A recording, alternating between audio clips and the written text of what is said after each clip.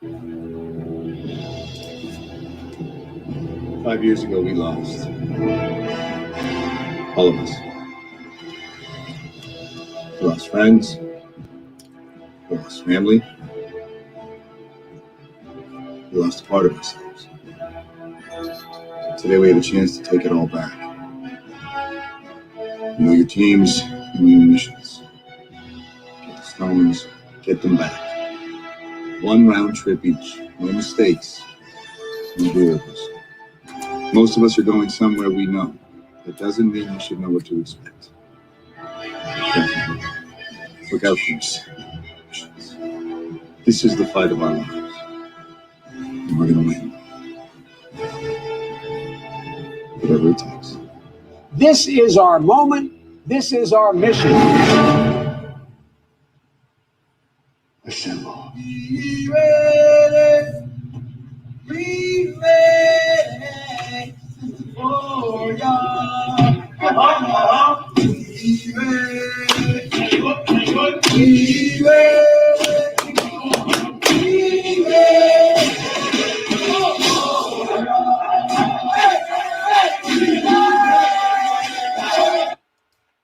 That's right. Welcome, everybody. Welcome. This is the day we've been waiting for, and we ready. We ready. What we ready for? We ready for a change. I don't know about you or y'all like that, but I'm ready for Mango Unchained to get his eviction papers. I really am. Welcome, everybody, to the election night watch party. Yes, it's the night watch, not election night. Watch night, rather. We doing like they did, like the churches do on New Year's Eve when they have the night watch party or the watch night party. So we watching the night. See, because this, depending on how this go, it's about to get cray. Welcome everybody watching on JLC 87 Productions 1 and 2. Welcome everybody watching via Periscope and Twitter, and welcome to all my people watching from the Champagne and Conversations page. Well, people, it's here. This is the night everybody's been talking about. This is what we've been working hard. This is what folks fell out with friends, neighbors, and family. This is the night that's going to tell us which way this country is going in. This is the night that we find out. Basically, this country's integrity is on trial tonight. That's all I say. Okay, the last time I looked, and I'm using MSNBC, Biden had 89 to 45's 51. So, since I'm going to be using a lot of different medias, I am getting ready to let me do my disclaimer because I am enacting the Fair Use Act. So let me put my fair use banner up. Fair use copyright disclaimer under section 107 of Copyright Act 1976. Allowance is made for fair use for purposes such as criticism, comment, news reporting, teaching, scholarship, and research. Fair use is a use permitted by copyright statute that might otherwise be infringing. Nonprofit, educational, or personal use tips the balance in favor of fair use. Now that we've gotten that out the way, y'all, like I said earlier, if y'all caught my earlier live, I'm nervous as hell. I ain't gonna lie. I'm nervous. And it ain't that nervous feeling that you get the night before Christmas. It's that nervous feeling you get before you have to go to court for murder and you don't know which way this shit gonna go. Alleged. I'm assuming this how these folks feel. I'm just gonna put it out there. So to lighten the mood, I'm gonna bring y'all something just gonna lighten the mood a little bit, because when I say that I am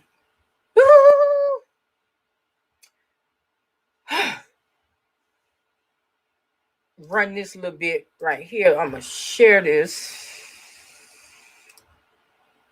Oh shit, wait a minute. Oh, I said shit on air. I'm gonna be saying a lot of stuff. Depending on how this go, I'm gonna be saying a lot of stuff. But again, I'm in acting fair use.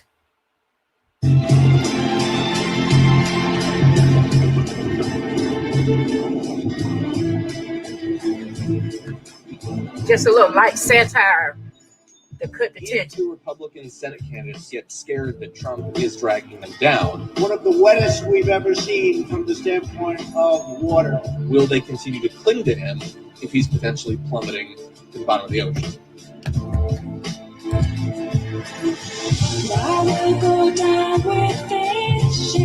Surrounded by water. He's such an big idiot. Water, ocean water. What is your understanding of why Republicans are doing this? I think it's that same genetic impulse that pulls the lemmings over the cliff, one after the other. I know I left too much mess and destruction to come back again. Welcome everybody coming in. Of your support for President Trump. But if I didn't say Senator, the question was, are you proud of your support for President I'm Trump? proud to be fighting for Arizona every single day. Is that a yes or a no? I promise I'm not trying to make your life harder. 11 hours to vote. Let's use plain English and call it what it is. Voter suppression. I will go down with this shit. And when we get conspiracy theories and we get lies, where is the line? When are you guys going to say enough? You have to take the children away. Very fine people. This Stormy Daniels deal. That girl was perfect. Bunch of suckers.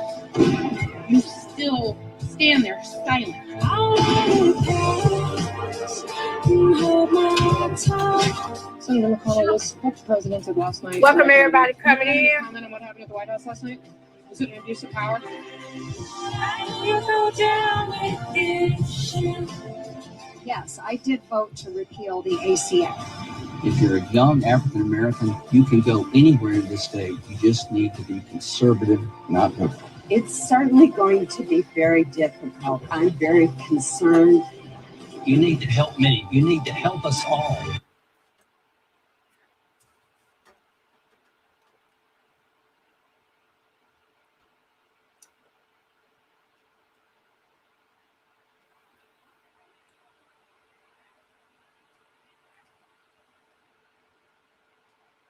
These idiots. Exactly, Puppet Master. These idiots. Right now, I'm not sure what.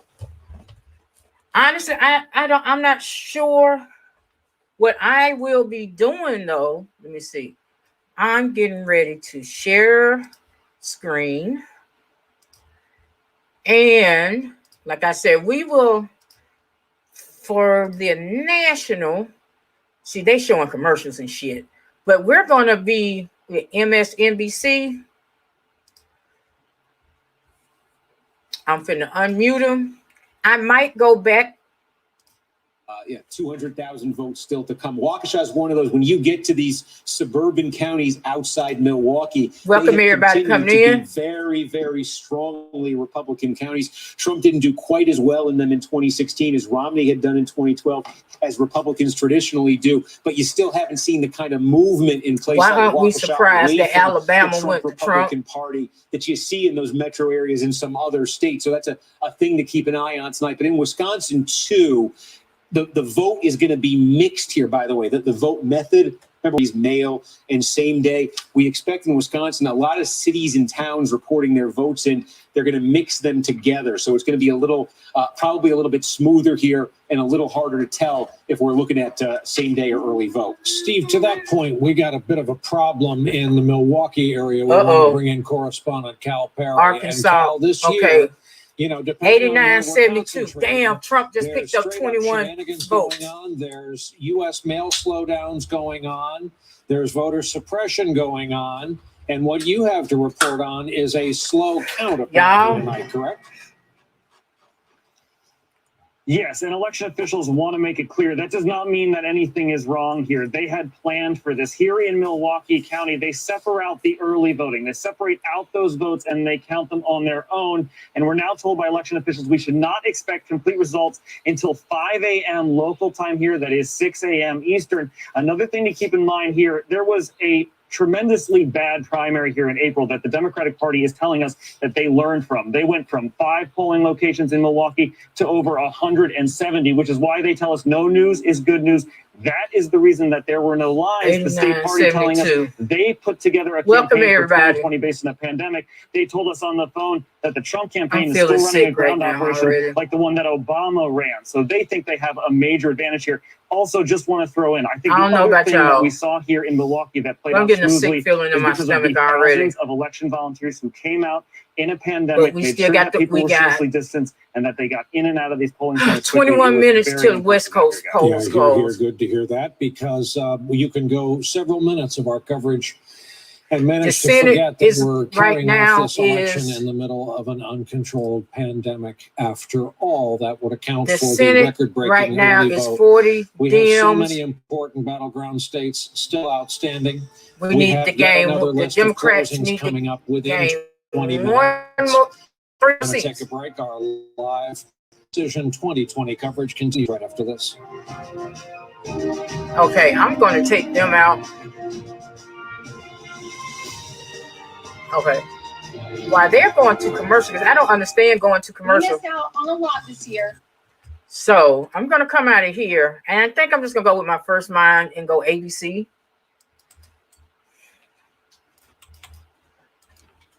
I think I'm just going to go ABC and be done. Because I don't know why you would run commercials on election night.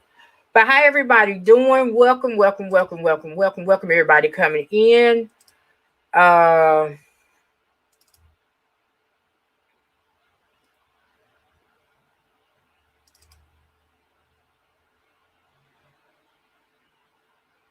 Live. Okay, wait a minute. Welcome, welcome. What are you talking about? I am.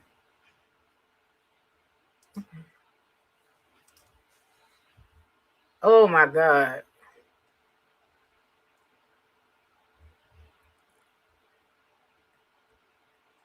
Wait a minute. Okay, there we go. I'm going ABC. Hopefully they won't be running commercials like that. That's crazy to me. But welcome everybody coming in. Thank you for coming in. Let me come back out. Wait a minute.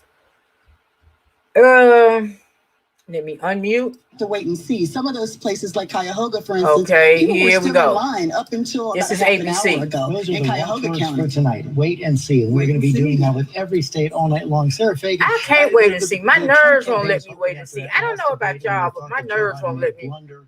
By talking about ending fossil fuels and the issue of fracking, they thought that could give them headway in Western Pennsylvania and coal country in these final 2 weeks. I think it probably will give him some headway. Whether he wins it or not, we'll see. I think Pennsylvania, to me, is the best case of the mirage, the red and blue mirage. We don't know whether these are early votes, whether these are absentee votes, whether they're day of votes yet. And so, I would go back to something Nate Silver said, has been repeating over and over tonight. Wait till an entire jurisdiction is in before you get too excited. I think we have to do that. There's no question about that. Eva Pilgrim, you spent a lot of time with suburban women in the state of Pennsylvania. Okay, Joe That's right, Phipps. See, Gordon. we at And 89.72. What are y'all doing? Don't start this. Okay, y'all. I don't know what's going on.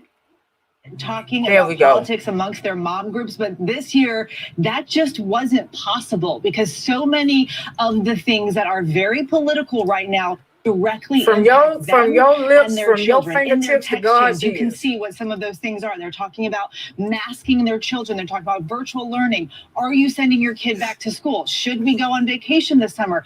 Those were all the discussions that they were having. And a lot of these moms telling me that, you know, previously in other elections, they weren't really that plugged in. They've maybe voted in a presidential election prior, 51. But this year they thought it was very Biden is taking Illinois right now. David Pilgrim, thanks very much. Let's go to Nate Silver before we go to break. Nate, let's take one more look at your magical I shouldn't call it magical, your very scientific forecast there. And what happens if Pennsylvania flips this year, went to Donald Trump 4 years ago, goes to Joe Biden this time around? So again, I'm going to make this a bit more suspenseful. Give Donald Trump Florida, Georgia, North Carolina, but then if you give Biden Pennsylvania, it's going to show us the numbers going up.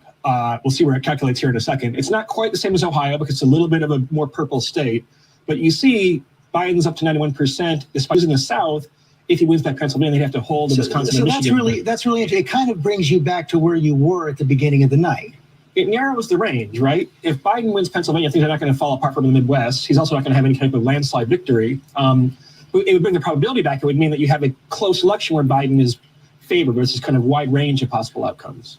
Chris? Just heard from Republican leadership in Ohio that Trump has now pulled ahead in Ohio and that they believe Trump will win between 1.5 and 2 points. Right now, what we're seeing on our board right now is 64% of the expected vote in. Joe Biden just ahead by a little bit, but you're saying you're getting that from your sources right now inside Ohio. They're looking at the vote they're still waiting on, and they believe, at least we're not ready to say that, they believe that Donald Trump will win the state of Ohio. Have to take another quick break. We'll be right back. God.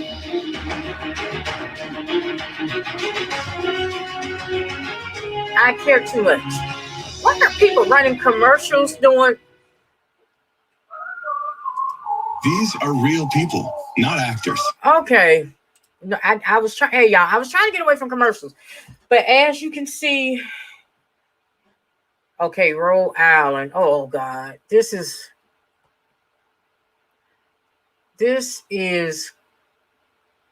working my nerves right now. I don't know about y'all.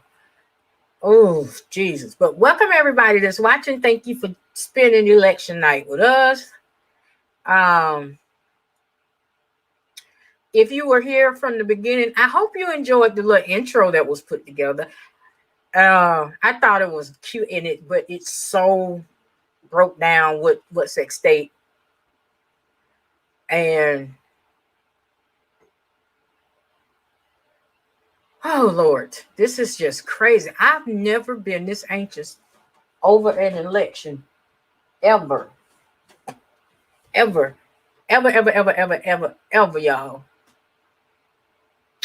From what I see with Georgia, let me see.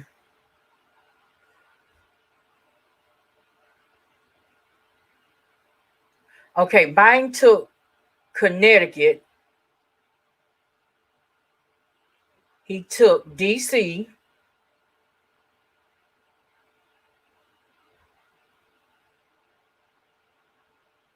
Let me see, DC, Delaware. Okay, we're in Delaware, Florida, damn it, 45, Illinois. Biden is leading. He got Illinois right now. Mango Unchained is leading in Indiana. They gave Indiana the Mango Unchained. Kansas is still too close to call. Missouri, as y'all can see, look like it's going to go to Mango Unchained. Kentucky went to Mango Unchained. Louisiana went to Mango Unchained. I tell you. Biden got Massachusetts. I can't believe people. Biden got Maryland. I can't believe people are actually voting for this. Oh, yeah, that's Maryland. Okay, they back. Let me unmute. ABC News election headquarters in New York, coming up on 10 p.m. in the East. There you see the electoral map. Joe Biden has won 9 states, 89 electoral votes. Donald Trump has won 10 states and 72 electoral votes. All the big swing states still in play right now. Let's take a look now at the state of Georgia, one of the key battlegrounds at the end of this campaign. 16 electoral votes, 46% of the vote in right now, and Donald Trump has a fairly sizable lead right now. Tom Yamas, what more can we say about where Georgia is right now? Look, we can't stop talking about Georgia yet because it's still very, very early. And the reason why I say that is because look at Atlanta right now. We're still waiting for a lot of the vote to come out of some of these huge counties where Democrats are going to run up the vote. Joe Biden's doing well in these counties around Atlanta where he needs to win. He's building off Hillary Clinton's lead that she had here. He's expanding the map even further. The problem for Joe Biden is that the red counties, President Trump's base, and this is something we're seeing throughout the country, at least in some of the big battleground states, President Trump's base is showing up and they're voting. And a lot of this, you see all the red around here, almost the same as 2016. The blue counties are the same. What we have to find out, what we have to figure out is what the count is at the end of the night in the Atlanta counties. If Joe Biden can run up the score there, he can tighten this up. But President Trump has got to be happy with this number at this hour right now. But again, a lot of the vote out in Atlanta. Lindsay Davis, what are you seeing in Georgia? You know, Georgia is 6th overall when it comes to the total number of coronavirus cases in our country. I think that one good image is that Governor Kemp today dropped off his ballot in a ballot drop box because he's quarantining because he came into contact with somebody who tested positive on Friday. Though it's worth noting that he also did take a rapid test and is subsequently tested negative. But look, we're seeing the same thing that we saw in North Carolina, where the 3 counties that are hardest hit by coronavirus all are counties that voted for Hillary Clinton in 2016. Well, remember that Governor Kemp was criticized for trying to open up. Let me tell y'all something about my. And he then had that lawsuit against Keisha Bottoms, the mayor of Atlanta, when she implemented. Let me tell you about one of my moderators, DJ Cat. What's interesting is now, that y'all heard me up there saying of the eligible voting population in Georgia. And a lot has been said tonight about the black. I'm nervous as a convict going on trial for murder. It's relevant to what does she do? The disproportionate effect. She go and fixes her something. She fixes like, welcome everybody coming in. Welcome. I'm going to bring this out so y'all can see what's going on. Have died as a result of coronavirus. Okay, Lindsay Davis, thanks very much. Let's take another look at the state of Texas right now. Not expected to be a battleground this year, but it is close right now with about 76% of the expected vote in. Donald Trump has about a 2-point lead over Joe Biden right now. Tom, what stands out?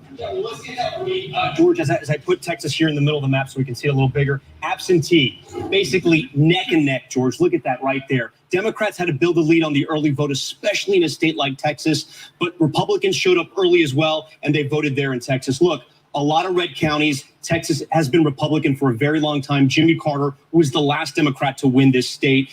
Some things that are good for Democrats are around the Dallas County suburb areas, and we'll show you why. So Fort Worth, which is usually a Republican stronghold, let me clear this out here. Tarrant County, 49%. It's neck and neck. President Trump won this by almost 10 points 4 years ago. We go a little bit higher here to Denton County. It's the same story. President Trump underperforming there. But here's something that's interesting. In Houston, Harris County, the biggest county so far, it's essentially the same race as it was 4 years ago. Harris County, Houston, is an area where the Democrats have to run up the score even more if they have any chance of winning in Texas. Because you go to one of these red counties, George, look at that. In East Texas, it's 3-1, and it's like that all across East Texas. Matt Dowd is in Texas. Matt, it looks like I cannot believe people are actually voting for this dude. In the final days of his campaign, he started to break a little bit, uncharacteristically, from President Trump.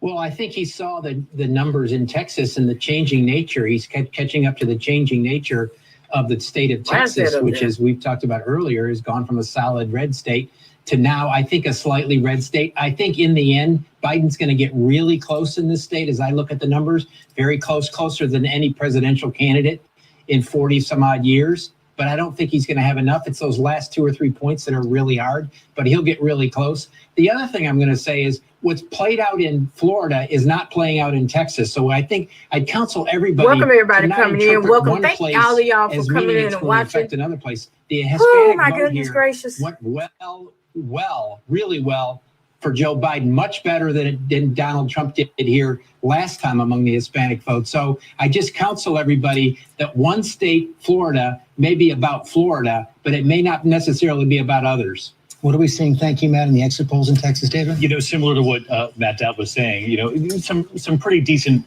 exit polls for the president, though, who's looking at this 55% approved. But to Matt's point on the Latino vote, which is significant, 59% went for Joe Biden, though I'll point out that Hillary Clinton had 61% 4 years ago. So Joe Biden still has some room to grow there if he's going to match her numbers. Okay, coming up on 10 p.m. in the East, polls are going to close in 4 more states. We'll be right back. Okay, y'all.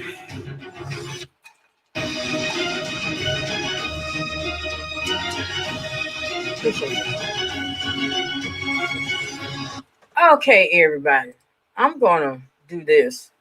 I'm gonna put me up here while I find something or somebody that's not going to commercial. This makes no sense. But this is election night. I mean, come on, man. We don't want. Let me see something. Let me see. Think I won't go PBS? Let me see. Let me see. Thank y'all. Welcome.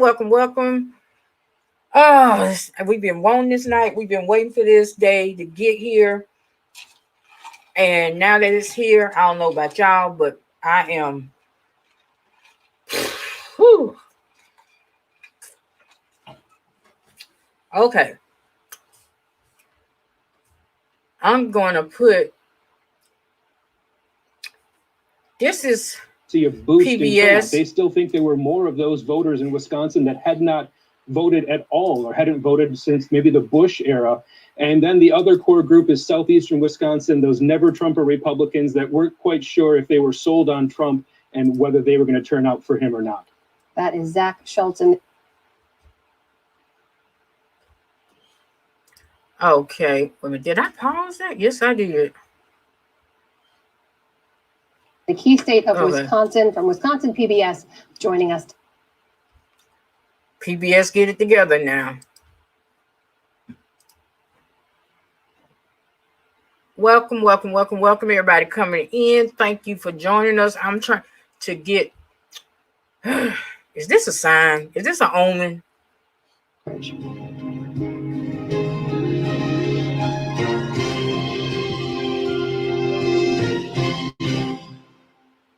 Are they doing commercials too? I'm joined again by journalist Jeff Greenfield. We're examining seminal moments in the presidential campaign. Oh, okay. I don't know about y'all, but Jeff, I don't care about that. In the weeks leading up to this day was, of course, Trump's nomination of Amy Coney Barrett to fill the Supreme Court vacancy. I'm trying to get to it. So here's what's going to be happening. It look like we're going to be jumping around. That's what we're going to be doing, because I really don't need commercials.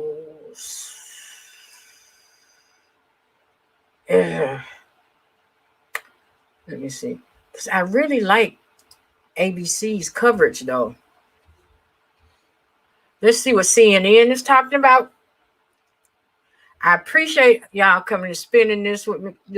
This is my first time doing this, because last election, I hadn't got over here yet. But they need to, oh God, I'm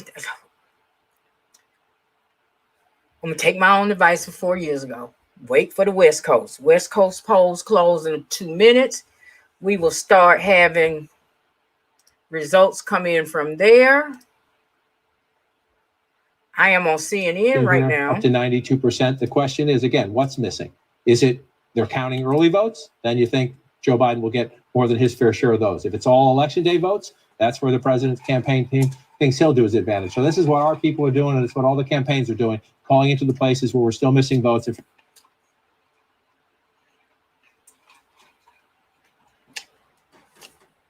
Okay, y'all. I'm on CNN now. Everybody seems to be, I don't know if because it's so much traffic on here. But why we wait?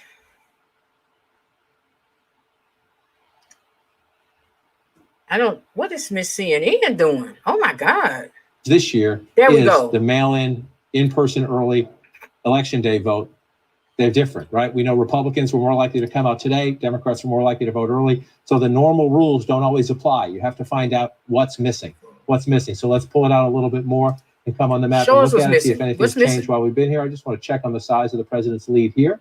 179,000 votes in Texas and some change. So we're going to wait in Texas as well. Just want to see how we're doing down here in Harris County. This is the largest county in the state, 82% of the vote in. So we'll continue to watch that. Joe Biden making it closer. The question is, can he find a way to the finish line? We'll just pull out and look at the map. We're starting to fill it in, 50% to 48% in the popular vote. That's not how we pick a president, though, Wolf, and we'll keep counting. We certainly will, and we're only moments away, John, from another round of poll closings. Voting is about to end in 4 states, including the key battlegrounds of Iowa and Nevada. A total of 21 electoral votes are on the line right now.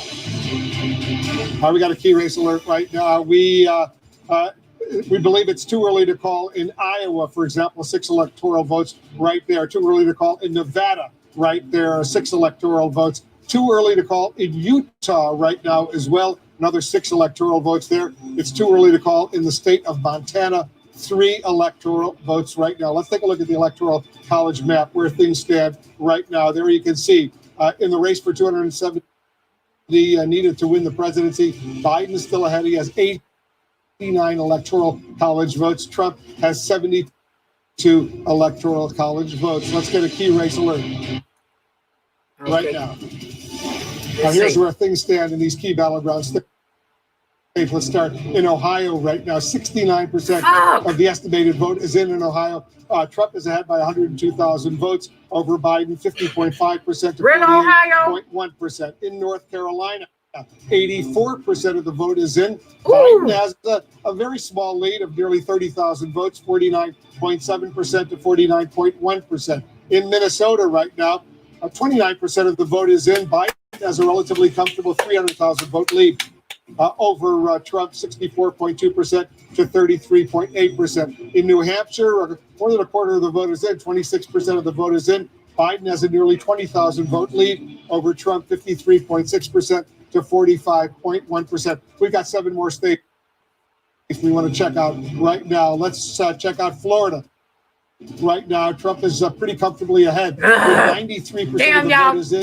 Florida. He's got a lead of 382,000 Florida. votes. Leave it to Florida. In Florida, 29 electoral votes. In Florida and Pennsylvania, only 20% of the vote is in. Trump is ahead by some 46,000 votes, 51% to 47.7% in Pennsylvania. In Michigan right now, a quarter of the vote. How the hell is Trump winning in Michigan? By 228,000 votes, but it's early. 23% of the estimated vote is in, 57% in Texas, 77% of the vote is in. Trump has a 215,000 vote lead over Biden, 50.5% to 48.1%. In Wisconsin, more than a quarter of the vote is in. Trump has a narrow 28,000 vote lead over Biden right now. It's still early, 50.6% there. In Georgia, 51% of the vote is in. Now, Trump has a pretty comfortable lead right now. Thanks for nothing, Georgia. 46,000 lead over Biden, 16 electoral votes in Georgia. In Virginia, more than half of the vote is in, 53%. Really, Virginia? Trump's lead is 189,000 votes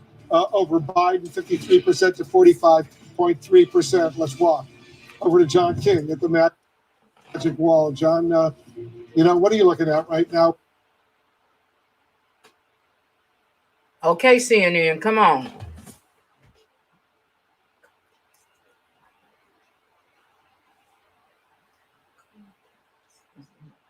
More votes come in the state of Ohio, 50.8 to 47.9. This is why we've been telling you throughout the night, it requires a little bit of patience on our part and on your part as well. They're counting votes in different ways, and so we're going to see some swings. And sometimes they're going to happen quickly when new votes come in. I got a feeling this is going to be a long night, y'all. Must win. I'm going to try to Ohio, hang in here as long as my body, my nerves will allow me to. David Chalian noted earlier, we're waiting for some early vote here. We're waiting for states to count their votes. Some are doing it in a different order. Early voting, mail-in voting. Okay, let me try. Let me see something. Because, CNN is tripping. Today voting. We'll see how it plays out. Just want to check to see if the margins are changing at all as we play through this. This is a big shift. This is a very big shift on the map. President Trump. Ohio goes back to red for now. We're not done. We have a ways to go. 30% of the count there. You're looking at Pennsylvania right now. If you're looking at this map right now, let me just pull it back out a second. If you're a Democrat sitting at home right now, you're looking at this map and you say, oh my, it's happening again. Pennsylvania, Michigan, Wisconsin. If you're a Republican, you're saying that's what we needed. Here's the thing. Slow down. We have a long way to go in all of these states. No offense to anybody, but we're 21% right here. We know Pennsylvania has some issues. Some of the mail-in votes won't even be counted until tomorrow. It's worth looking at. These are all real votes. The question is, we don't have context yet because we're so early in these states. So just be careful. Don't look at the map at this hour and make any judgments because we're in the middle chapters here. In some states, in the early chapters, again, the president has a lead in Michigan right now. Last time we were here, he was leading in Wayne County. We knew that wasn't going to happen. Joe Biden is ahead now, but that's a tiny, tiny vote count. There's a long way to go in these states. That's what makes them interesting. They're going to flip back and forth a little bit. Let's move over to Wisconsin and look. And again, the president has a narrow lead here. 51 if you want to round that up, to 48 if you round that up. But again, 30% of the vote, a long way to go. So when you pull it out like this, people look at it at home and you think, wow, we're not done. We have a long way to go. In a lot. Yeah, I don't know what's going on with CNN. So what I'm going to do is I'm going to do this and we're going to move. We're going to be bouncing around tonight because I think what it is, you got everybody trying to get online and see what's what.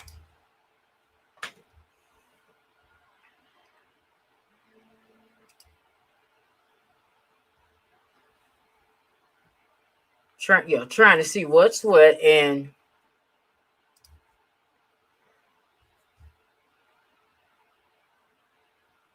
it's just too much. It's too much. I don't know about y'all, but like I said, my stomach is in knots right now. Thank everybody for coming over. I appreciate y'all coming over. Pennsylvania is at this point 23% of the expected vote in. All right, we got a lot more vote in here, George. So let's take a look. We'll start with Scranton, Joe Biden's hometown, Lackawanna County. And he losing. President Trump on top right there. He's going to like those numbers. Joe Biden is not. Just south of that, Lucerne. This is Wilkes-Barre, PA. Joe Biden behind again there. You know, he's doing better than Hillary Clinton. That's some good news. But President Trump still on top. And we got to talk about Philadelphia again. We're still waiting for a lot of the vote to come in here. Philadelphia, giant margins. But this is what John Carl was just talking about. George, we just don't have the vote in. Only 9%. Those counties around, this is Bucks County. This is kind of what Montgomery, excuse me. Let me see if we can find Bucks over here. Philadelphia. Let's go over here. Yeah, Chester. Oh, we don't have Bucks yet. Chester's another big suburbs around the Philadelphia area. Joe Biden doing well there. So, I mean, look, George, 23%, and it's hard to kind of pull any kind of narratives at this point, so early in the night. Pittsburgh, we'll look at this because this is where Joe Biden has to run up the score, and there he has at 80%. That's a great number for him, but only 15%. And George, it's tough at this hour. It may be a little early to start to play out narratives, but Rahm Emanuel, let's try to do a little bit. This is looking a little bit right now like a replay of 2016.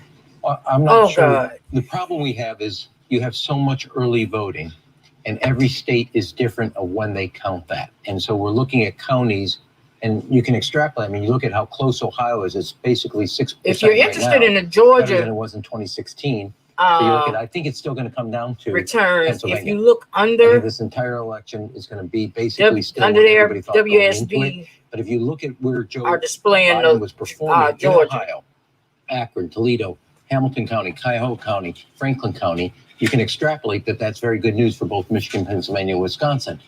But again, each state counts their early votes. Some of them count before the day of the polls close. And then in Pennsylvania, they don't start counting them. They have still got 3 more days of ballots to come in. So it's going to be very hard, but you do have trend lines that show a performance about working class, older voters, suburban voters, college educated voters. Come on, West Coast. But so far, we haven't seen, Chris Christie, any big surprises yet. We haven't called any of the battlegrounds at all, and this is going to take take some time. But, George, I think what we know now tonight, after 10 o'clock, is that the predictions that this was going to be a big Biden win are done. And really what this is going to come down to now is a few states, Pennsylvania, Ohio, Arizona.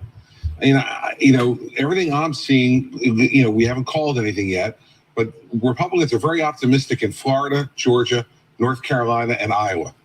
And so it's really now And Ohio. And Ohio. So you're really coming down to Pennsylvania, Arizona, and get Ohio to a place where everybody is comfortable.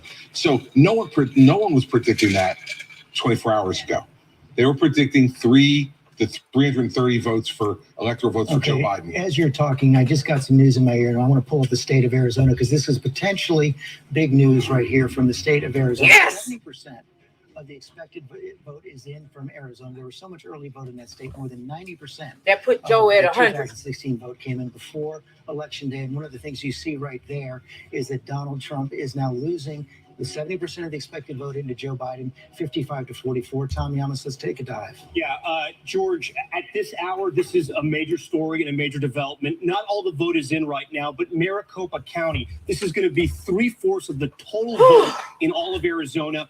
Joe Biden is on top. 4 years ago, this was a county, let me show you, 4 years ago, this was a county that President Trump won. It was tight, but that Joe Biden has this lead right now is very encouraging news for Democrats. We're going to go to the Democratic stronghold now of Tucson, Pima County. This is where, look at this number, George. I mean, these are the kind of numbers that Joe Biden would want in some of those other battleground states with 80% of the vote in. I'm going to go to this county right here, Yuma. President Trump barely won this. This is a border county. You have conservative agricultural families, but you also have the Latino vote there as well. President Trump looks like he's doing well. He's building on the lead he had 4 years ago. But again, Maricopa County, and Maricopa really, it's a reflection of America. You have big cities like Phoenix. You have medium-sized cities like Scottsdale, agricultural. You have the universities, the tourist areas. Joe Biden's looking at this number right now. It's going to make him very happy. David Muir, what do the exit polls say about Arizona? A couple of things coming out of Arizona right now that are really interesting. Okay, First of so all, give Biden independents them outnumber 11 Democrats and Republicans in that them state. 11 electoral votes that puts him at 63% 11. independents. Put him at According to 100 the to exit 72. polls are going with Joe Biden. And when you go down some of these numbers, President Trump's job performance, 53% disapprove of his handling of the job as president. The opinion of Trump, 54% have an unfavorable view. So underwater, and more so than many of the states we've looked at so far. Look at Joe Biden, 50% favorable. And when you start getting into some of these key areas, COVID, Joe Biden has the edge in handling COVID. The economy, though, is Donald Trump's strength, it appears, in Arizona, at least according to the exit polls. Got a 3-point lead there, but still very close. One more key area, George, Hispanic and Latino vote. Joe Biden with 63% of the Latino vote tonight in Arizona. According to the exit polls. John Carl, we know there are national trends at play here, but Arizona has been a deep red state. Yep. But as what Tip O'Neill used to say, all politics is local as well. John McCain, the late Senator John McCain, a target of Donald Trump for years. Cindy McCain endorsed Joe Biden. Jeff Flake, former senator from Arizona, Republican conservative, endorsed Joe Biden. They both endorsed Damn him your because time, they spoke Ohio. at the Democratic convention, and those Okay, why attacks they on John gave Biden his McCain were relentless. 11 He points? resisted taking the flag down to half staff when McCain died.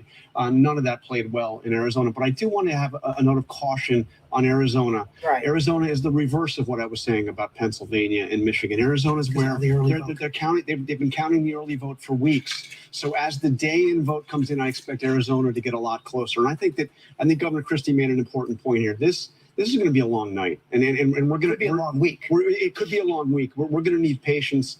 I ain't got patience. I've been patient. I've been patient for 4 years. I ain't got no more patience. In Arizona, but we're going to be waiting on Pennsylvania. We may be waiting on Michigan and Wisconsin. Go ahead. One interesting thing from Michigan Republican leadership that just came in the Senate race, in the vote by mail that's been counted so far, it's about 25% overall counted.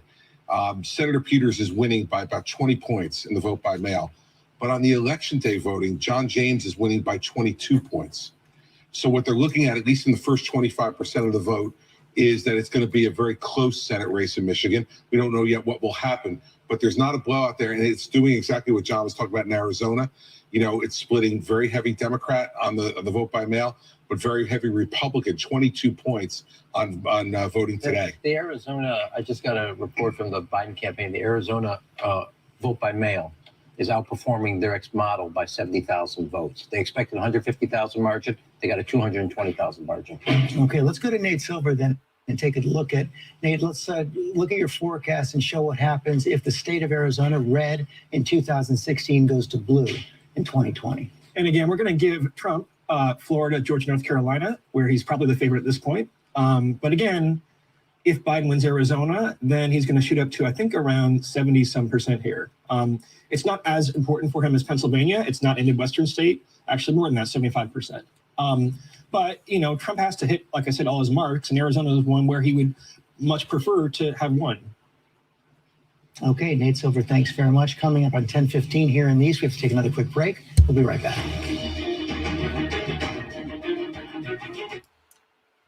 Okay, everybody, we ain't missing nothing. They doing commercials. So, you know, I'm going to do my... You know what? I'm not doing no copyright disclaimer. I did it at the beginning. I'm not going to be doing that all night. Y'all, while Biden still got like a 17-point lead when it comes to electoral votes, it should not. I don't understand people. It should not be this close. It should not. Oh my God. DJ Cat, you got anything to say? My nerves too bad. I'm just trying to stay hope. I'm just trying to keep hope alive and just try to hold on to some positive energy and just hope that common sense prevails. I don't understand how nobody can look at what this man has done, listen to what comes out of his mouth, and still vote for him. Like, my mind is blown. This is at y'all the amount of support that's out here for this person. Like, I don't get it. I don't get it. This is wild. This is wild, y'all. I didn't expect it to be this close. Like, as of right now, we got a total of 191 votes. I thought that at least 80 of those, like 180 of those would be Biden's. I don't understand people.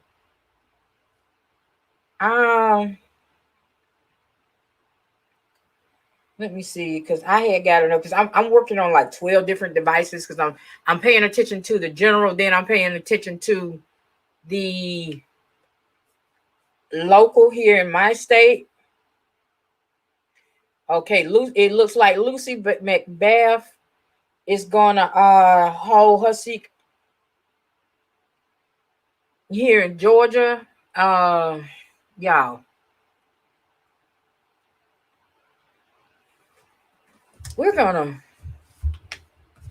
I'm finna crank up some music. I got to. Oh, wait a minute. The guru is back on. Wait a minute.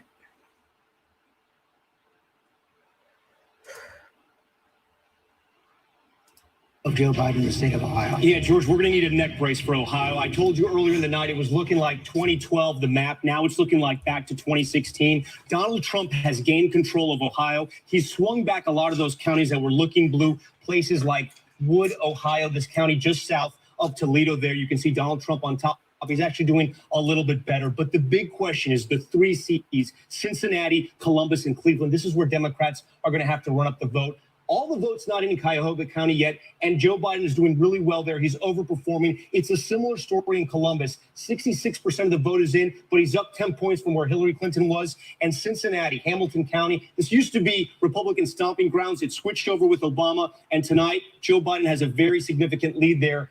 George, the story is this. He's going to have to run up the vote in the big cities. The rural counties are sticking with Donald Trump tonight. Well, that seems to be the question. That the margins are good. And the thing about that is, but are enough voters coming out for him? We've seen significant turnout in the three counties cities. are the one that makes the less money, and this man don't care. The man, oh my God! In Hamilton County, we were at 60% of our total registration number, which is a really, really, really big deal. And they were projecting to beat 70% of our total registration number, which doesn't happen all the time. I think the big thing is these urban centers, they're counted slower.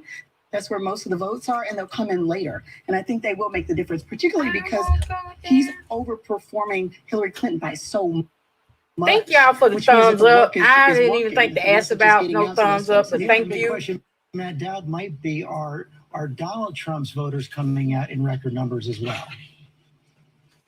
I think that's clear. I think even if you look at the total numbers that we think are going to be cast, it's definitely true. It was true in Florida. It looks like Donald Trump is going to get more votes in Florida this year, not only percentage-wise, but more total votes by far, by hundreds of thousands that he did last time. So it's absolutely clear. I disagree on part of this. It's not as if the African-American vote's not turning out and there's a problem. They're turning out. But the counter to that is Donald Trump's supporters are turning out even in greater numbers than they did in 2016. Okay, let's take a look at John Carl. I mean, you just have to say, look at those rallies that he did. He did 17 rallies over the past few days. He did something like 27 over the past week. They've always, the Republicans talked about their turnout operation. They talked about how they had invested in it for the past 3.5+ years. So, I mean, clearly we are seeing increased turnout in some of those areas, rural areas. There's no question about that. Okay, let's take another look at the state of Georgia. 52% of the expected vote is in right now, and Donald Trump has quite a wide lead with that 52% of the expected vote, Tom Yamas. Yeah, I know, George, but this race is far from over, and I'll explain why right here. We've been talking about the state of Georgia and, of course, the state of Atlanta. The city and the ring counties around it, so important. About 50% of the vote is going to come from there. Right now, the spread, if you look at it on top here between Trump and Biden, you're looking at about less than 400,000 votes, right? The problem with that is in DeKalb County in Atlanta, there's about 250,000 votes that Hillary Clinton got 4 years ago. Here in Gwinnett County, we only have 17% of the vote in, but Hillary Clinton ran up the score there too with 150,000 plus. So there's a lot of the vote out in the Atlanta metro area that could help Joe Biden. The story for Donald Trump, counties that he swung, counties like this, tiny little counties like this. I'll give it back over to you. Give it back to me. We have a Senate projection right now. It's in the state of Alabama. And Tommy Tuberville is going to be the next senator from the state of Alabama, Republican. Auburn football coach defeated Senator Doug Jones, a Democrat who was his first full term. Of course, he won a special election in 2017. John Carl, the president had a lot of personal interest in this race. He did. This was Jeff Sessions' seat, and Jeff Sessions left the seat to become Donald Trump's attorney general and to become Donald Trump's hated attorney general. And when Sessions tried to get his seat back, the president endorsed Tommy Tuberville and worked very hard, actually, to get Sessions to lose. Not a surprise that Doug Jones is losing here. This was really a once-in-a-lifetime situation that brought Doug Jones, a Democrat, representing Alabama in the Senate. So, Mary Bruce, one pickup for the Democrats, one pickup for the Republicans. We're back to where we started. Exactly. We are back to ground zero essentially here tonight. If you look at the math, then in order for Democrats to be able to flip the Senate, they now need a net gain of 3 seats if Joe Biden wins. Again, that's because Kamala Harris would then become that tie-breaking vice presidential vote. If Donald Trump wins, then they would need a net gain of 4 seats tonight. Democrats, though, of course, are very optimistic that they can still tonight gain the majority. Coming up on 10:30, a long way to go on this election night 2020. Oh, no.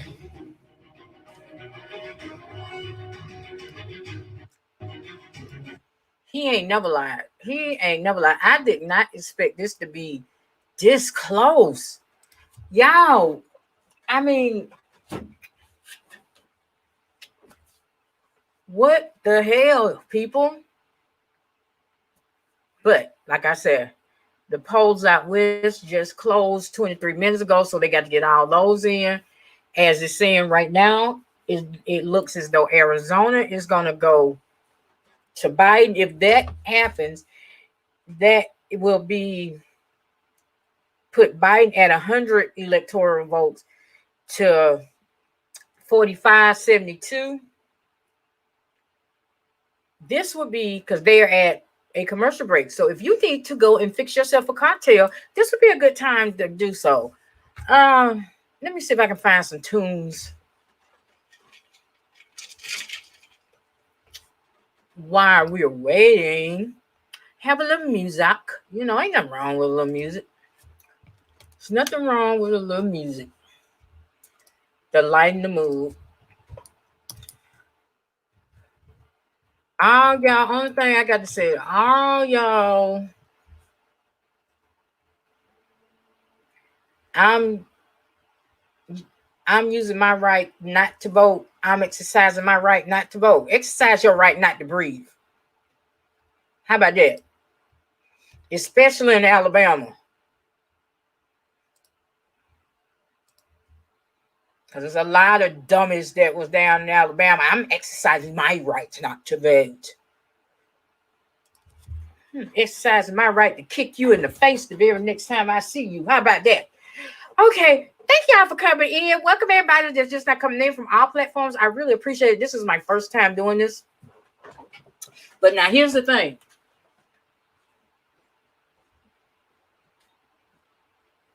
Wait a minute.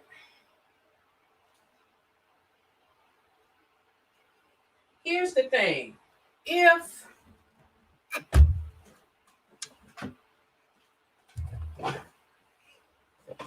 let's say I won't say the unthinkable, but the unimaginable happened.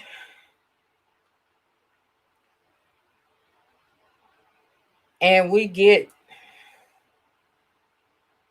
this asshole again.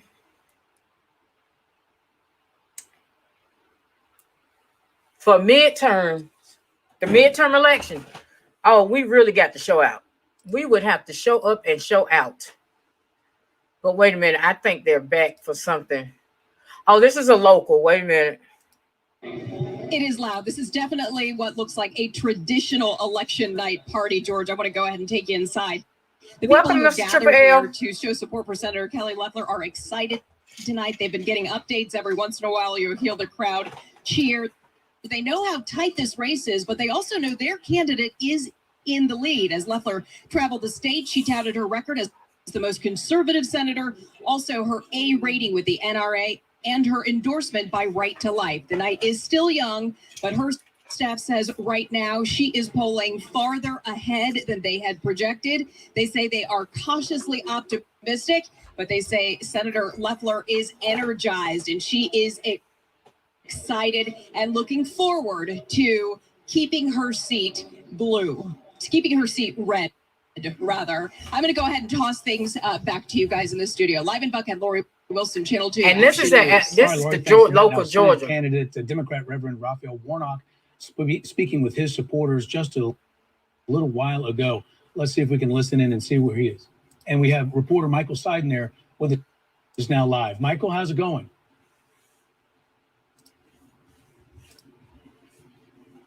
Oh, they're having technical difficulties. Get a chance to get Michael Seiden. Hey, Michael. Okay, I don't own the right to that music playing. Y'all gonna get me caught. Ain't nobody got their stuff together. I'm not the only one having glitches. Welcome to technology, people. So while they get their stuff together, I'm gonna put me back on the screen. This is a long night, y'all. I didn't expect. You can join us for live Team 2 election night coverage. You can get all the latest perspective and analysis. We go back to the reporters out in the field, those campaign spots on WSB Tonight over on Channel 2 when we see you at 11 o'clock. For now, let's go back to ABC News live coverage of election night 2020. Oh, God. Welcome, y'all. Damn, Purdue winning. Ugh.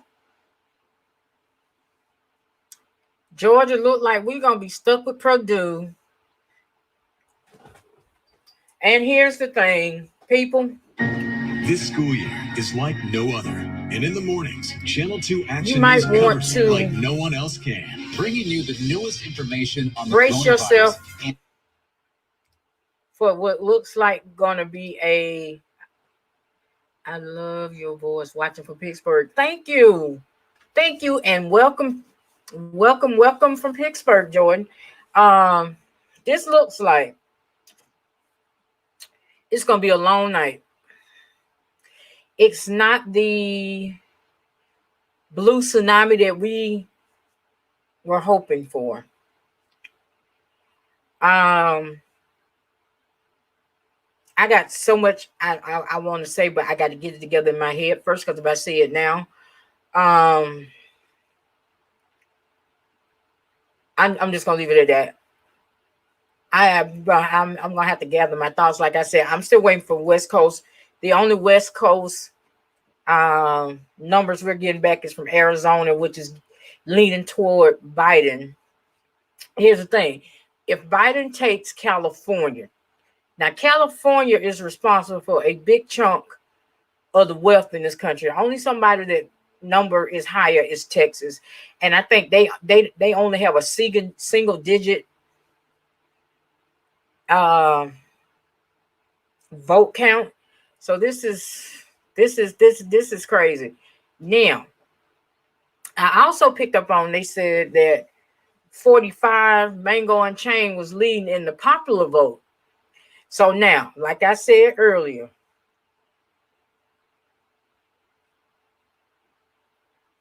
let's say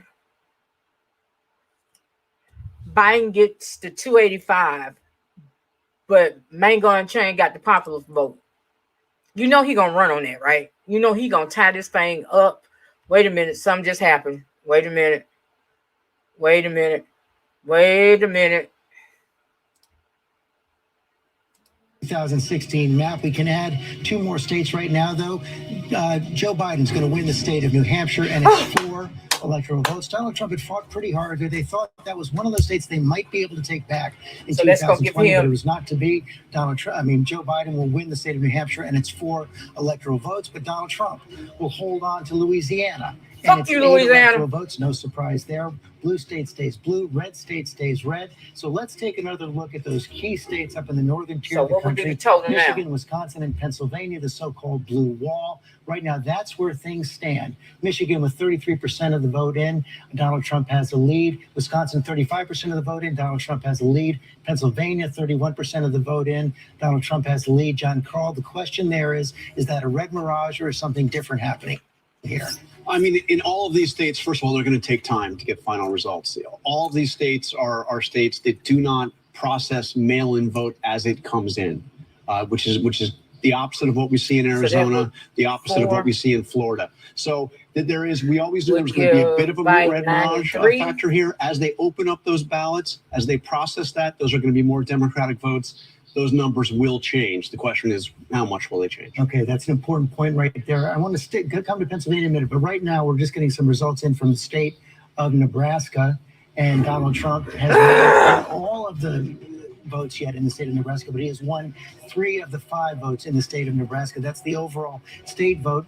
Nebraska, one of those states that splits their electoral votes also among congressional districts. Tom Yamas, why don't you explain that? Yeah, okay, so let's take a look at Nebraska right now and follow along with us because it gets a little complicated. As George mentioned, Nebraska splits its electoral votes. Here is the beautiful state of Nebraska right here. We're going to show you 2 counties right here. This is Sarpy, a conservative county that makes up the 2nd congressional district. Donald Trump should be on top right now, and he's not. He won this county 4 years ago, and that's good news for Joe Biden because just above this is Douglas County, and it's like the numbers are reversed here, George. Hillary Clinton won this 4 years ago. This is Omaha right here, right? And Democrats usually always win this area, even though Trump pulled off the win in the congressional district 4 years ago. It was because of that other county. The numbers are inverted right now. Still very, very close here. To give you an idea of the size of this county, it's essentially like this. It is minuscule. But if the race were to come down, and I don't want to say it, but you know what it is. If it were to come down to 269, whoever won that one county, that tiny little county, Nebraska, those would be the most important Americans right now on the planet. That turns it into a 270, 268. We also have. Something I want to say right now. I can't believe you already have their number. Hello, can you hear me there? You should have their number. That's not practice, bro. I have their emails. We do have another state to call right now. The state of Utah is going to go to Donald Trump. Again, not much of a surprise right there. Donald Trump is going to win the state of Utah, and it's 6 electoral votes. Even though that's the home of Mitt Romney, who, of course, is the only Republican senator who voted to convict Donald Trump in the impeachment trial. Let's go back now to the state of Pennsylvania. David Muir, you have some polls from Pennsylvania. Yeah, it's really interesting. This is just to pick up what John Carl was saying, is that these blue wall states are going to take days possibly for us to find out who actually won of these states. The Secretary of State in Pennsylvania warned us in the last couple of days that it could take till the end of the week until we know Pennsylvania. But there are some numbers here that I would think the Biden campaign would be very happy with. When you take a look at suburban voters in Pennsylvania, Donald Trump with a small edge surprise there. According to the exit polls, 2 points ahead of Biden. But when you remember that he was 8 points ahead in the final tally over Hillary Clinton, 2 points is an improvement for Joe Biden. And you can see where he got the improvement from. When you break it down, Donald Trump still has overwhelmingly done well with men in the suburbs, but look at this among women. This is where the gender gap presents itself. In Pennsylvania, at least, we've seen this in other states too coming in. 53% of suburban women going with Joe Biden. One other thing here that was really interesting is the independent vote coming in from Pennsylvania. According to the exit polls, obviously, these are all still preliminary, 53% of independents are going with Joe Biden. That's a flip from 4 years ago. 4 years ago, Donald Trump won independents in Pennsylvania, 48 to 41. Now Biden ahead by, what is that, almost 10 points in Pennsylvania. According to the exit polls, we'll see if it holds up as the real results come in right now. We want to take another look at the state of Minnesota as well. Again, that was a state that President Trump had hoped he might be able to flip, like the state of New Hampshire. Right now, 36% of the expected vote is in, and it appears that Joe Biden has a big lead. Let's go back to Alex Perez in Minnesota. Yeah, George, and what we're seeing is that Joe Biden has a huge lead in Hennepin County, the most populous county here in Minnesota. We're seeing 93% of the vote coming in from Hennepin County, about 70% of that vote right now going to Joe Biden. Those are the kinds of numbers that Democrats want to see here in Minnesota. You know, Obama, there were 19 counties that Obama won that Hillary lost to Trump back in 2016. And the Democrats are hoping they're going to be able to win back those so-called pivot counties.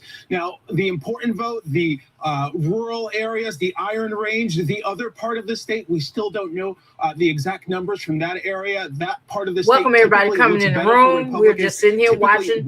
You know, Trump, if you like me, I'm taking notes and writing down numbers. The magic number is 270. Ramsey County, the populous areas of this state looking good for the Biden campaign. George. Alex Perez, thanks very much. Let's take another look at North Carolina. Right now, we've got the state of North Carolina with 93-89 vote in. Is a very close race right now. Donald Trump at 50, Joe Biden at 49. Tom Yamas. Yes, we have just one county that we have no data on right now in North Carolina. The race is very, very close. We're looking at a spread of about 40,000 votes. This is Granville County right here. This is a swing county. President Trump won it back for Republicans 4 years ago. There's about 15,000 votes for Republicans, 15 to 20,000 votes. That could affect the score. I mean, this is such a close race. This was a state that President Trump outright won 4 years ago, and yet right now it's a nail biter. A lot of the swing counties, President Trump has been able to hold on, especially in the southern part of the state on the border of South Carolina. But Charlotte, this is Mecklenburg County. This is where they wanted to hold the RNC, Republicans, hopefully to drive out some voters there later on in the year. That didn't happen because of COVID. Joe Biden's doing exactly what he has to do. This is he's not driving up BBK, the votes. baby. So to win in North Carolina for Joe Biden, he's going to have to do it there and in Wake County as well. We're still waiting for some of the vote in there, but you can see Joe Biden is building on that Hillary Clinton lead in those counties. If he can keep doing that, there might still be enough vote out there, but President Trump right now on top with about 40,000 votes. Byron Pitts, what are you hearing in Raleigh? Well, George, I can tell you that at this point, the Democrats in the state are getting nervous. The expectation was that they knew they would have an early Lord, lead. 93, 95. Hold off of Republican surge. They were looking for a double-digit lead. When the numbers came out, it was only 9 points. And since that time, 93 by 95, Mango Unchained. Oh my God. President Trump gained ground, and eventually he's taken the lead. And the sense is that the Democrats may be running out of time. And George, it's still early, right? I mean, North Carolina could go either way. But at this point, one of the things that we can see is that hard work can outwork money. In this state, for instance, in the Senate race, the Democrat outspent the Republican 2-1. And in TV advertising, the Trump campaign spent in TV and radio ads. The Trump and the RNC spent $41 million. Biden and the DNC spent $56 million. And that cash difference at this point doesn't seem to be a sufficient difference for the Democrats in a state in which they felt good going into the night that they might have a comfortable lead that they could hold on to. But to this point, the Republican strategy to start close and then finish strong seems to be the direction that we're going in, George. Byron Pitts, thanks very much. We have another call to make, another projection to make in the state of Kansas. Donald Trump is going to win the state of Kansas. Again, that's a strong red state, has always been. 6 electoral votes. He won by 21 points back in 2016. Donald Trump. So they put him in well. I want to bring in Senator Chris Coons now, Senator of Delaware, close friend and advisor to Joe Biden. It looks like we're in for a very long night. 93, 95. Maybe even several days of this to go on. Is this really going as you expected tonight? Hell George, no. we had a record early turnout. 100 million Americans voted early, whether in person or by mail. And as we're hearing from all over the country, we had record turnout in many states. So I'm optimistic. When there's record turnout, often that means Democrats win. And I'm hopeful that Joe still has several paths to 270 and towards being our next president. I think his message all along that he and Kamala Harris can bring our country together, can move us out of this deadly pandemic and the mess that Donald Trump's bungled mishandling of the pandemic has gotten us into, has connected with voters and moved people to the polls. I've been checking in with local elected officials, colleagues in the Senate, labor leaders in several states, and I'm still optimistic about a number of key states that haven't come in yet. But so, I mean, let's talk about that a little bit more. You say he still has several paths. It looks like Donald Trump, we have not projected yet, but is on track in Florida towards a win. That was a must win for him. Are we really heading back to the point where Joe Biden has to win all those three key blue wall states, Michigan, Wisconsin, and Pennsylvania, still holding out hope also in Arizona? Arizona, I'm optimistic about, given what I'm hearing from a number of elected officials and local organizers there. And I think that means there's several different paths. It doesn't all come down to Pennsylvania. But I'll remind you, George, part of why Joe was a great candidate from the outset is he's someone who was. Welcome everybody born and coming raised in, Scranton, y'all. I'm just Pennsylvania, acting up. Claymont, I'm just Delaware, being has dramatic. always I been ain't gave close up to the yet. people I of ain't gave up Pennsylvania, hope. And I think has run a I terrific haven't. race in Pennsylvania, as I'm well just as in saying. Michigan and Wisconsin and Arizona. Those are states I'm optimistic about this evening. Senator Coons, you still think we're going to hear from Vice President Biden tonight? I'm hopeful, but not certain. You know, I think we need to remember that elections aren't called on election night. They may get projections from the news, but in the end, elections in the United States are decided by states and counties. And it's Okay, often days out of election Georgia. night when all the votes are counted. And given that we had 100 million cast. Okay, I'm early going to by come in mail at and this. Okay, out of Georgia, Doug Collins has conceded. So that's going to set up a Senate runoff between Kelly Loeffler and Republican and Democrat Raphael Warnock. So there will be a runoff here in Georgia in December. And we were told that they didn't know. We are sort of relying on what Kellyanne Conway told you at the beginning of the evening, that he will, in fact, address the nation at some point. I got to say, I'd seen some photos from some photographer friends of mine here, colleagues in the White House who were in the room where the president's supporters are gathering in the East Room of the White House. And it looks very much like it is a room where he will speak. There is a podium. There are teleprompters up. So I would not be surprised if we hear from him at some night. And just in terms of a quick mood check, George, you know, they've got, again, these 2 war rooms here on the grounds of the White House where aides and campaign staffers are feverishly monitoring these returns coming in. We've been told that the president has been going between the residence and these rooms and touching base regularly with aides. So they're keeping him up to speed on that front. But the mood check here is they're feeling extremely confident by what they're seeing. Those North Carolina numbers they like very much, and that's giving them some more confidence in states like Arizona and Nevada as we watch those numbers rolling over the course of the evening. Cecilia Vega, thanks very much. ABC News can now project the Democrats are going to retain the House of Representatives. Not a surprise here. Democrats went into the night with a healthy margin in the House. Yes. So we can now say the Democrats will keep that margin. Mary Bruce, that means likely that Nancy Pelosi, who I think had not spoken to President Trump in over a year, will return as Speaker. That certainly does seem to be the case, George. We know that keep they have this incredibly fraught relationship. There is still that fraught relationship continuing. I think specifically about the fight over COVID relief, which continues to be ongoing, even given the state of this pandemic. The two sides have not been able to come together and pass a COVID relief bill in these last recent weeks. It seems that certainly is not going to happen anytime soon. We keep the House. And yet Nancy Pelosi will continue. If Donald Trump continues to be president, Nancy Pelosi will continue to be his foe on Capitol Hill. Okay, Mary Bruce, We- thanks very we much. just- Let's look we at the held on board to the here. House. 95 electoral votes for Donald Trump right now, 93 for Joe Biden. That is because we have just added the state of Kansas for President Trump as well. So then, as we look at that 95 to 93 at 1044 on the East Coast, 270 winners. As I said, it looks like we're doing a little bit of a replay right now of 2016 with all those big battleground states still out there. America about as divided as ever.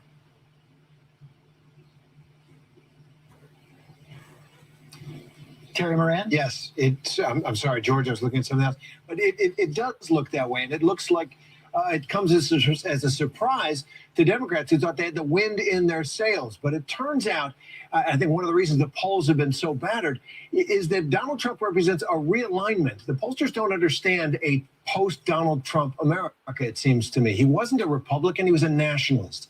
And that is something that this country hasn't seen. Okay, Biden got 113 to 105. The loyalty of people who are looking for a different economy, a different culture than the Western cultures are trending, and they keep returning the 105 nationalists to power. Donald Trump is that person. I think it does come as a surprise, certainly to he's a nationalist, all right, a white nationalist. Yeah, I said this it. Race comes out for Democrats to do when it comes to the white working class and the working class among many of the minorities as well. Thank you, Terry. Another state has just gone to Joe Biden, Illinois, and it's 20 electoral votes, solid Democratic state, won by Hillary Clinton in 2016. Way to go, Illinois. 17 points. Rahm Emanuel, your home state. I mean, what's interesting, right there it is. I'm going to drop it the same way he's going to drop it on New Jersey. Here's what I would say when you look at the whole map. Every state right now that we're seeing is performed to actually what was expected, except for Arizona.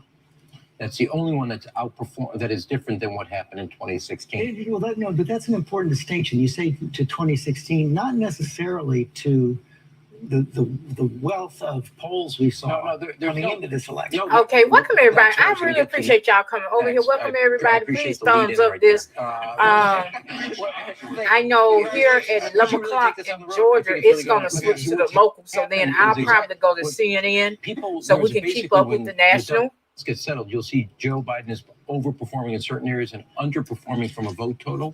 But when you look at the polling, what some of the expectations that people have right now, just on election night, is they saw things happening in North Carolina, Georgia, etc. Still could happen. But what's happening is really it's going to come down to 4 states: Pennsylvania, Michigan, Wisconsin, and Arizona. And maybe Georgia. I did some quick back of the envelope math, and it looks to me like Trump would have to get between 65 and 70% of what's outstanding to win Arizona. It's not impossible, but that's a really tall hurdle. And we've seen repeatedly in this campaign where the president is underperforming with seniors. Certainly, COVID hit Arizona very hard, and this could be an example of what we're seeing where the COVID crisis is actually having a disproportionate impact in Arizona compared to other states. And if that's the case, then he's got to pick up Michigan or Wisconsin, in addition to holding Ohio and holding Pennsylvania. Right. If he loses Arizona. I mean, John, I'm going to go to you on this because this is where the Nebraska 2nd Congressional District comes into play. If Joe Biden wins Arizona, wins Michigan, and wins Wisconsin, but loses Pennsylvania, you get to 269, and that's a tie. And the way the tie is broken is it's broken in the House of Representatives, but it's not the majority of the House of Representatives, which the Democrats control. Every state's congressional district gets a single vote. And the Republicans control more congressional districts, more state delegations than by one. They have 26. If Joe Biden wins that 2nd Congressional District in Nebraska, 270. Right. And by the way, we call it, it's got a nickname. It's called Obama-ha, because Obama won it when they started splitting the Delaware. So, it is a district that I would say Biden is favored to win. You do not look at this person and ever think of the word patience, but I'm actually going to advocate it. It's going to be a long week. It's going to take a while. It's going to come down to 4 to 5 states, and that's what's going to happen. I was going to say we have a very competitive congressional race going on in 82. Cart Eastman and Don Bacon, and as you know, this is a rematch. Progressives and Democrats came together to support Cart Eastman, so if it comes down to that, I think we might win it. Okay, we got to keep an eye on Nevada also, George. Okay, y'all. They're going to commercial. Thanks, everybody. Welcome, everybody that's just coming in. You're not missing none. I'm watching it down here in the monitor over here on my end. Y'all, I didn't expect it to be this close. I'm going to be for real. I'm going to admit it right now here at 10:49 on election night on the East Coast. I didn't expect it to be this close, especially after this COVID thing and the dumb shit that he been and the way he handled all that. I did not expect it to be this close. By this time, I expected it to be like 118 to 5 or some shit like that. I did not expect it to be this close. I cannot believe people are voting against their own interests. This man don't give a fuck about you if you make under 7-8 figures. And those seem to be the majority of the people that's voting for him is poor white folks. I'm just gonna put it out there. He don't give my poor white people out there, my poor Caucasian brothers and sisters. Mango untrained and unchained don't give a shit about you. Why y'all just throwing y'all votes at him? Just like I said earlier, he basically told y'all were gonna be better than a nigger. Are y'all better than a nigger now? Huh, white folk? Huh, rural white folks, are y'all better than a nigger? I think not. Come on, man. We got to be better than this. I'm not believing this. But hey, like I say, I'm not taking my own advice that I took in 2016. I didn't get upset until like 1, 2 o'clock in the morning. We still got to wait for the West Coast votes to come in. So, you know, we could easily be looking at West Coast votes come in. Biden get all those votes, it's over. I'm just saying. But I do not understand Ohio. I don't understand it. What the hell, Ohio? Y'all got hit worse. Ooh. Do y'all not realize that there's over 200,000 people dead right now because of this man? Y'all don't realize that. The way he handled this shit caused the death of over 200,000 people. Over 8 million, almost 8 million people is infected and tested positive for this shit. And for y'all, all y'all that's hollering this China's fault and this, that, and another, y'all should have shut this shit down earlier than what you did. But like I said, if this country mess around and give Mango Unchained 4 more years, this country deserves whatever it get. And that's all I'm gonna say about that. To anybody that come and complain to me if this man gets reelected and I ask you, did you vote? And you say no. I'm just saying. I am just saying. You can't, and you know, Ohio always been Republican. Really? Majestic Royal Camp of Blackness channel. Ohio has always been a Republican. Oh, welcome, baby. I'm gonna have to get over there and check you out. Welcome. Thanks for coming checking me out. This is crazy. This is crazy. Oh my God.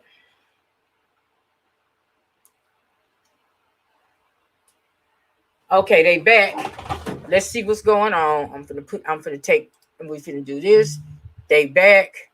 108, 113. That shit eating grin on Not his going to face. switch yet in any of the key battlegrounds. We're still looking at a lot of states. We can project now that Donald Trump, as you see up there, has won the state of Wyoming, and it's 3 electoral votes, solid Republican state. No surprise there again. And we can report in the Senate, Lindsey Graham will hold on to his seat in South Carolina. Damn it! Faced a fierce, surprising challenge from Jamie Harrison. Damn, y'all tired of South Carolina. Dollars in the final weeks of this campaign. It wasn't enough to put him over the top. Really, South Carolina? Yeah, George, Jamie Harrison spoke not long ago, conceding the race to Lindsey Graham, a hard-fought race that Lindsey Graham hadn't originally anticipated. As you just mentioned, Harrison raised record-setting amounts of money. And he pushed this idea about the New South, hoping a surge of Black voters and growing diversity in this historically red state could help propel him to victory. But Republicans remained optimistic that conservatives would choose Lindsey Graham. That's one thing the state's GOP chair talked with me about earlier today. He said demographics are not ideology, demographics are not philosophy. He told me it is conservative ideals that have given Republicans a majority here in South Carolina. This is crazy. And that has helped Lindsey Graham. And I keep recently, forgetting that I'm he over. has changed his stance on Supreme Court nominations in an election year by supporting the nomination of Amy Coney Barrett to the Supreme Court. He has been able to tout those conservative values, and that has helped him a lot. He struggled. We more need to get time this around man with out of women office. and independent voters, with women seeming evenly split between Harrison and Graham, and independent voters seeming to lean toward Harrison. But in the end, Graham pulled this one out. He will hold on to his seat, and that will certainly help Republicans as they remain optimistic in maintaining a majority in the Senate. Julie Norman, thanks very much. John, I want to go to you. One of the reasons Jamie Harrison was able to raise so much money is that Lindsey Graham becomes such a target of progressives and liberals, gone from being the best friend of John McCain to basically Donald Trump's biggest supporter. Yeah, no doubt. I mean, there was when Obama first got elected, I think he was Rahm Emanuel's best friend. I mean, he was the Republican you like to work with. He was, but he hitched himself. Wait a minute. He You said calm down. to, It's all to spiritual. Donald Trump. Child. Totally, after calling Trump Lindsey a begged he his way. he attacked Trump in the most vicious terms during that Republican primary. Yep, and sure turned it did. right around. And Jamie Harrison was able to raise presidential level money in a Senate race, but not enough to win in South Carolina. No, and Mary Bruce, Lindsey Graham was such a key player in the confirmation of both Brett Kavanaugh and Amy Coney Barrett to the Supreme Court. He is the chairman of the powerful judiciary. See, and here's the Lindsey thing. Graham just got a If very this big don't go win the in way that we confirmation of Amy wanted, Coney that we're hoping that Barrett, it but go, was yet another you know you're going to example of have really those just skeptics. I astounding told y'all, what y'all vote Lindsey didn't Graham count. has Y'all done in vote recent didn't count. years. Of course, he came Oh, out, shit. in Am I looking at the end of 113 to Obama's term, saying he 114? would absolutely never consider a Supreme Court nominee this close to a presidential election. He went back on that promise, of course, leading the charge on the Hill to get Amy Coney Barrett confirmed. Lindsey Graham has really gone from being, one of the president's opponents, one of his fiercest foes, to being his absolute top ally on the Hill. I can tell you, anyone who covers Capitol Hill knows in Washington, if you want to know what the president is thinking, you go and find Lindsey Graham in the basement of the Capitol. And he is not hard to find because often it works the other way around, too. If he wants the president to know what's happening on the Hill, he often comes and finds us to telegraph through the media. It has been just a remarkable run for Lindsey Graham, and I think it was one of the reasons, of course, why you saw Jamie Harrison raising so much money. Lindsey Graham was pummeled in this race by ads for his flip-flopping on his positions. And when it comes to the president, Jamie Harrison raising that astounding $57 million. That is presidential level money, but ultimately not enough.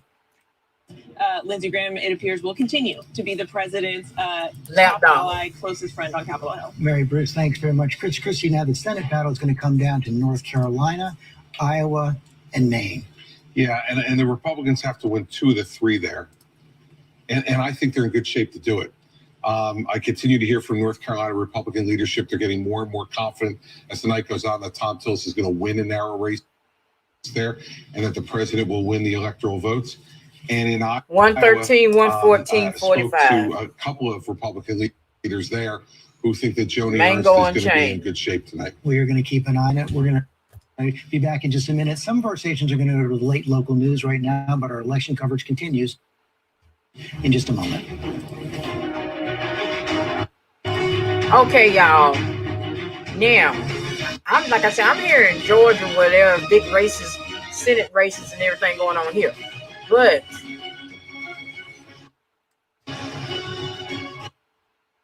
what I am going to do, I'm going to go to CNN so we can keep an eye on the national race. And I think everybody is having problems because everybody is trying to get on to find out what the hell is going on. Because I don't think even Mango Unchained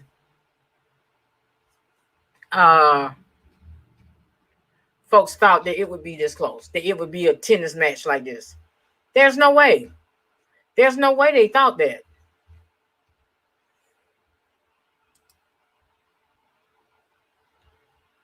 Okay, so I am going to go.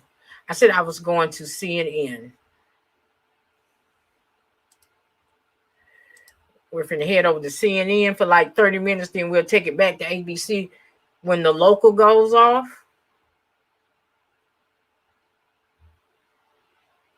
I did not say no. Come out of here. It seemed as though my computer, like the rest of these, is doing what it wanted to do.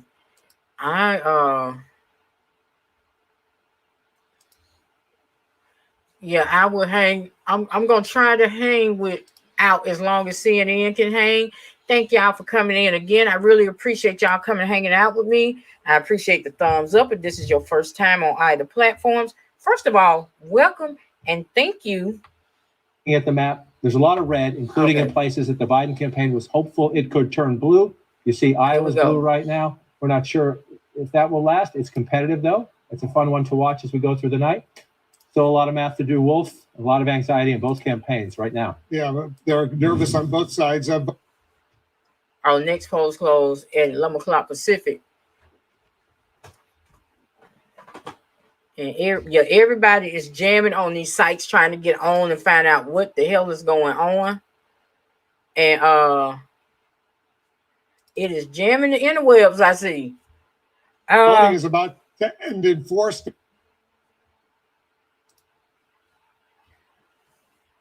Get it together, CNN. That's why I left you last time.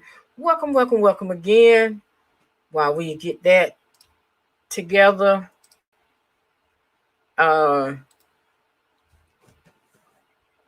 I'm still watching it. Votes there. Okay, here we go. Biden wins in Oregon right now. One projection for Donald Trump right now. CNN projects that Donald Trump will win the state of Wyoming. That's 3 electoral votes. In Idaho, too early to call. 4 electoral votes in Idaho. We cannot make a projection there. Let's take a look at the Electoral College map.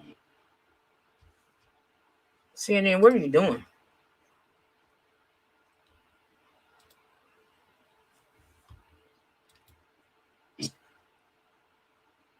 He's saying it's too early to call in Idaho.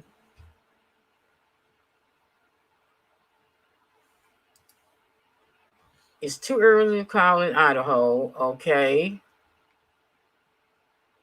56.8% to 41.5%. In Michigan right now, 39% of the estimated vote is in. Trump has a significant lead there right now as well, 239,000 vote, but it's relatively early. 39% of the estimated vote is in, and the early vote, which skews Democratic, is not yet in. In Wisconsin, 42% of the vote is in. Look at how close it is.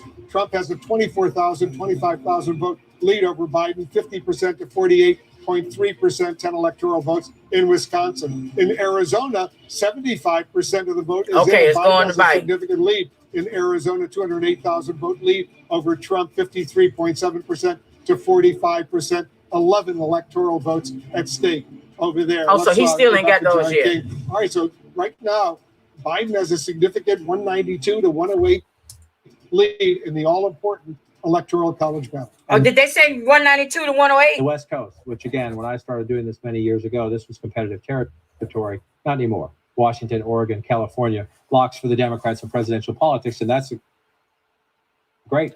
Those are great building blocks, right? They're not competitive anymore. The only reason Republicans go to California now is to raise money. 192 to 108. So now the question is, you need to get to 270. This What is did the I hard say? part. You heard hate to say that? it You heard that, DJ Cat?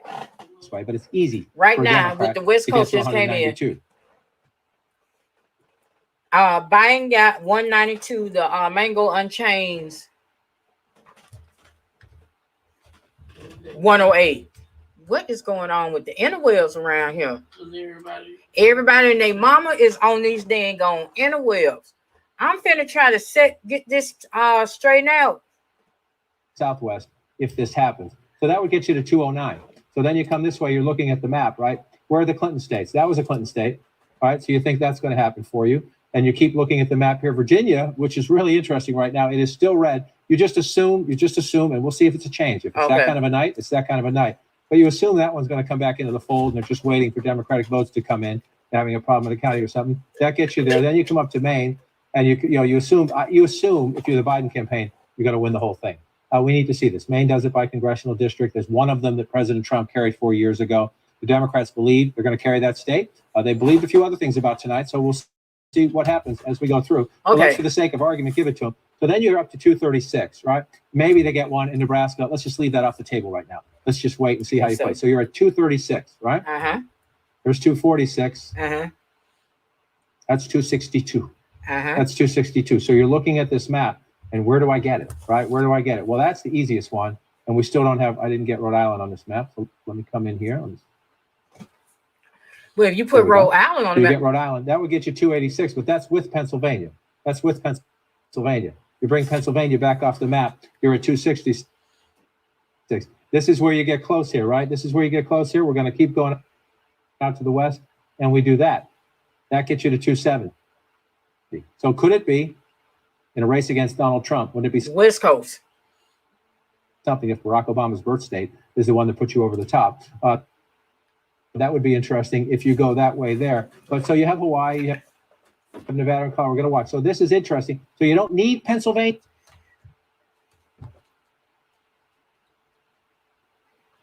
What the hell? Y'all, this my nerves are bad. Even the interwebs want to act up because they don't know how to take. Because they didn't think it would be. Let me do that and cross over again. We come back in here. And let's start in Arizona. We'll go west to east this time. And again, this one has held up pretty consistently, but we've also been waiting for a little bit. Sometimes you get votes in spurts. Sometimes you have long pauses. We're at 75% right now. That's 8 points, 9 points if you round up right there. That's a pretty healthy lead. Most of it's coming from here. Come on, CNN. In terms of the vote count, you see.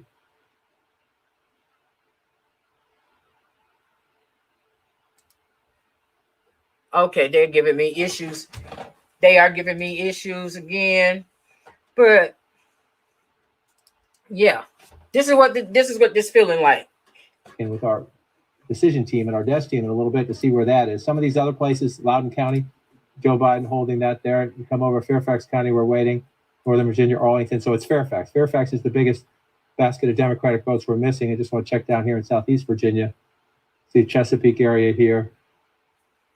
60% of the vote in there. So we're missing some votes in Democratic areas that could flip that. But if you're in the Biden campaign, you're getting a little bit nervous about that, even though your data and your math tell you should be okay. But at this point of the night, you'd like it to change. Exactly. Again, we're just waiting on these three. And this is the patience. It'll take some time, and all three of those are. We have a key race alert right now. I want to go to Nebraska right now, the 2nd congressional district. There, 57% of the vote is in. Biden is ahead by some 16,000 votes, 53.4% to 44.8%. Oh, that's one electoral vote, but we can use all we can get. Electoral vote. I don't give a damn. Potentially in Nebraska, if Biden can hold on. So let me come back over here if Biden can hold on. So we're waiting. Nebraska and Maine do their congressional votes by, let me pull it out like this. Nebraska and Maine do their votes by congressional district, their electoral college votes. So again, especially now, if you're in the Biden campaign and you're thinking, we might not get Florida, we might not get Georgia, we might not get North Carolina. Looks like our dreams of Texas are not going to happen this year. Closer, but close doesn't count. Doesn't get you the electoral vote. If you're at this point in the campaign where normally you think, well, what's one? Guess what? One can matter. And so again, in this scenario, this is a scenario on the board here. So let me just take these away. Right, if you can hold this, you're moving closer, right? You're moving closer. That's assuming Virginia flips back, and that's assuming you hold Arizona and Nevada stays. So these are just these. That would be a change. Okay. Donald Trump carried that, and that would be a change. Trump carried that. So that's what you're looking to do. Trump had 306 last time. If you're Biden, you have to subtract from that to get him down below 270. That's one, and that's progress, but these are the big ones. These are the big ones. Again, when you're in the tight part of the campaign, if you think you're going to have that close of a race, and it sure looks like we are, CNN pissing me off. Everyone counts, and so and this includes the main one up here. So this gets Okay, y'all. The math gets really interesting. And again, they're having technical difficulties there. So here's what I'm going to do. I will just find us another. What the hell? What the hell is this? Okay. Welcome everybody. Welcome everybody. Let's go to. I know where we can go. Let's see what MSNBC is talking about.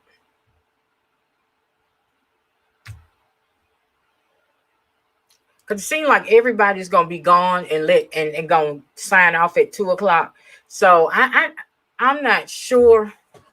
I don't know what the heck is going on here. I'm not sure what is going on.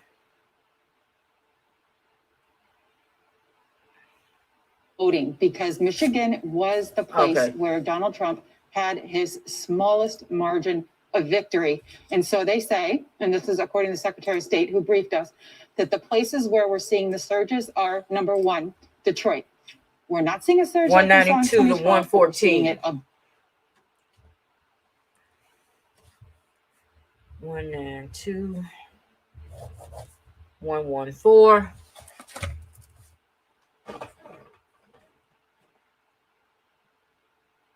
Okay. Here's what's going on. I'm gonna have to do something. 2016. We know Detroit. Yeah.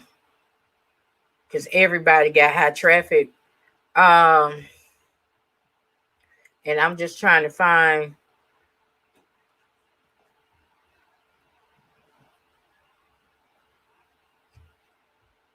We won't have even unofficial results for 24 hours, Rachel. 24 hours from now. They're not expecting any unofficial results until Wednesday after 11 p.m. Are you serious? That's what she said. Wow. I mean, if you're looking at a Friday final, right? Like for unofficial, that would not be unreasonable, considering that some of these places, like in Macomb County, haven't even registered their early votes. Wow. Heidi Prisbilla for us in Michigan tonight, in Detroit. Thank you so much. And that is a really good reset and reminder. Again, we've been talking about it. It's one thing to talk about it. It's another thing to grok it. It's another thing to actually grasp it and prepare yourself. All right. So is this have to say we ain't going to have a definitive president until the weekend? About Wisconsin moments ago. We're going to hop this over is Wisconsin, crazy. go for Michigan, over Wisconsin to talk about Iowa and Minnesota, a couple of states that we haven't had. Oh, you're talking about Purdue? I'm to focus on yet, but crucial at this point. They sent Purdue back. Yeah. Both of which we're watching results. Okay, y'all.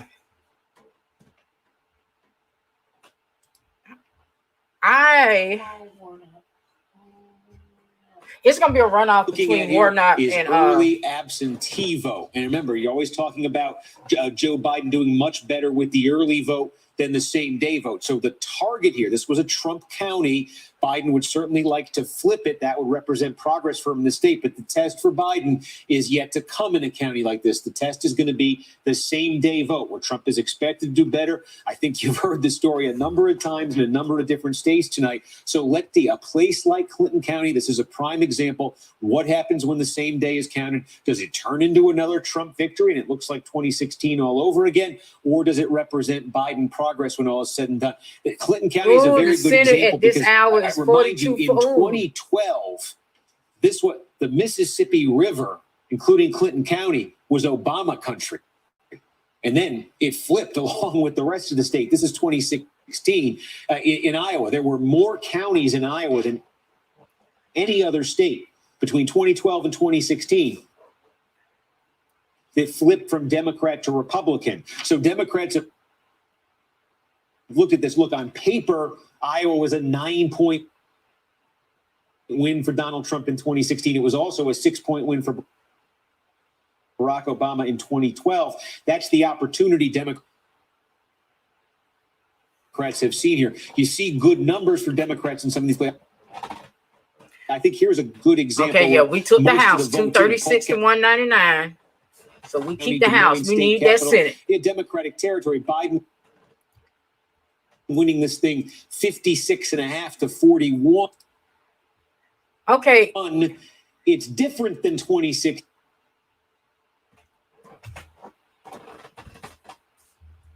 I'm taking the sound. I don't know what's going on. Like I said, I guess. Oh, wait a minute. They just said Georgia's presidential race still too close to call. So if they're saying that, people, if it's like this, if the West Coast don't come in big for Biden, and by big I mean giving him another 100 damn electoral votes to put him at 292 and leave Mango Unchained at 114, it's gonna be the weekend. Whew. This is crazy. This is crazy that it's this close, that it's running this neck and neck. Oh my goodness.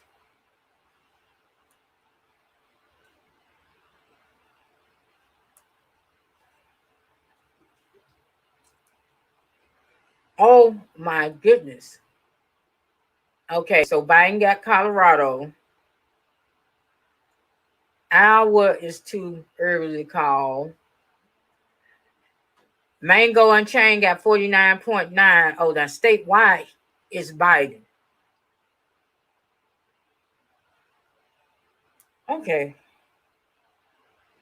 Let me see something. To me, it looks good.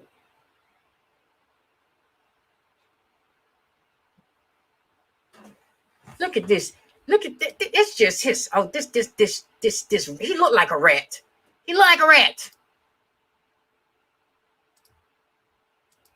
A strong candidate, but that's a fascinating. Welcome everybody coming in chat. Thank y'all for joining Steve, us. can we talk Minnesota, or am I asking too much? Let's call it up here.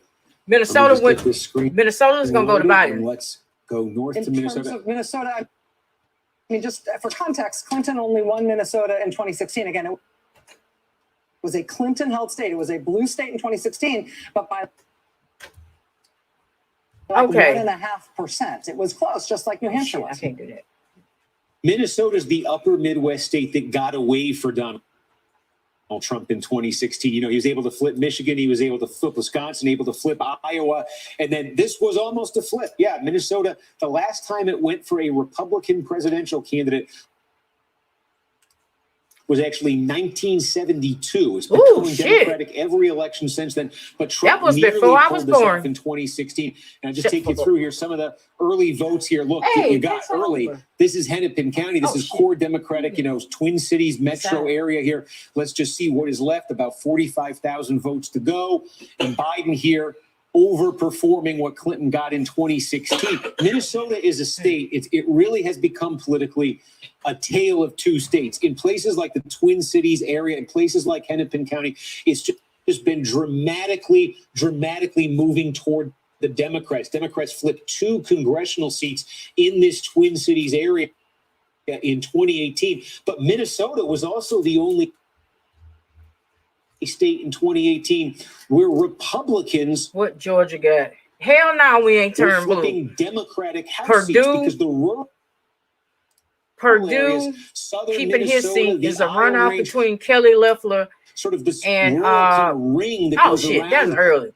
Between Kelly Loeffler and Warnock, and they called it, depending on who you talk to, it's saying Georgia is too close to call. So y'all, okay, this is what it looks like I'm finna have to do this year, in part because a bunch of roundups that are and I really don't want to do it. Said, oh yeah, they're going to be fine, but we don't exactly know how it's going to come in. Is Minnesota one of those states? I might have to reboot everything on my end. More likely Trump vote day of voters versus or less of those voters in terms of the initial vote count. Yeah, and you're getting a mix here too. This I is would, a lot yeah. like Wisconsin. So I here mean, you we go. need Here's to a good control example. We're out getting up and basically delete close to and reboot 100%. this election Trump because here this shit, looks very it should be 292 to similar 14. 2016 here. You're going to get a mix here, I think, in Minnesota. You're going to get a mix like in Wisconsin. We're talking about in Michigan seeing a lot of these. The same day vote is really taking sort of preeminence right now. Same thing in Pennsylvania. Pennsylvania and Michigan, we're looking at a lot of same day vote coming out first. You're seeing a lot of early vote in Iowa. That's getting Biden that lead right now. Now, Minnesota, Wisconsin, I think you're seeing a bit of a mix. So we've got, sort of different buckets that are accounting. Okay, y'all. I know what I'm gonna have to do. In the meantime, 14 in the votes that have been counted, there's a Biden up by 16 and a half. DJ So you're Cat seeing a is 2.5 gonna host point lag and there. tell her This is a case where the thoughts on Senate everything. candidate, the Democratic Senate candidate, is lagging behind This Joe is for Biden DJ by Cat 2.5 only. points in the margin. And yes, you're right. Again, the presidential Okay, DJ Cat, I'm finna drop it for you. race margin in Let Minnesota. me know when you're ready to come up. Oh shit, it dropped that link in all of them. I should have just dropped it in the first one. But yeah, because I'm going to have to 16 was a 1.5. We'll see where this one ends up tonight. But if you tracking 270, race to 270. Why is you in under my name? Edit name.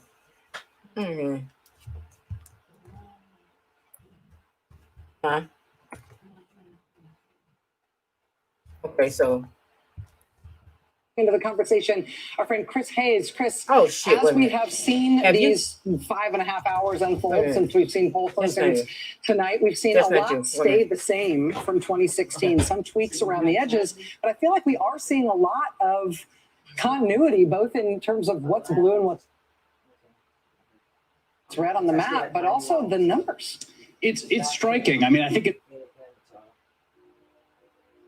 it's been striking, obviously, from 2016 when the president won the electoral.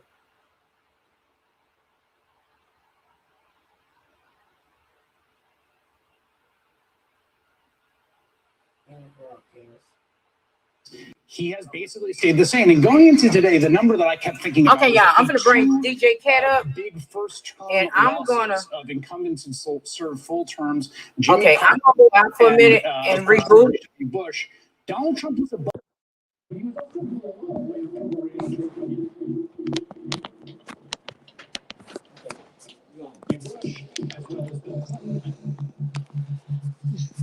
Sorry for the feedback, everybody.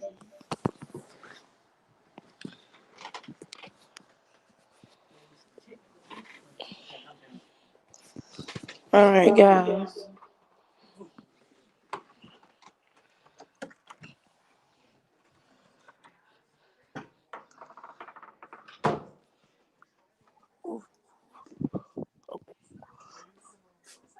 Welcome, everybody. Thanks for hanging in there with us. You know, it's a big night, it's big deals, a lot of. This is a huge moment, and we're just, thank y'all for sticking it out. This is definitely a big moment. I don't know about everybody else, but I'm a lot of emotions. Very nervous, just anxious, and on top of that, they say, hey, it might be Friday before we really know who won.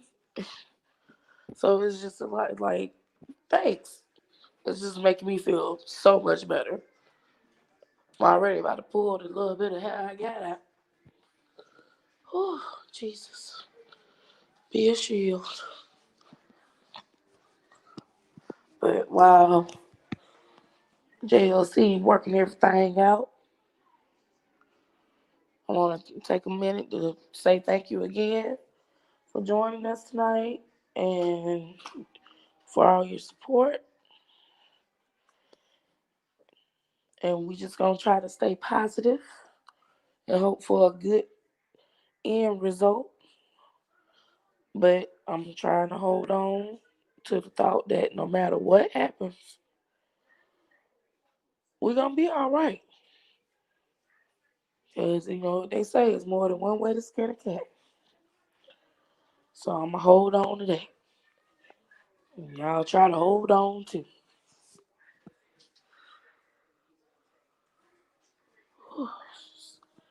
Very stressful. Very stressful.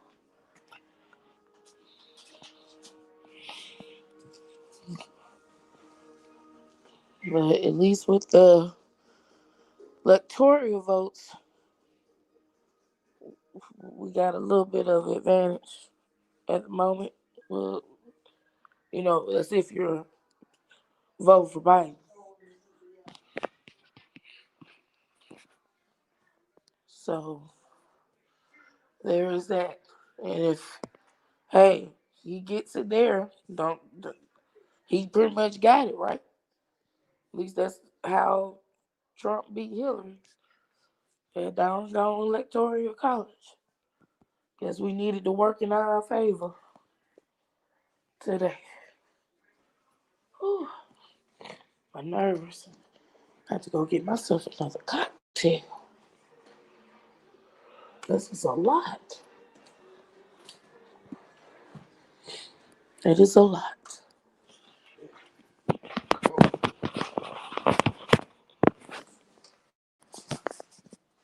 But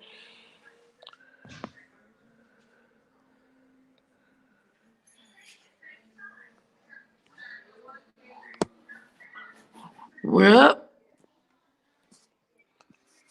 We're up. All right. Hey, bitch. Hey, y'all.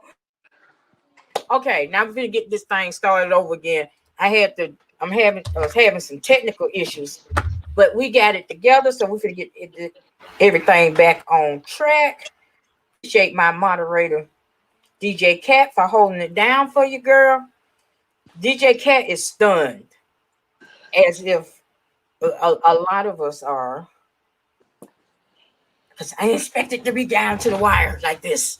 But okay, let's get all this set back up. Let's see. I'm gonna mute myself. You can continue the Girl, my nerves is bad. I was waiting for you to get everything together. I'm gonna need another cocktail. This is a lot. This is a big. This is like that orange person saying. This is huge. This is really huge. It's a lot. It's a big night. And if he win, ain't shit gonna be beautiful about it.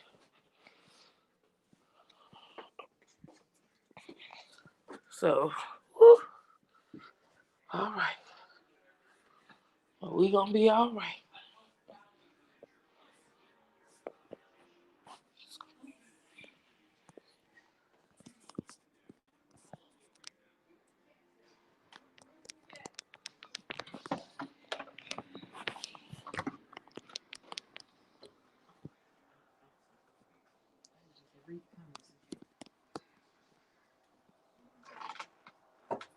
Okay.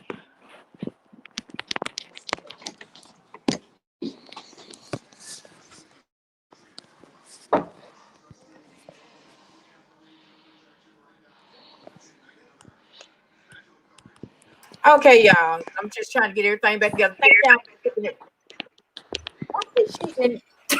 Why am I hearing myself? Okay. Oh, it's 45 degrees here. Well, I don't know about y'all, but it is chilly. And I ain't talking about that little Indian girl in TLC.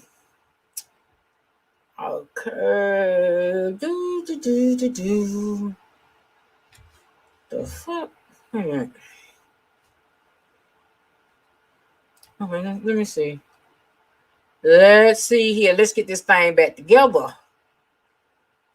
Let's get it together. Who y'all?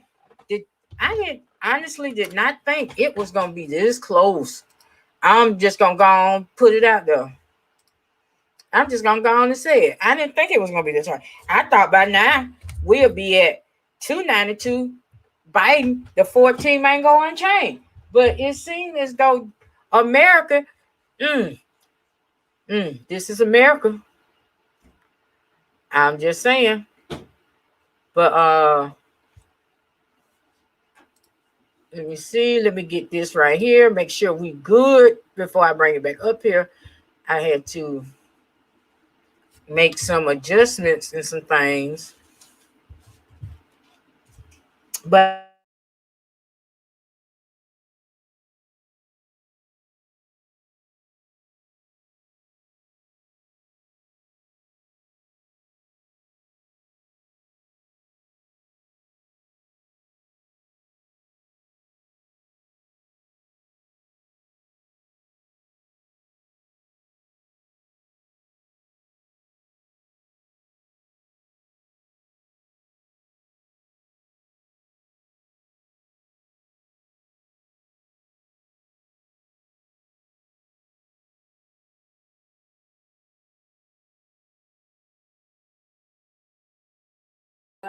like everybody is turn a little bit east to Harrisburg, Pennsylvania, where we find Sarah Murray. Sarah, there are millions of votes that try to stick with CNN. Has, Donald Trump, 1.8 million. But every time I do that, and it's still 192 Biden, the 114 bitch, baby. I mean, ain't going to change. 4 million. But there's still more than half the ballots waiting to be counted. What can you tell us? Yeah, I mean, Jake, look, there is a lot of outstanding vote here in the Keystone State, and this is not going to be a process that moves particularly fast. That's what election officials have been warning us about. We know there are a lot of these big counties, Philadelphia County, Bucks County, Chester County. They are going to be counting all night long. And these are not places that have really experienced any issues. They're not having any problems. It just takes a while. And the Secretary of State just wrapped up a press conference here. She said, essentially, we need to stay patient. You also need to be prepared for these vote totals to kind of come through overnight in fits and starts, right? They've been reporting day of totals, then they've been going through, opening more ballots, removing those from the inner envelope, putting them through the scanner, and then uploading bunches at a time. So just as you pointed out, this is going to come in fits and starts throughout the night. We may know by tomorrow morning a little bit something more. It may take a while. You know, the Secretary of State was saying these counties are working as fast as they can and as hard as they can. We know, like I said, a lot of these places are working overnight. It is just going to take a while, and it is the first time that Pennsylvania has had mail-in ballots to this capacity. And remember, they couldn't start opening them until 7 a.m. this morning. All right, Sarah Murray in Harrisburg, Pennsylvania. Let's go to Bill Weir, one of Wisconsin's favorite sons, who is in Madison. Not hippie long hair Jesus, but sweet baby Jesus went laying in the manger. The Badger State picked to be their president. Can you please? Well, it give Joe Biden a record turnout like most of the rest another 108 votes, electoral votes, please. Some of the election officials in Milwaukee say they won't have their final numbers in until 5. I don't think my nerves. And that, of course, will be expected to be if this thing ain't settled to Saturday, I'm gonna be a full-blown alcoholic by then. Vice President Biden. Hell, I might start shooting heroin. This shit is too much. I'm lying about that heroin thing. This is jokes. Ha ha ha ha ha. Because I know how y'all Negroes do. For the Democrats, Trump is still. I know how y'all Negroes do. Y'all be it'll be shit. Oh, I'm shooting up. Nope. Nope. The head of the Milwaukee Democrats, who said he thinks feels like stronger than expected in the Milwaukee suburbs for them. Even though Trump is winning those right now, possibly softer turnout in Milwaukee, they think, blowout in Madison, likely a red mirage, blue shift kind of night. They think they're shaving those margins around Milwaukee, that they aren't as wide as they were for Hillary Clinton. But as right behind me, we're waiting as all of the wards here in Madison expect to deliver all their ballots here to the election supervisor here. So it's going to be a long night in America's Dairyland, Jake.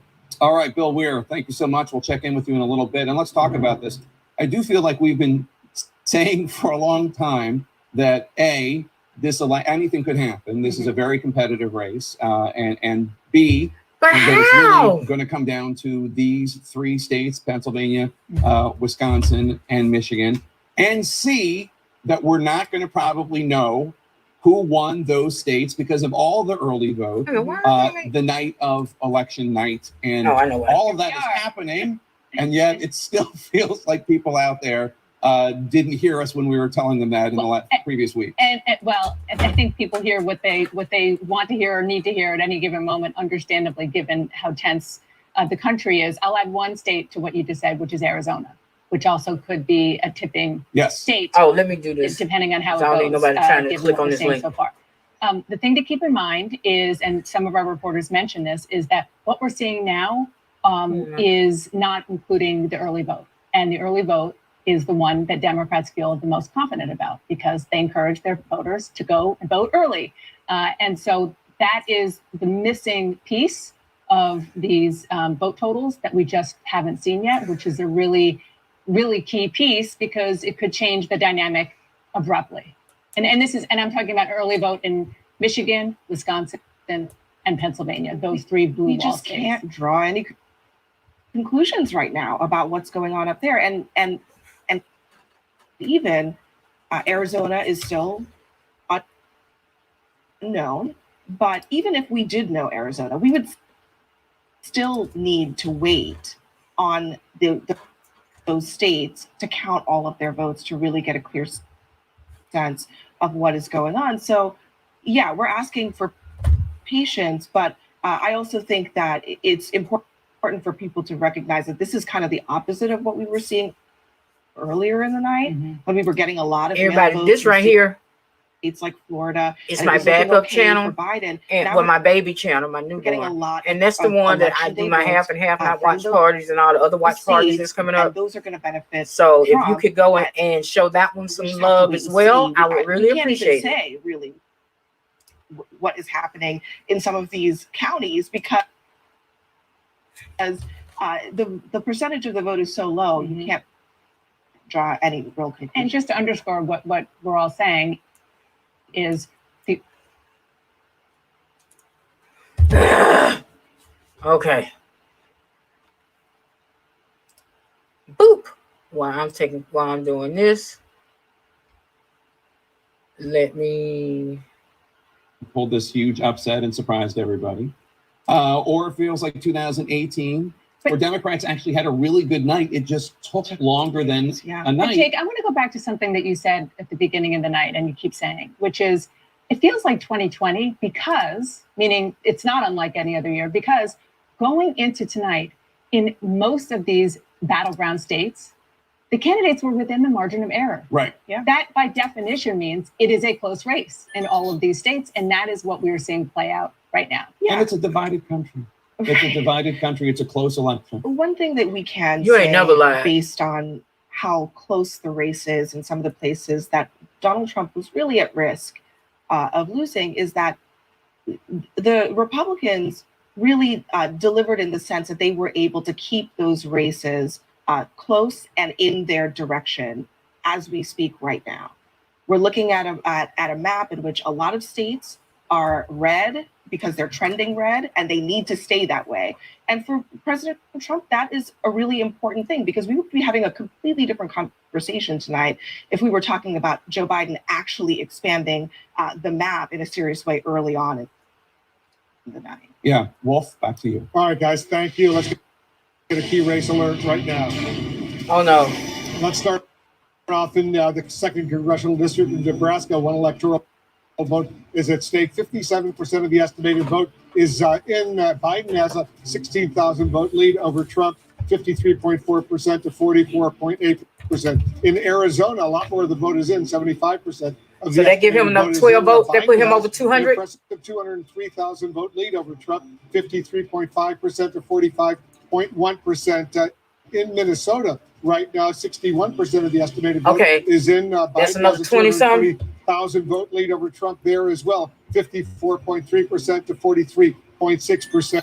And there's more states. Let's continue the key race alert right Now, in Ohio right now, 88% of the estimated vote is Really, in. Ohio? Trump has an impressive 434,000 vote lead over Biden in Ohio, 53.2% to 45.3%. In North Carolina right now, 95% of the vote is in. Relatively close, only a 75,000 vote Trump lead over Biden, 50% for Trump to 48.7% for Biden. In Iowa right now, 70% of the vote is in, very close, only a 31,000 vote lead for Trump over Biden, 50.3% to 47.8%. Let's go back to John King at the Magic Wall. So close in some of these states, there's still a lot of outstanding votes to be counted.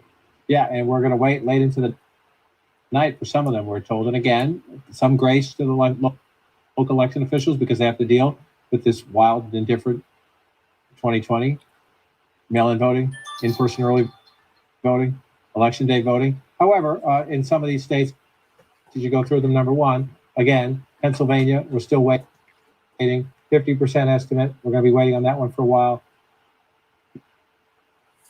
Here we go again. Okay. Let me go here. Let me leave here. Let me leave them alone.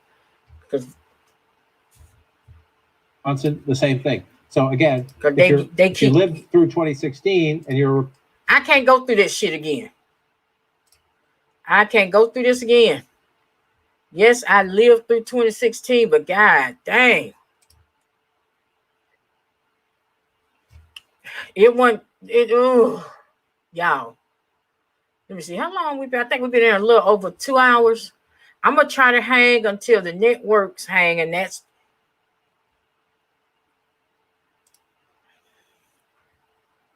ABC is saying they're going to hang till 2:35. So I am going to try to hang. I don't think DJ Cat going to be able to hang that long because she got homeschooling and work tomorrow. Okay, Biden just won New Mexico. So they are showing how we're getting to these. Wait a minute. What you call that? I'm worried about healthcare, and this is in a state that is dealing with the COVID virus. But then he said, I think I'm going to support the president, or I just supported the president. So Wisconsinites are very mixed here, and I think it's going to be a long night, a long morning. And, the polls show that Biden is up, but it's going to be very, very tight. What are y'all doing to me? Okay. I don't know what is happening here. What is happening here?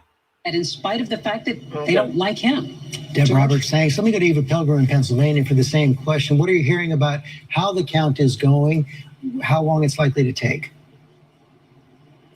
Well, sort of like what Deb just said, some good news and some bad news. They say that the counting is going smoothly.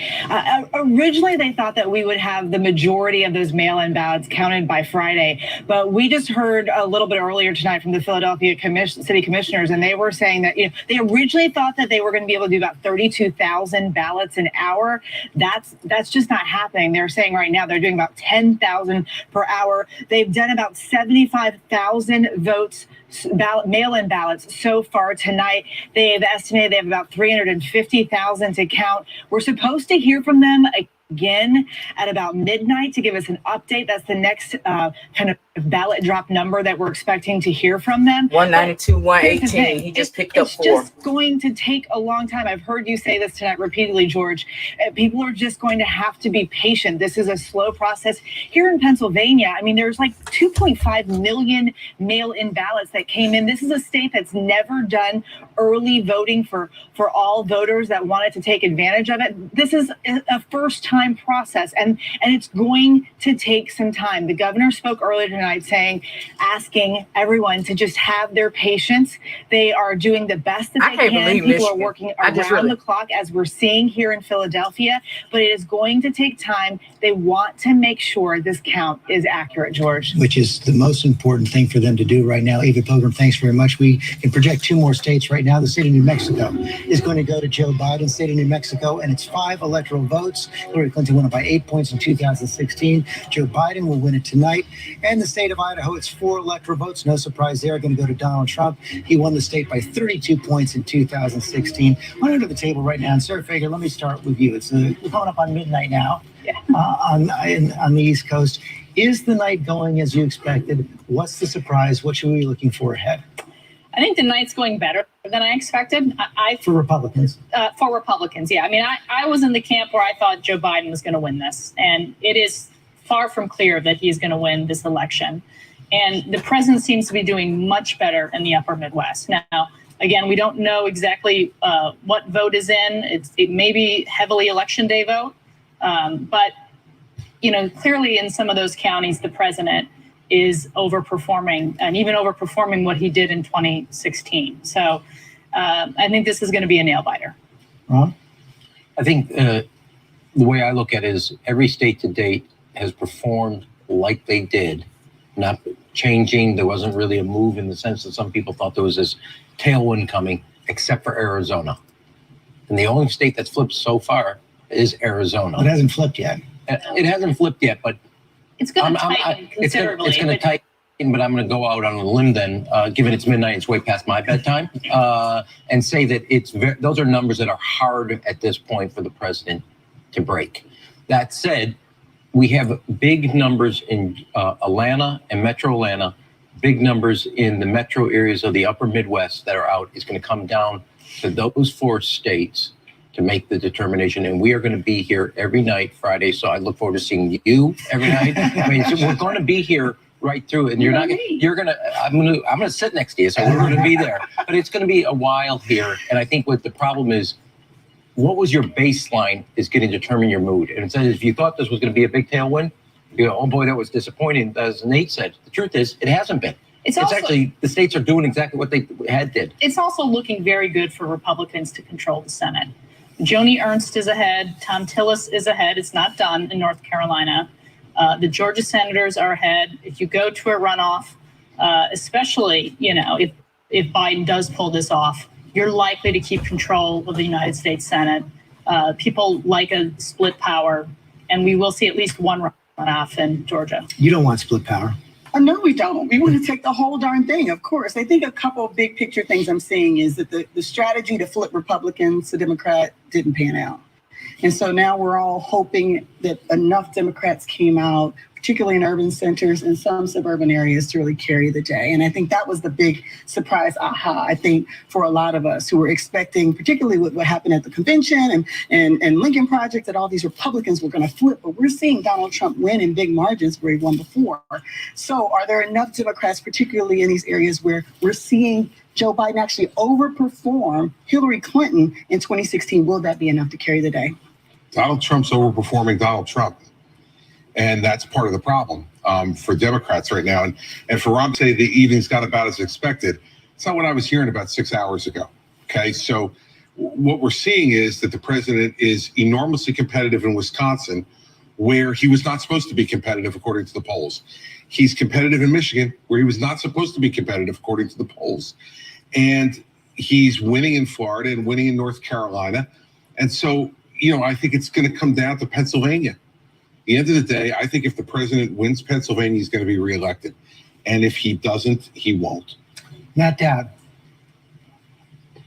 Well, I'm going to go along with Ram on this one, because look at every single state and look at the polls. Really, if you fundamentally look at the polls, they're basically been in alignment, you know, give or take a point or two, been in alignment with what we saw. We will soon find out a divergence from that. And my guess is the first divergence from this is Arizona. And once Arizona diverges, I've looked at the data. It's almost impossible for Donald Trump to come back from where he's behind with what's left in there. And the other thing to look at is Michigan. Michigan is not as close as it looks right now. If you look at all of the numbers, all of those numbers that are in are almost all election day numbers. It's almost no absentee, which the Democrats were supposed to overperform in.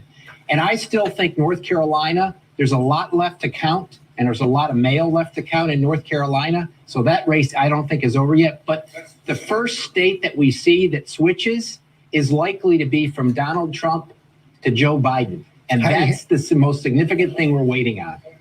Heidi Heitkamp. I totally agree with Ram and with Matt, but I think the story that we haven't talked about tonight, which is the popular vote.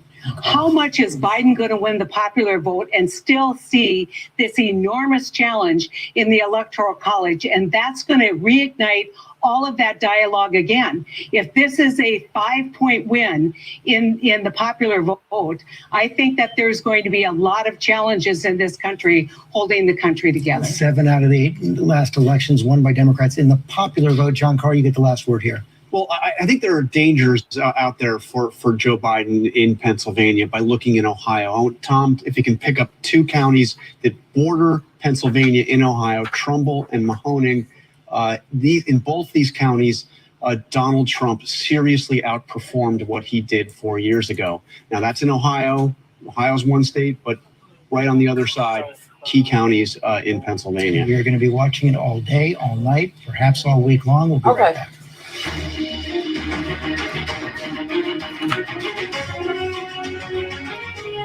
Y'all, this thing.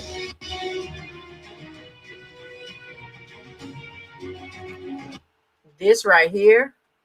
Oh my God. I'm gonna be honest with you. I was one of those. I did not expect it to come down to the wire. I did not expect him to get these many electoral votes. By now, it should be 2. And this was in my mind.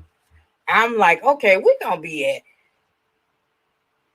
292 to 18. It's gonna be over.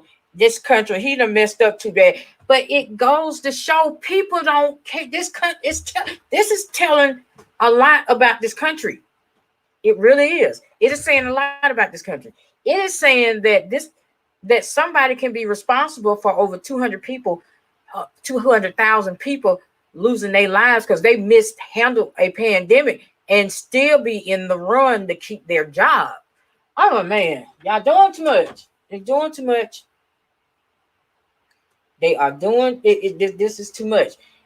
I'm going to try to, like I said, I'm going to try to hang in as long as the media outlets hang in. I know, like I said, I'm going to lose my moderator, DJ Cat, in a few minutes because 1, she has homeschool in the morning. 2, she also has to work, so she's going to have to turn in. But I am going to try to hang in there for as long as I can. And until we kind of see, because I'm gonna tell y'all right now, if I was to log off right now, let's say I end this live right now, y'all know what I'm gonna be doing.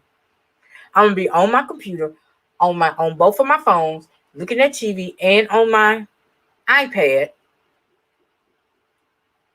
following this thing. Oh Lord, they just start shooting over him. Is them gunshots or firecrackers? You know, because it's bad enough that, you know, you got businesses down here that done boarded up all their stuff because depending on which way this thing goes, it's going to be interesting.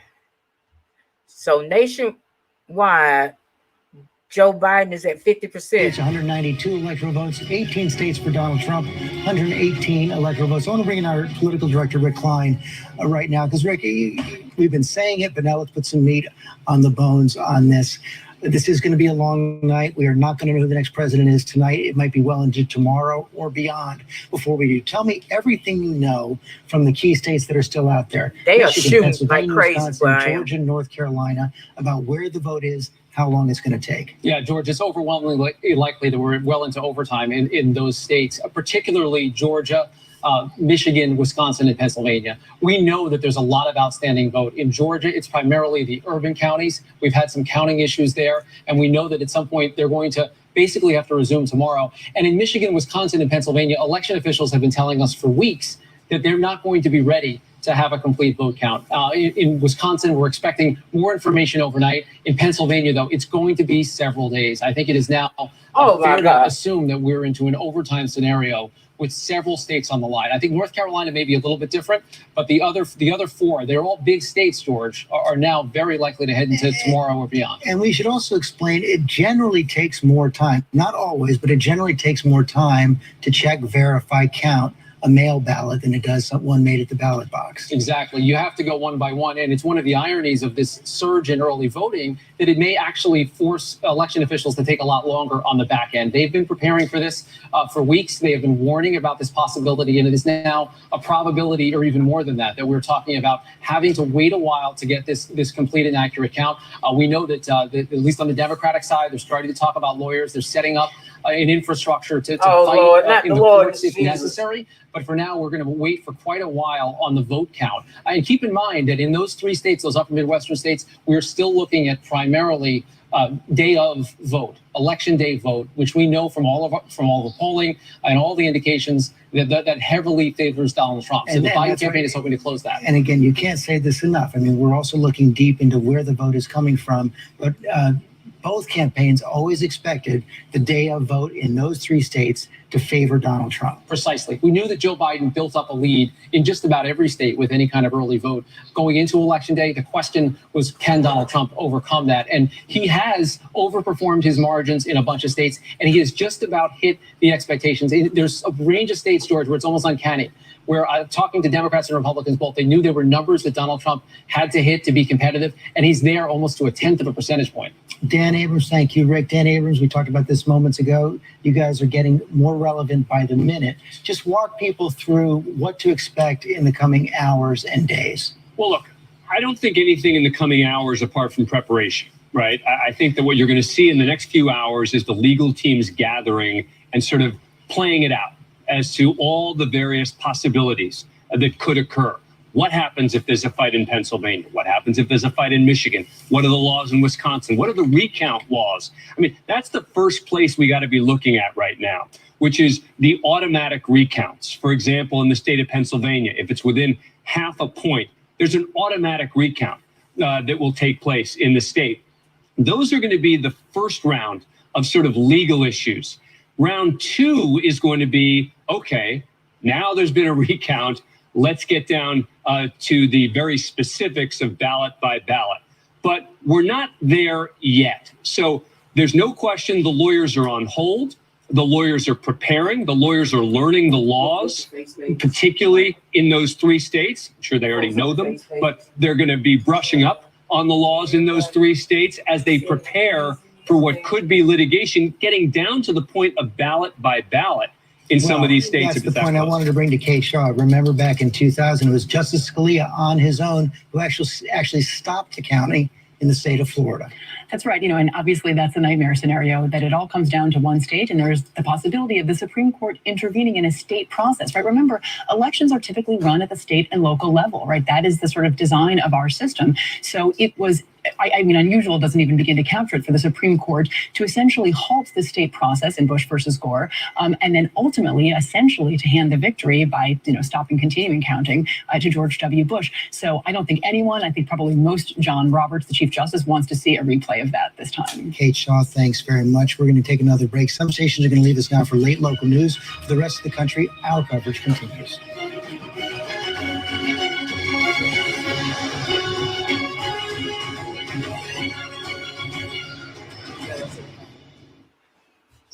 Y'all, Cody Hoyt speaking. This is the Montana Highway. let me go back here. If anybody, and I'm like I said, I'm gonna keep it real with y'all. If anybody had told me that here midnight on the East Coast that we would be no closer to knowing who's next president gonna be after this big debacle that this administration, I can't even. It's wild. It's just wild. I mean, couldn't nobody have told me it'd took this long to vote this man out. God, y'all. Ooh, and the sad thing about it is, I'd be willing to put money on that. The majority of the people that voted for this man, yeah, you had that top 1%. We can say all them. I don't give a damn what they came on here and said. That top 1%, which includes all them entertainers and shit. I don't give a damn what they said. They voted because they don't want their taxes to go up. But it's the ones that's making $18,000 a year working at McDonald's that I don't get.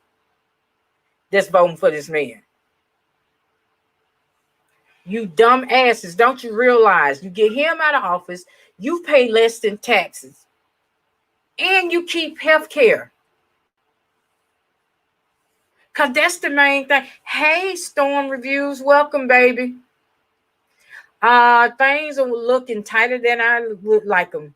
Right now, Biden got 192 electoral votes, and Mango Unchained is sitting at 118. They saying it might be the weekend before we know. They was trying to call Georgia, then he couldn't call Georgia because a lot of votes still got to come out of Atlanta and the surrounding area. So, this is going, like I said, I'm a hang in here as long as the networks hang in. I will hang in. Right now, the networks are saying that they're going to call it a night at 2:30. So I will do my gosh darndest to hang in as long as they do. I just hope.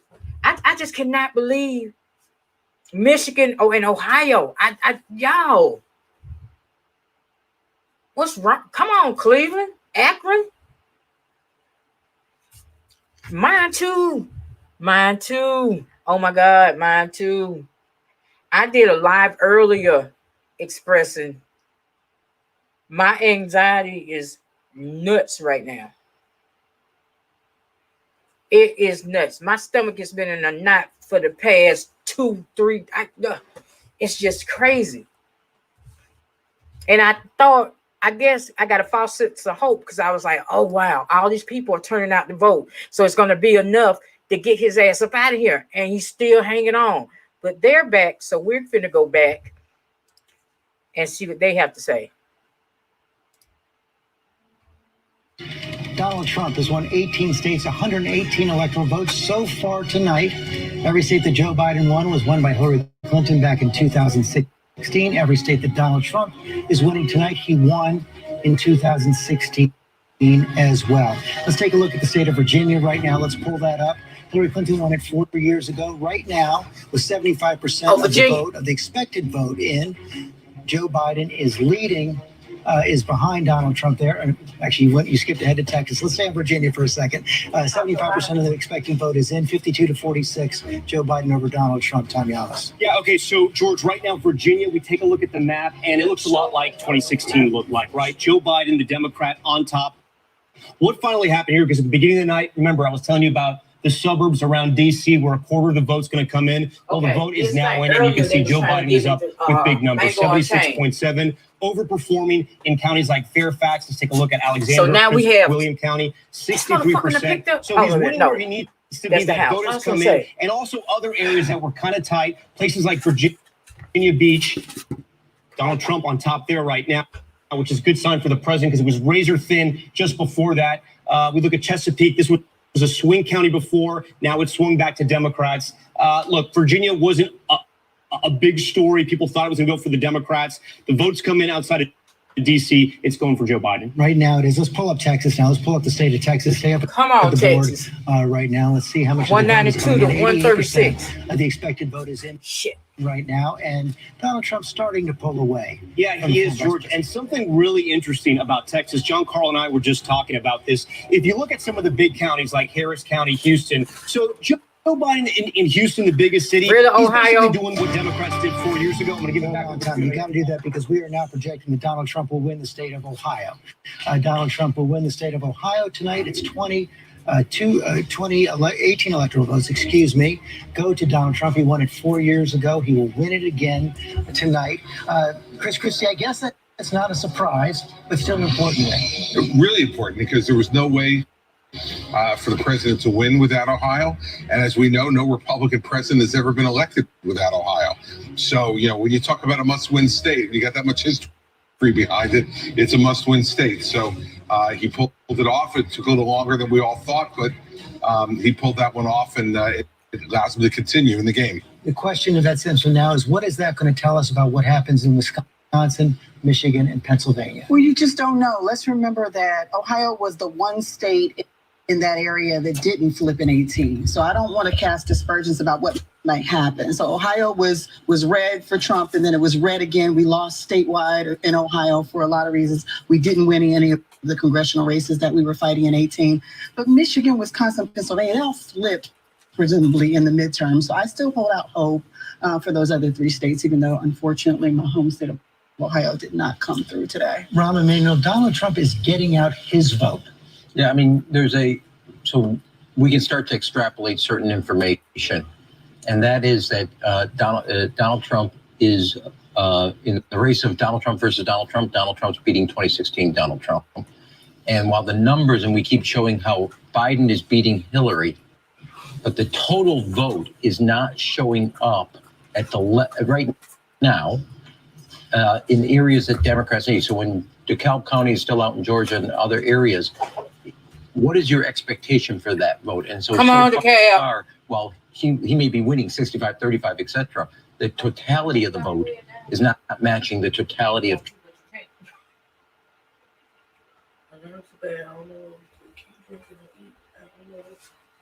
I'll tell y'all, we're still having issues here. But yeah, this is Donald Trump in Pennsylvania. I'm hearing on the ground in Pennsylvania, African-American turnout down in Philadelphia, and that fracking issue did in fact hurt Joe Biden in Pennsylvania, that you see big turnout in those areas for Donald Trump. And what are you seeing, David, in the polls from Ohio? A lot of really interesting things coming in on Ohio. First, take a look at the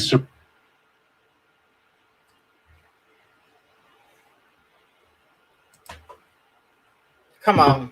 Ugh. I don't know if I should take this as a sign that I should lay it down for the night and just pop in with updates. The exit polls for Joe Biden. Wait a minute. On handling the economy, 56% with Donald Trump, well over 42% for Joe Biden. Job performance, 54% approve of the job performance from President Trump. Contain COVID, rebuild the economy, almost evenly split. But look at this. The opinion of Donald Trump, 51% unfavorable, but even higher for Joe Biden, 52%. I don't get these folks. This was really interesting, George. First time voters, Donald Trump wins They said they need one first time. them, 54% to Joe Biden. It's what you said earlier.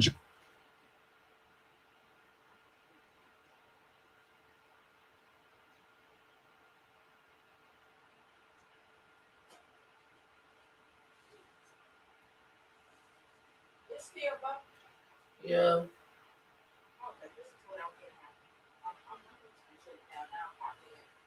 And they should be.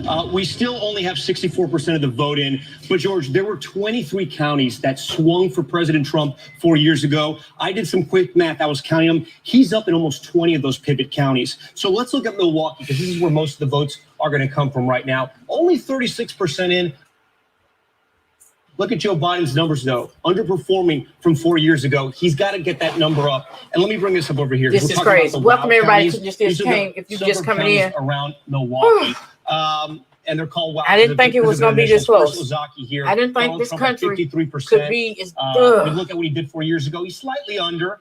Let's go over here to Waukesha, 61%. He's holding steady. And over here, Racine. This is a really interesting county. This is a county that went twice for President Bush, twice for Barack Obama. President Trump barely won it 4 years ago. He's on top in a big way. And we have to talk about Kenosha because it's interesting what's happening here. Half the vote is in, right? But Donald Trump barely won this 4 years ago. There was huge protest because of the shooting of Jacob Blake, social unrest in the streets. It got national attention. Donald Trump right now is up here in a major way. This is not good for Democrats. Like I said, those swing counties aren't going for Democrats right now. One more county I want to talk about, Sauk County. Obama had this. It swung for President Trump 4 years ago. It was very tight. He's up there as well. We also like Sauk County because it's the home of the International Clown Hall of Fame. Very important point to make about Wisconsin, and that is this notion of the early vote. What we are told so far It in can't be that many people. And this is 64% of the vote in statewide. The percentage of early vote that is in Wisconsin right now, we estimate to be 0. They have not begun counting the early vote in Wisconsin. So yes, it's looking good for Donald Trump right now, but that will change dramatically as they open those envelopes. They do the work, the slow counting of counting the mail-in ballots. I want to bring Terry Moran in for more on that. You have more information on this, Terry? That's right. So Wisconsin has one of the most decentralized systems for counting mail-in ballots in the country, but we are told, ABC News has been told repeatedly by officials throughout the state that they expect those big counties to be counted in full by early tomorrow morning, 4, 5 in the morning Central Time. And so we should have a better picture of those votes that John Carl is talking about by early tomorrow morning. Forgive me, I might have missed you say the percentage. How many of those by 4:35 tomorrow morning? 100%, according to what officials are in Wisconsin are telling ABC News. They should have Milwaukee County, they're telling us, by 5 a.m. Central Time. Brown County, which is Green Bay, sometime around the same time before dawn tomorrow morning. So Wisconsin should be known, at least as far as the county is concerned, by tomorrow morning. That could be one of the first of those blue wall states to come in. Deborah Roberts, what more are you hearing in that from Wisconsin? Well, George, very much what Terry was just saying. The one thing that still has to be done here is that those absentee and those mail-in ballots still have to be counted. And all the elections officials around the state are saying that they just have not gotten to them yet. We're hearing, as Terry said, 5 a.m. from Milwaukee, 4 a.m. There's a state law that these officials cannot go home until those absentee and mail-in ballots are counted. So they fully expect to have them counted. But they say they're deliberately working on these overnight, could very well be into the wee hours of the morning. And to John Carl's point, 2 million of those ballots around the state. So they could make a significant impact on the numbers that you're seeing right now. And again, Wisconsin is always very, very tight. But it is interesting that President Trump won Kenosha by just 200 plus votes last time. And at this point, he seems to be doing very, very well here, the site of those protests and so forth. Apparently his message of strength, he was here a lot in Wisconsin. Apparently that message seems to be resonating, but those absentee and mail-in ballots, I think, are going to tell us a lot, and we won't know that until the wee hours of the morning, if not maybe late tomorrow. Sarah Fagan. Well, we know the absentee and early vote in Wisconsin is about 57% of the vote. And there is a lot out. But looking at model data, it looks like Trump would lose that vote as it's on its own by only 5 points. That is going to make, that to me means Wisconsin's going to either be very close or it's going to move to Trump. Mary Bruce, what are you hearing from the Biden campaign on that? Well, George, they continue to stress, as they have in the days leading up to this, that they believe that the early vote has gone overwhelmingly to Biden. And that means that they still are optimistic, still are confident. In fact, a Biden campaign official just tweeted that we are going to win. They still are confident, even though, of course, we are at this waiting period, this intense waiting period, constantly urging everyone to be patient here. But we have to remember that the early vote, we still don't have a good sense on in so many of these critical states. That blue wall, yes.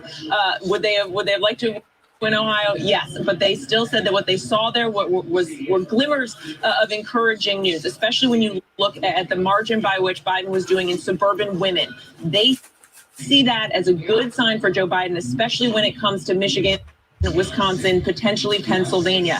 They are urging us to be patient.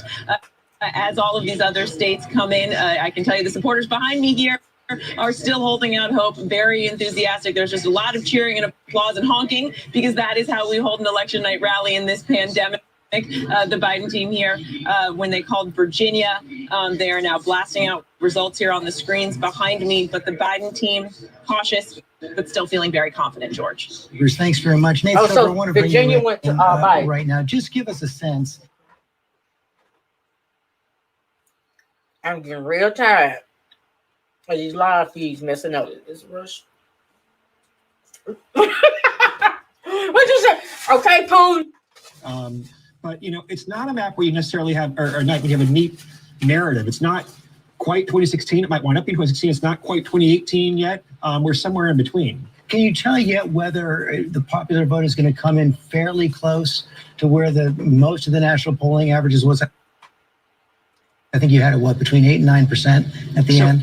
Our best guess is that Biden's going to underperform by somewhere on the order of 2 or 3 points, but he might win by 5 or 6. It's a very early guess, but it's regionally correlated, right? So in Florida, Biden has a bigger disadvantage than that. He's going to lose Florida by several points, we think, in the end. In Arizona, he might hit his numbers or beat his polls potentially. In New Hampshire, he's very close to his polls. So it's very regionally driven. And the question is, what happens in Pennsylvania, where he was ahead by about 5 points?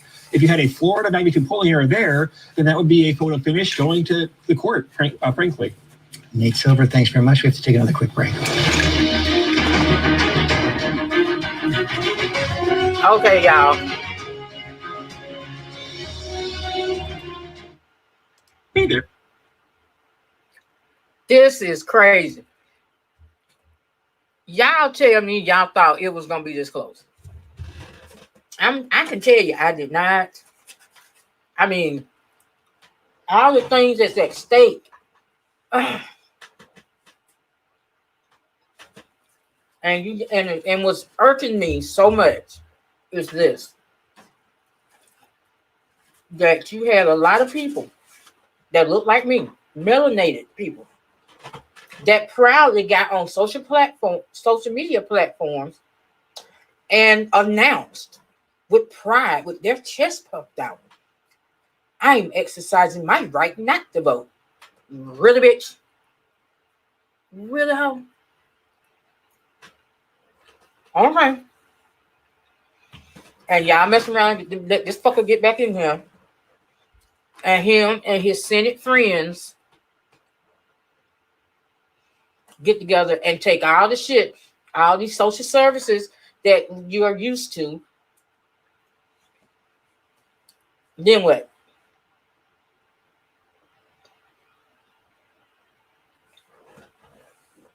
I'm trying to keep from chewing in y'all ear. 205 to 136. Okay, so now Biden is at 205.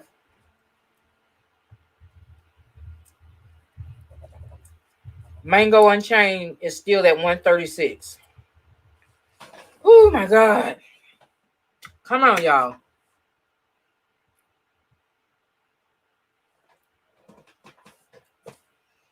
And who was that said they don't leave work to don't nobody go home until all the votes are counted? Was that Wisconsin?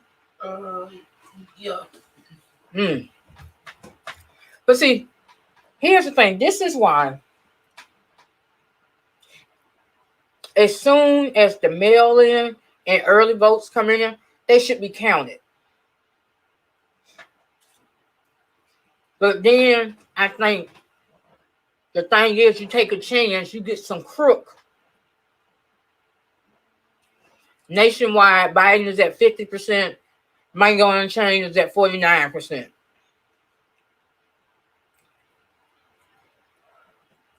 Thursday, November 12th, like it's going to be a watch party over here, everyone. Okay. 205, 136. I'm finna bring the sound back in. 205 electoral votes.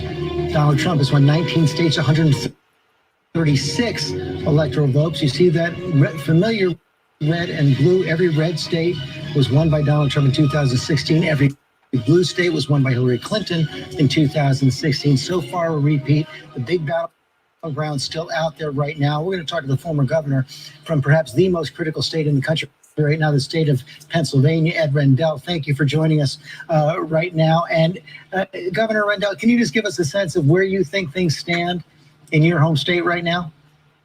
Well, I still think Joe Biden's going to carry Pennsylvania, George. The vote in the 5-county area, which is about 40% of the vote in the state, is astounding. In Philadelphia, this is just the same day voting. It's 254 to 36. In Delaware County, 46,000 to 7,000. In Montgomery County, 110 to 36. And the mail vote splits. Democrats have voted 1.6 million. Republicans have voted only 550,000. I think Donald Trump will be down in the mail vote about 900,000 votes. So I don't think he can carry Pennsylvania, although he's doing better than most of the polls reflected. What's your sense? That's why when folks started talking about them polls, I didn't pay them. I'm like, I ain't expect the polls told me they're going to start counting. Hillary was supposed to be. Mail vote right after midnight. I guess they just started. And they're going to go for a few hours, then they're going to pick up in the morning. My guess is it could be done by Thursday night, but it could carry on into Friday morning. Right, you took some time during the primaries. It took an awful long time for Pennsylvania to finish counting. Well, that was our first experience with mail voting. We've only had absentee voting, and you had to either be disabled or out of the county to vote absentee. So this was our first experience with mail voting. We weren't well prepared. We're better prepared this time, but it's just too many, 2.4 million votes can't be counted because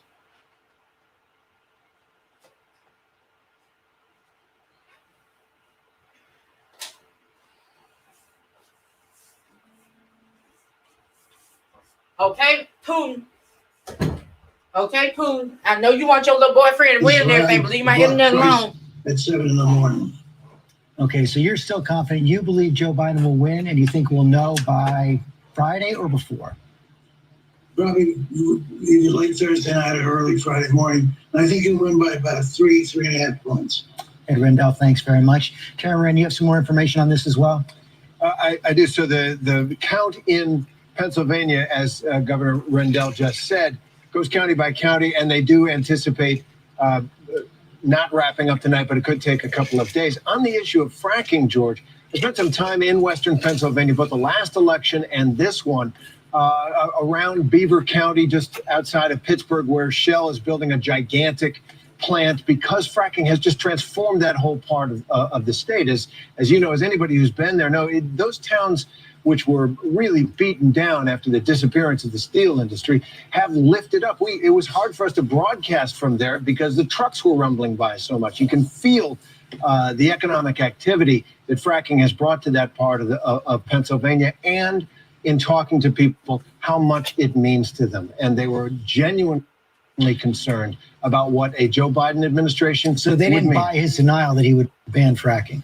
They did not. I don't think they like the sense that he dipped his toe in the water at all, because it has lifted up communities that have been ground down almost into despair, and now it's a boom land right now. Okay, John Carl, what else are you picking up right now?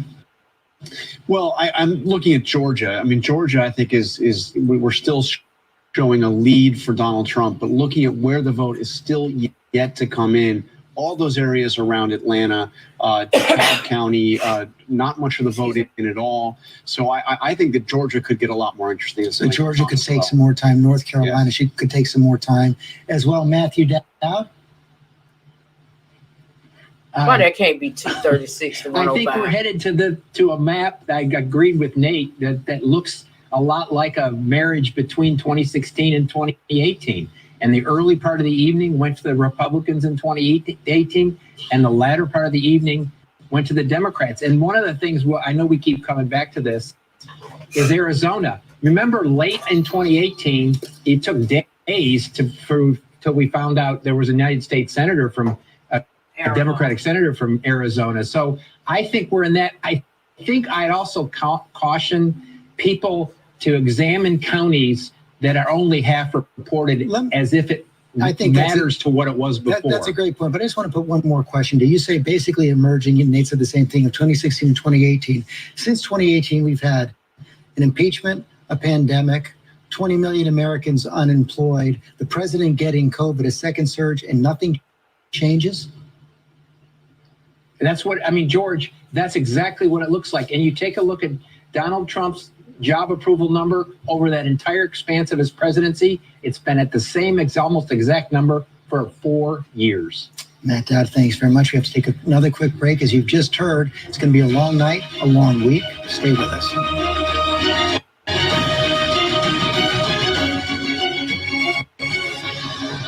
Whew.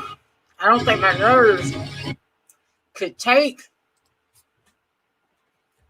Yeah, Puppet Master, this is too much. This is too much.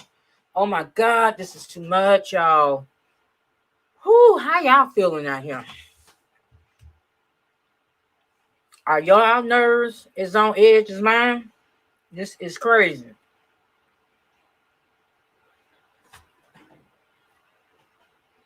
Any thoughts, DJ Cat? DJ Cat is like, she can go to sleep.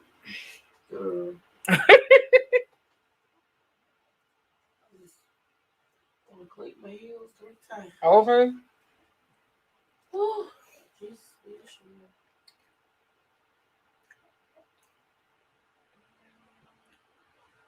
But see, when Obama ran, we didn't have all this. The first time he won by 11:30, we knew. And then the second time he ran and won by 11 o'clock, we knew it wasn't no what you call. See, and that's why we going through this right here.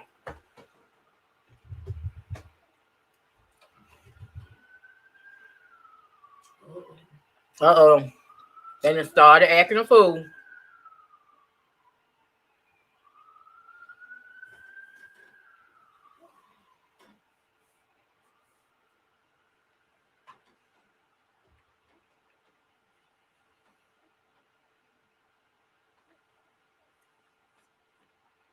Me too, Storm. But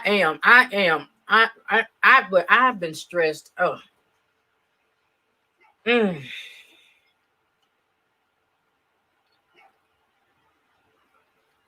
This is just too much. I mean, it shouldn't be this close. It should.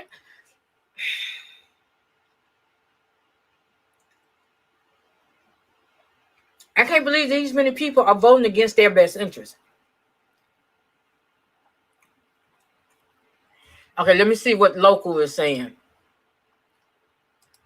It's in Georgia. I'm Jovita Moore. We're going to get right back to ABC's Your Voice, Your Vote coverage in just a moment. In the race for president here in Georgia, here are the results right now. 81% of precincts reporting Donald Trump maintains a lead with 53% of the vote.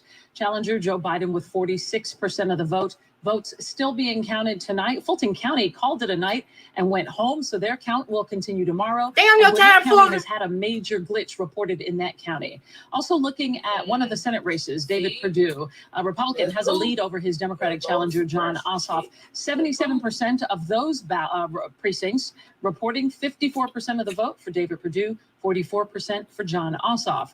Georgia's other U.S. Senate seat will be decided in a runoff. We did find that out tonight. Incumbent Kelly Loeffler but he leaves to replace Senator Johnny Isakson by the governor. Isakson retiring because of his health, but Kelly Loeffler will face Raphael Warnock in the runoff, which comes up in January in that race. But you see, 75% of the precincts reporting Warnock holds the lead. No candidate got more than 50%. Doug Collins conceded tonight. Georgia has been known for having major problems on Election Day. That was pretty much not the case today. Channel 2's Justin Gray spent the day embedded with the Secretary of State's office. There were some few issues reported, Justin, but nothing major today. Yeah, Jovita, we've moved out of that war room as they've sort of shut it down. Yeah, they say smooth sailing for the most part for voting. We're in the counting phase now, and as you say, some hiccups there. We just had Secretary of State official brief me and told me they expect Cobb County numbers to come in by 2 a.m. They're getting large numbers of DeKalb County numbers. And that Fulton issue, you know, we had Matt Johnson there on scene. Fulton officials told him they were shutting down for the night. Secretary of State says the Fulton officials are now denying that. They say they are still counting votes. They are still counting those absentee ballots. We'll continue to track it for you. We're live in Atlanta. Justin Gray, Channel 2 Action News. So many numbers from across the metro area not yet in. We have a team of producers monitoring these results throughout the night. Election results will continue to scroll at the bottom of your screen. You can also get them on our website, WSBTV.com. Get the latest results in a few hours on Channel 2 Action News this morning. Here's ABC Now. Yeah! Builder surplus is selling! Y'all, I cannot believe it's going to come down to this. I can't believe it.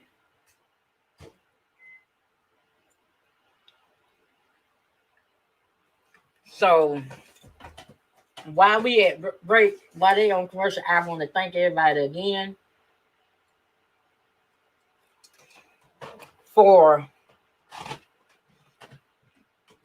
coming over and spending time, giving me your click and your view. You didn't have to, and I don't ever take it for granted. This is my first time doing this because in the last election, I wasn't on YouTube like this.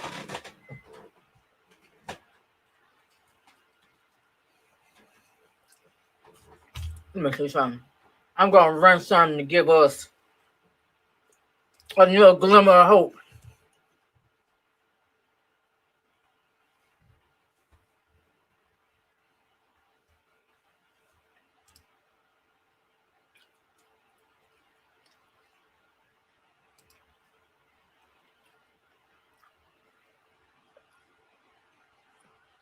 And for those that fell for that damn commercial that Trump ran with all them black men when Joe Biden was making the argument for that crime bill, and y'all cherry picked, and you know who he's talking about. He's talking about us. No, he was talking about criminals. That's what Joe Biden was talking about. But if y'all gonna be fool enough to fall for that dumb shit,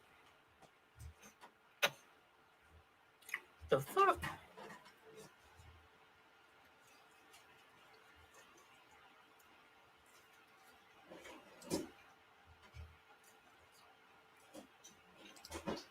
This stuff is nuts. Let me see. I'm still watching. I really want to get this and share this with y'all. Again.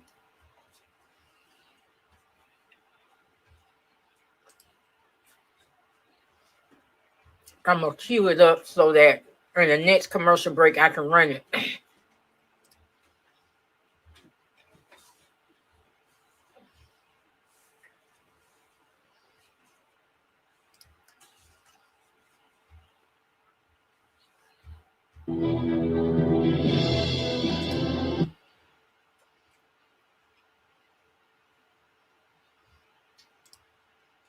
And they back. Come on, Putin. Stop it.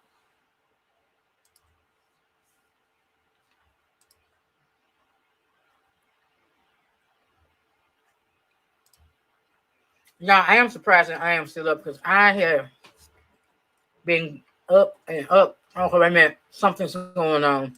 George Stephanopoulos in this is saying something. Biden just won Arizona, I think.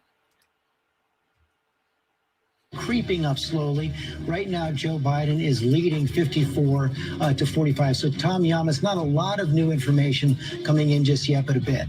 No, but a big number here, George. 4 years ago, President Trump wins Arizona by 100,000 votes. Tonight, right now, with 76% of the vote in, he's behind by 200,000. The big story is Maricopa County. This has the city of Phoenix, city of Scottsdale, 54 to 44. He's up by 10 points, overperforming from Hillary Clinton here, the biggest county. You know, Democrats thought Arizona was in play for several reasons, one of them being President Trump underperformed from Mitt Romney, but also the changing demographics. You have a lot of Californians coming in, also a growing Latino population as well. In places like Yuma County, if we see where the race stands right now, President Trump doing pretty well there. They have large agricultural families that are more conservative, so he's overperforming in that area. But when we go to Tucson, Pima County, this is the Democratic stronghold. Joe Biden exactly where he needs to be, overperforming and driving up the vote there. And John Carl, let's talk a little bit more about the importance of Arizona. The reason Arizona is so important, if Joe Biden is able to flip the state of Arizona, it's not enough for Donald Trump to win the state of Pennsylvania or win the state of Michigan. He's got to find something else. He needs Pennsylvania or Michigan plus. He could win Pennsylvania and Wisconsin. He could win Michigan and Wisconsin. but it's not going Nevada's to be still enough. hanging out there in some way. Nevada, they count so slowly. We just have no idea what's happening in Nevada, but possibly. But really, what they were going to need is Nevada plus New Hampshire. They were targeting, and New Hampshire we've called for Joe Biden. So really, what it would mean is that he's going to have to win. That Donald Trump would have to win 2 of those 3 blue wall states. Rahm Emanuel, the Joe Biden campaign, did they think it would be coming down? And it's not down to it yet because we still have had so much vote out there in the blue wall to the state of Arizona. No, I mean, they went there and they thought they had a shot there because of the trend lines you could see. And you have a lot of people not from California, from Illinois, other states that have moved in there. I will say one other thing. If this flips, you've cautioned me to be more careful about it. This is the final revenge of John McCain. This is the guy that he wanted to flip on the ACA. He said he was not going to do it. And you have Cindy McCain, also Jeff Flake, the former senator. So you have and he was up 100,000. He's down 200,000 right now. I know we're not allowed to call it, but those trend lines do not look good for him. And Arizona, to be honest, was kind of trending polling wise where North Carolina and Georgia were. And this has gone better than expected, given the spread is now 10 points when they were talking about a 2-point race. Chris Christie, when you talk to your sources in the White House, your allies in the White House, what are they saying first about Arizona and what's their plan B if they lose it? Well, they're still fighting on Arizona and they still believe they have a chance in Arizona when all the votes are counted. But they're very optimistic about Wisconsin. And I've also spoken to Wisconsin Republican leadership. I still believe I got a chance to marry Dwayne Johnson. Does that mean it's going to happen? And the results as they stand now, they feel very confident about Wisconsin. So the approach is going to be Pennsylvania plus Wisconsin. Broke my mouth going to get. I just want y'all to know. They're not giving up on Michigan yet. And I think one of the things we're missing tonight, I know a few people have said this around the table a bit tonight, but I want to really emphasize it. The Biden people thought they were going to have to beat 2016 Donald Trump. And what they're now realizing tonight is he has grown his base. He has found voters that didn't vote in 2016 that are now voting for him in 2020. And I will tell you, the last rally that he had in North Carolina, the campaign told me that 20% of the people at that rally did not vote in 2016 at all. And if you go to a rally and stay at 5 or 6 hours and wait to see the president, you're voting for him. So I think that's the thing, the Biden campaign, if it goes against Biden, they have grown their numbers above where Hillary was, but they haven't, maybe if they lose. Okay, Putin. See, anytime they get to talk, y'all notice, anytime you get talking about Putin's boyfriend losing, stuff go to buffering.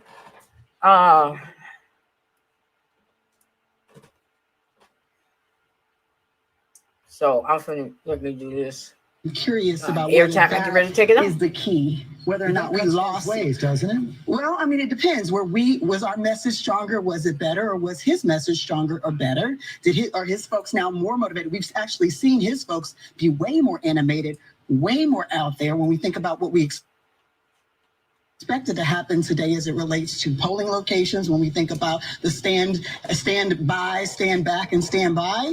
I'm curious about the role that race is playing and the fact that we're not seeing the type of change that we expected to see, particularly after 2018 Trump followers. One of the things we've seen is the Republicans were touting before Election Day the places where they had seen increases in registration. Yeah, I mean, look, campaigns matter. And one of the things that we might find after this is all said and done is Donald Trump never shut his campaign down. They registered, 100,000 net more in Florida, 80,000 net more in Pennsylvania, 40,000 net more in North Carolina. In these close races, that is going to make a very big difference. To pick up on what Yvette says, and this is going to require more data, so I don't want to jump. But if you went up and pulled up Kenosha, Wisconsin today, just pull it up versus Hillary. Right. And obviously, I don't want to tell the cameraman, but look at the difference: 60 versus 37 versus 47. Again, 47. before we don't know if they've counted the early vote. Right. Yeah, I said We're told they have not counted the mail-in vote yet. Okay, so we don't know right up, but there's going to be a place that there's a lot of currents in this water. There's not a single current. Well, I don't want to bring Lindsay That's not Davis. just COVID. There's economy, there's race, there's crime. There's a lot of things we're going to have to unpack here. I want to bring Lindsay Davis in on that because that was a big part of the dialogue in the summer from the killing of George Floyd on Memorial Day through the summer. It seemed to fade as we got into September and as COVID was surging. Perhaps it had some stickiness. You know, I think that there's a lot. I think there was a conversation that happened during the break that I think that is worthy of discussion in that if it does bear out that Black voters haven't really turned out, I don't think we can conflate the two and say that that means that Black voters are voting for Donald Trump, because I don't know many people who were really bowled over by his platinum plan. I mean, President Trump had said in that now infamous speech in Michigan in August of 2016, when he talked to Black voters, he was targeting them and said, well, what else do you have to lose, you know, in order to vote for him? And he promised, he said, look, if I win, this was 2016, he said, if I win in 2016, and if I, you know, in 2020, I'm going to get 95% of the Black vote. I promise you, you know, at the time in 2016, I believe that he got about 8% of the Black vote. Now it seems that he's polling at about 10%. You know, I think that there's a lot of data. I would agree with Ram and Yvette that still needs to bear out. But if it ends up being that race is on the ballot, I think that it also could, as you said, it could cut both ways, that you have a Black woman of color running for vice president when Black women are considered to be one of the most marginalized group in society. We will see if there is an enthusiasm gap when all the votes are counted. Have to take another quick break. Vice President Biden is going to speak, we are told, in just a few minutes. We'll be right back.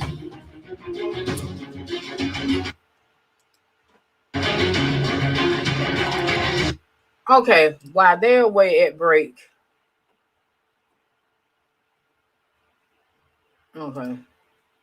While they're away at break, I want to share a little something with y'all to kind of amp us back up. Let me see. Okay, am I back? Am I back? I'm still here. Okay. Trump got Florida.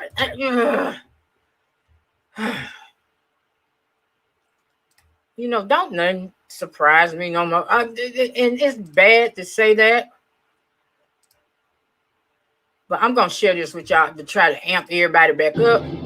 5 years ago, we lost. All of us. We lost friends. We lost family. We lost a part of ourselves. Today, we have a chance to take it all back. You know your teams, you know your missions. Get the stones, get them back. One round trip each, no mistakes, no do-overs. Most of us are going somewhere we know. That doesn't mean we should know what to expect. Be careful. Look out for each other. This is the fight of our lives. And we're going to win. Whatever it takes. This is our moment. This is our mission. Assemble. 5 years ago, we lost. All of us. We lost friends. We lost family. We lost a part of ourselves. I can't believe he took Florida. Today we have a chance to take it all back. You know your teams, you know your missions. Get the stones, get them back. One round trip each, no mistakes, no do-overs. Most of us are going somewhere we know. That doesn't mean we should know what to expect. Be careful. Look out for each other. This is the fight of our lives. And we're going to win. Whatever it takes. This is our moment. This is our mission. Assemble. Just a little something to just give us a little hope, you know, try to, you know, the little pep talk, you know. If you've been following me anytime, y'all know how I love my Marvel and my Avengers. So I'm just trying to get a.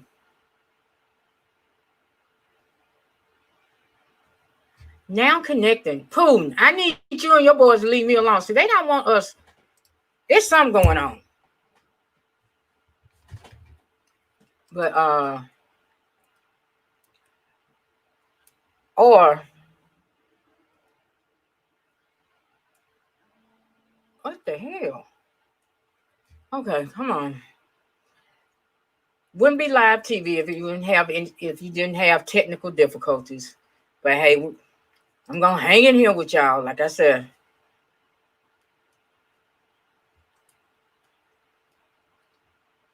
If I have to shut it down and start it over again, but I'm gonna hang in there. So, okay. I don't know what the hell.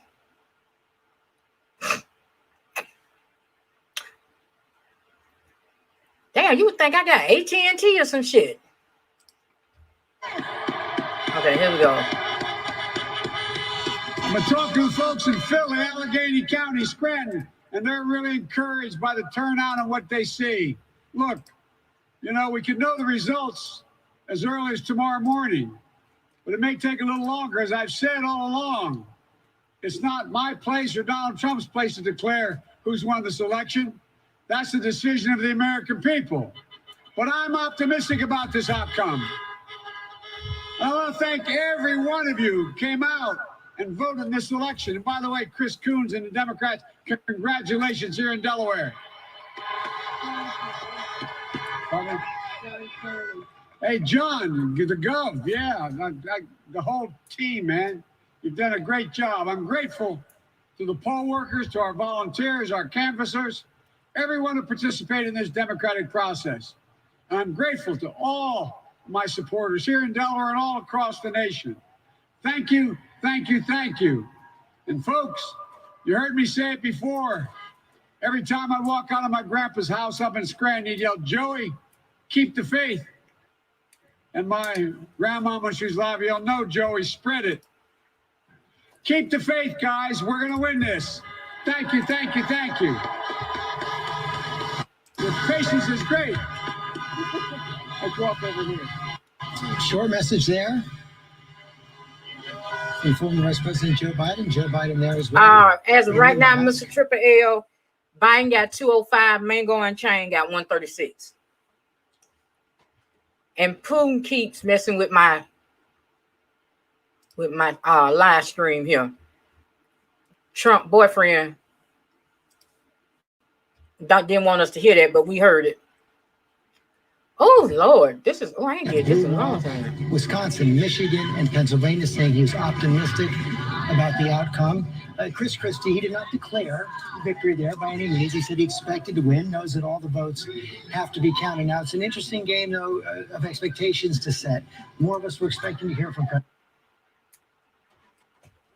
At least the Dems kept the house. President Trump tonight first, rather than Joe Biden.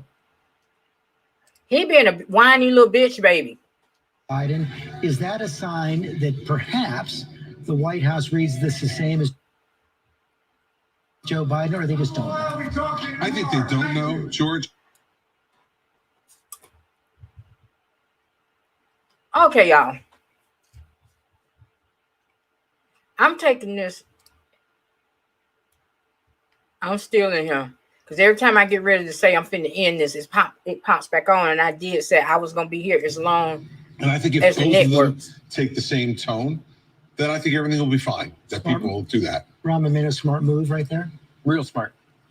Because now he's kind of put out there, he's put the first kind of design, the architecture, and the kind of the molding has been cast. And I think waiting and not waiting for the president to move was a smart move.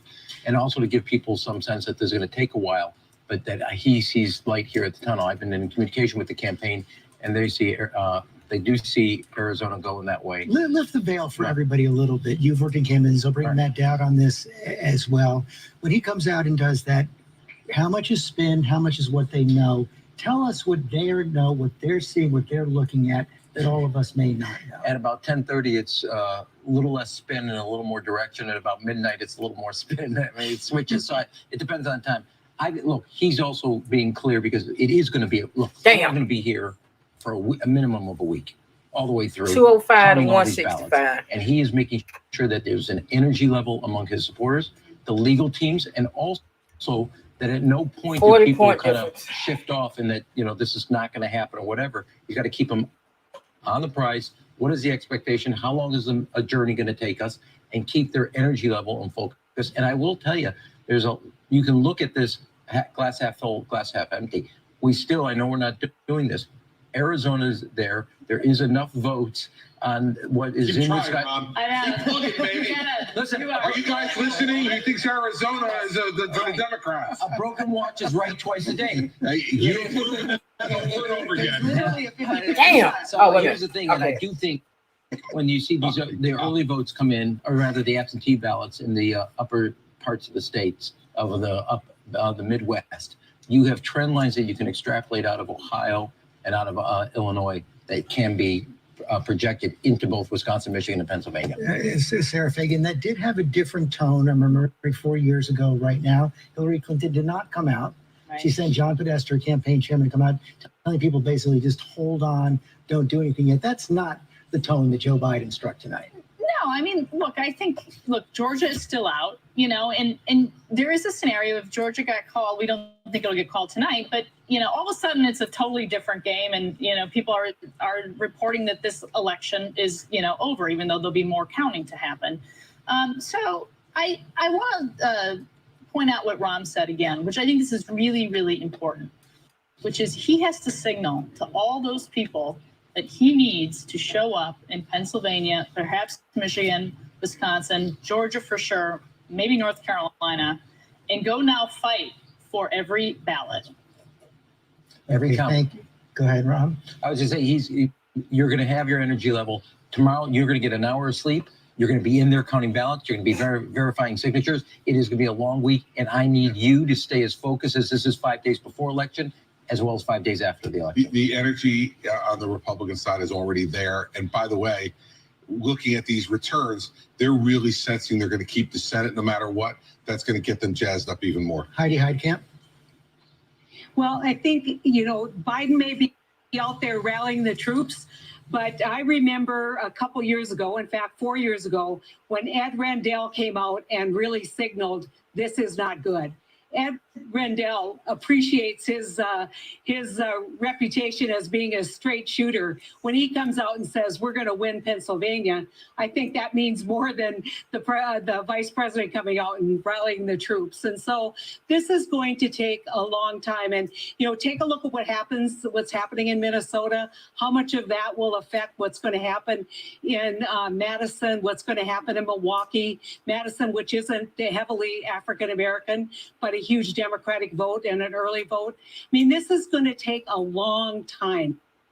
And I think you have to, I really applaud ABC and all the networks for saying, cool your jets, no one's won yet. Let's just count these ballots. But the longer it goes, and this is what I'll say about Pennsylvania, the longer this goes, just like COVID, the more people are going to get anxious. And so the faster they can do it and do it correctly, the better it is for this country. Thank you. Matthew Dad, I want to bring the question to you that I brought to Rahm Emanuel. You, of course, worked in George W. Bush's campaigns. Talk about, at this point, if you're in the boiler room of the campaign, the war room of the campaign at midnight, almost 1 a.m. right now, what are you looking at? What are you seeing that tells you it's okay to send Joe Biden out there?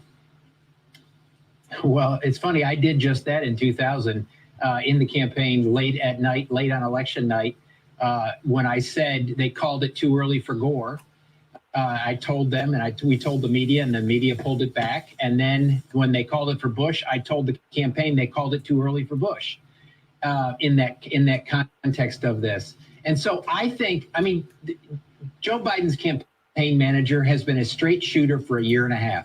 She told everybody the polls were not right. She told everybody this was going to be closer than it was. She told everybody they were worried about Florida. She told everybody they had multiple paths that they knew they had to keep intact. I think they're actually telling the truth. And if you look at the numbers, I looked at the numbers outstanding in Wisconsin, outstanding in Michigan, outstanding in Pennsylvania, and what's left in Arizona, is you would much prefer to be in Joe Biden's position right now than in Donald Trump's positions right now. just That's a picked fact. up another When you look 6, at all the 205 ballots to out there, 171. we'd much prefer to be Fuck. Joe Biden right now than Donald Trump. Except right now, we are calling two more states, projecting two more states for Donald Trump. First one is the state of Iowa. State of Iowa and its 6 electoral votes are going to go to Donald Trump. Also, the state of Florida and its 29 electoral votes will go to Donald Trump. So again, the red states are filling in red. Blue states are filling in blue. John, I want to bring you in on something else. Right now, we have not seen President Trump speak last night, but we've now gotten the first tweet. We're not going to show it right now, but it was something that we were prepared for. We were expecting coming into tonight. After Joe Biden went out and spoke, Donald Trump put out a tweet where he said the Democrats are trying to steal the election. Apparently it was taken down, but now it's been put back up. California. Just break that down. Let's talk about what that means and what it doesn't mean. He's also saying he's going to come out and speak, and I imagine he'll say very much the same thing when he comes out and speak. But look, the votes have not been counted yet. Nobody is stealing anything. As I mentioned, in the state of Wisconsin, they haven't even begun counting the mail-in vote. In the state of Michigan, they've only counted about 16% of the early vote. In the state of Pennsylvania, they've only counted 24% of the mail-in vote. There are major urban centers in Georgia and in Michigan and in Pennsylvania where only a small fraction of the vote is in. So the vote has not been counted. Nobody is stealing anything. But this has been a theme for Donald Trump. He has been invoking the idea that the election will be stolen for months and months. And rigged election was something we heard consistently. Rigged election. I mean, really was something he said in 2016 as well. It's usually not something you hear. He won Florida and Ohio. Okay, Putin. Putin, I'm still trying to pick it up for his boyfriend. So it takes time, and this is a really close election, and it's really close in so many of those key states, and it's an election that took place during a pandemic where we have had a massive increase in mail-in voting, which takes longer to process. Chris Christie, what's the end game here? Listen, I think the president, this is a guess now, I haven't spoken to him. My guess is that the president felt like he was being restrained tonight by not going out and speaking. His instinct would be to want to go out earlier. He sees Biden go out there and lean in. We think we're going to win this thing. Feel good about where we are, on track to win the election. Right. So he's saying, I'm going to win. Not that I have one, but I believe I'm going to win. I think that probably really angered the president. You know this. There's a big difference then between sending out a tweet or going out and speaking and saying, no, I think I'm going to win. Here's what looks good in Florida and Michigan and Wisconsin, and saying the other side is trying to steal the election. George, my job here, as I see it, is not to either argue with you about that or to rationalize it. Okay. Part of my job here is to help people here and on TV understand what I think, knowing the president for 20 years, what motivated him. I think he heard that. I think he got angry and said, listen, I'm being restrained. This election is the president, asshole. as John Carl just said, and I'm not going to say anything. Then he sees Vice President Biden go out there, and Rob liked it because Rob knew that gave Biden an advantage. He comes out there and says, we think we're going to win. So the president's ticked about it. Right. And when this president gets angry, he goes turns to into a little bitch, I'll baby. give you one example. In 2006, Joe Donnelly in the upper South Bend area was up 100 votes, and I was chair of the This is Trump right now. Congressional, it's 06. I said, go out and declare victory. He says, they haven't declared it. I said, you declare it. You go out and declare it. Then they have to prove you wrong. And so Joe going out there, keeps his base energized, keeps people focused for the long term, and made sure, and actually, I like the fact that he got Trump under Trump's skin. Well, and by the way, to be fair, if Donald Trump had gone out there and done that, there would have been people who would have been reacting differently than they reacted to Joe Biden. They would have said, look at Trump, he's trying to heist the election. And so that he knows that too. Language he used. That's different messages. They're different messages. To understand, wait a second though, they're the same message with different language. We're gonna same message, different language. We got to take a break. We'll be right back.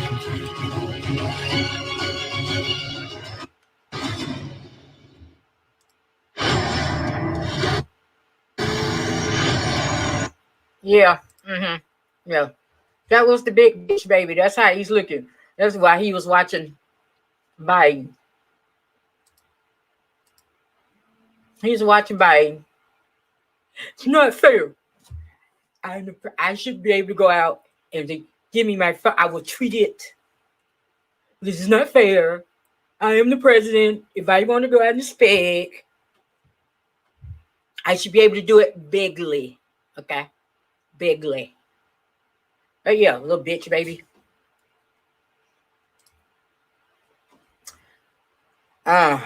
This is an interesting night. It's longer than what I thought.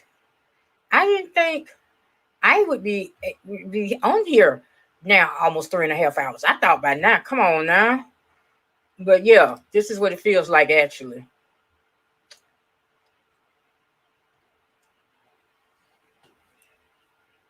Did we get rid of the yeast infection, or are we gonna have to suffer with the yeast infection for another 4 years?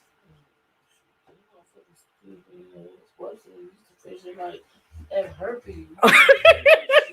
Yeah, DJ Kent. It ain't no horseback rides and sailboat rides like in the damn commercial. That shit, once you get it, it won't go away. We need this motherfucker to go away. So we need a shot of penicillin and be done.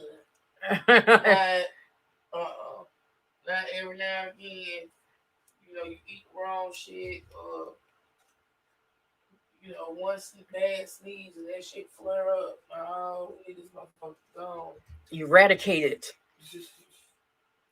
Oh Lord, y'all. And here go his boyfriend.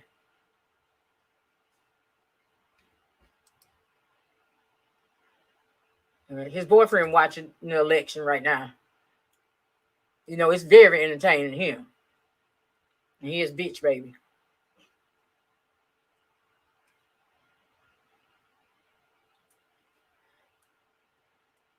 But hey, my question is this. Depending on how this thing go, I'm just saying.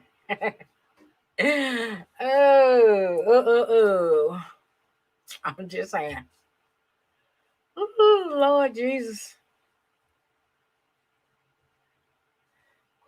I don't need the drink, nothing else. But I do thank all of you guys for coming over and watching this and spending this time with me. I have some that's been here since I came on, and I've been on now 3.5 hours. So I thank you guys for coming over here and watching, and for your continued support. Let's see. They're coming back. Let me add my sound and see what they say. Presidential race for 2020, not even close to over. Let's take a look at where things stand right now. Joe Biden, 16 states, won 205 electoral votes. Donald Trump, 171 electoral votes. Let's put up a new map right now and show people the 14 states that have not yet been projected. Okay. We're going to put that up right now and then zero in on those battlegrounds that are most at play in this moment. There you see it right there. 14 states have yet to be projected. Georgia ain't been gave to nobody yet. For one side or Texas ain't been gave to nobody yet. Most likely Alaska and Hawaii. But we're zeroing in now on 6 states that could make the difference in this election. Let's start with the state of Arizona. You see, Putin don't like it when I talk about his bitch baby. When I talk about his bitch baby, he don't like that.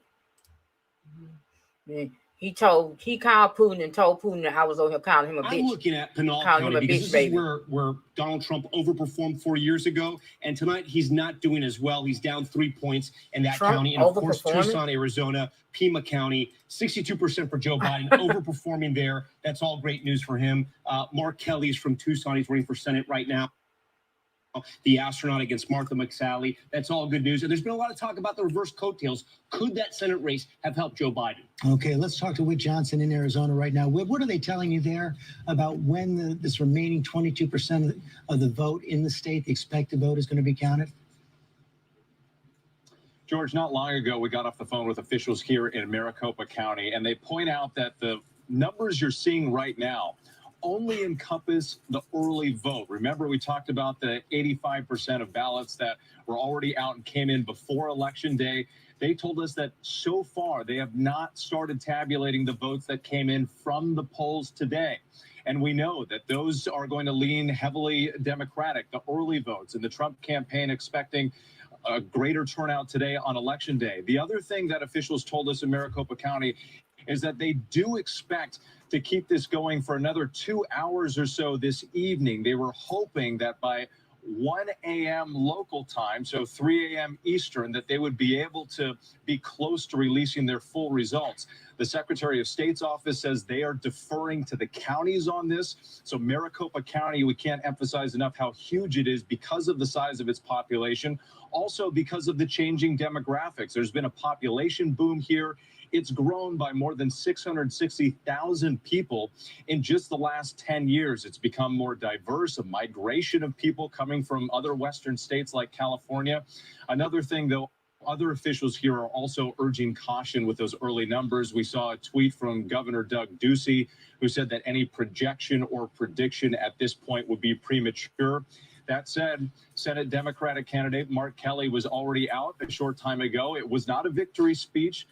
Very similar to Joe Biden, saying that they like the numbers where they stand right now and that he is confident that by the end of the night, he too will win here in Arizona. Thank you, John Carr. You reminded everybody how long it took to count the votes back in 2016. It also took, I don't remember the exact amount of time, but a fair amount of time to count the Senate race back in 2018. It took days to count that Senate race, and that was a Senate race, a seat that was controlled by the Republicans, that was lost by Martha McSally, and then Martha McSally was then appointed by the governor to take over the other seat after John McCain died, and now she's running again, looking at the possibility of potentially losing 2 of her party's Senate seats in the course of just a couple of years. Waiting for the final count to come in. Let's look at the state of Wisconsin now, as well as check in on where things are. 72% of the expected vote in Donald Trump, now leading 51-47. We've cautioned many, many times that the early vote has not yet been counted in the state of Wisconsin. Yeah, George, we can't stress that enough. But what we can stress is a lot of the swing counties, there were 23 of them 4 years ago.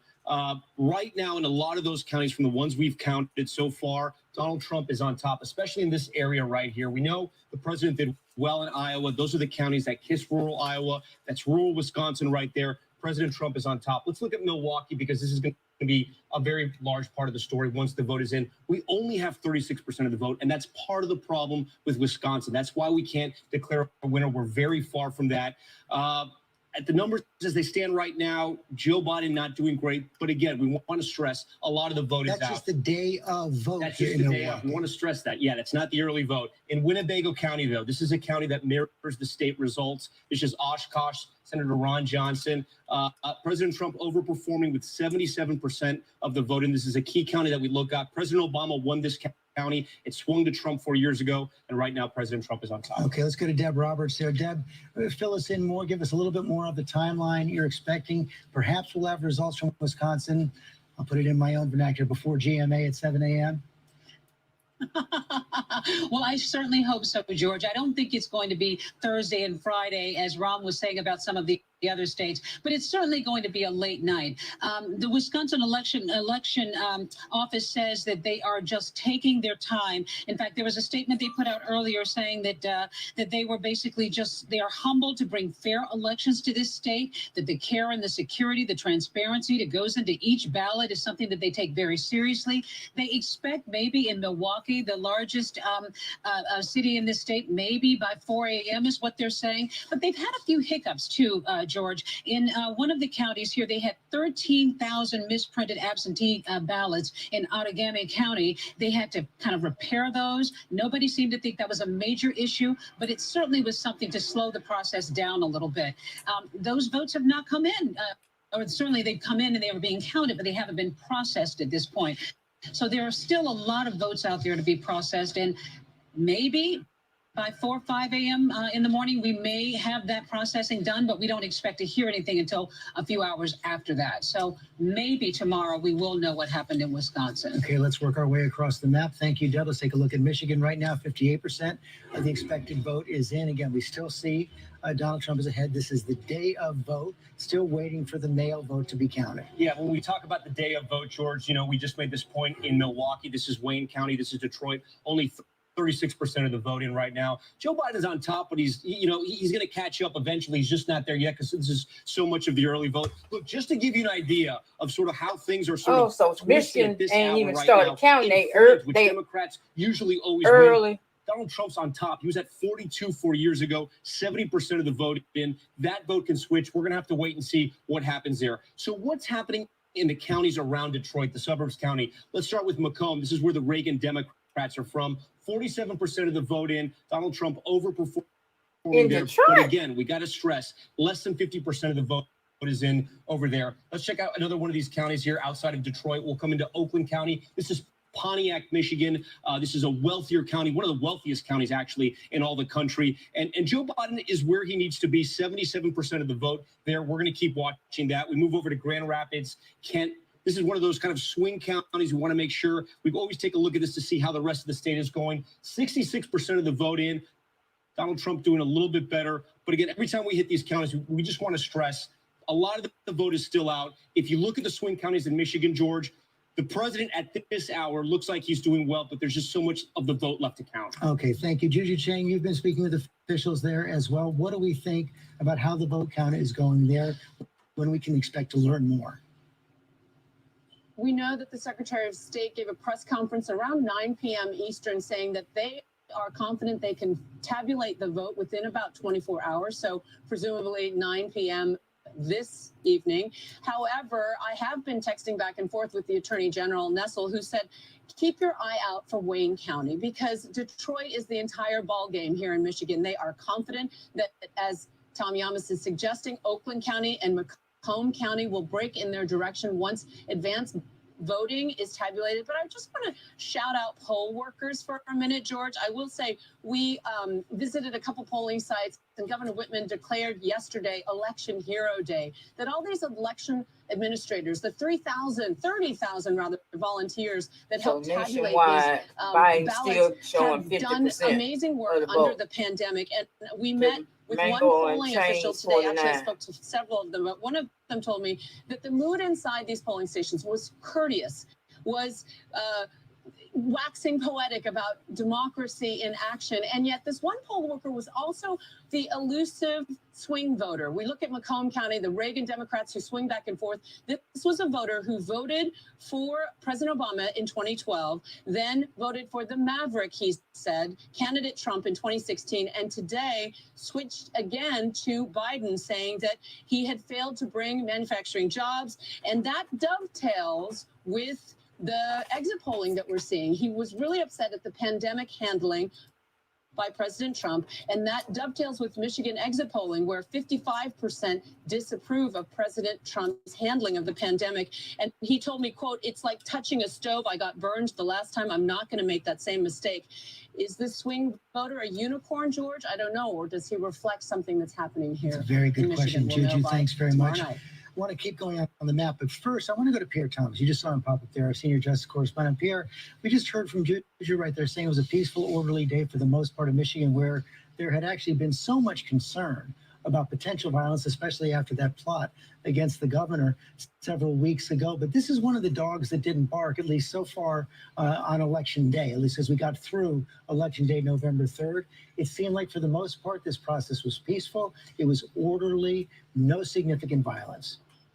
Peaceful, orderly, and the fact that, you didn't have to come to me to ask a bunch of questions tells you the way that the day went. Law enforcement officials breathing a sigh of relief. But the concern going forward, George, is just what we're seeing unfold. We're going to have days possibly before we know the actual result. We now are hearing the president talk about the election being stolen. So law enforcement officials and intelligence officials are bracing to see, will foreign actors attempt to play on this notion of uncertainty. Law enforcement officials also, as you can see, have been concerned about the cities, Washington, New York City, boarding up stores, that kind of thing. So far, there's been calm. The question is, will people continue to be patient? That's what people are hoping for. But again, the longer there's uncertainty, there will be concern. Yeah. Just to follow up on that, we know from the last election that Russia interfered in a fairly heavy way, putting their thumb on the scale for President Trump. But their big goal, even more than that, was simply disrupting our election, causing Americans to lose confidence in their entire system. Exactly. And here's what the concern is.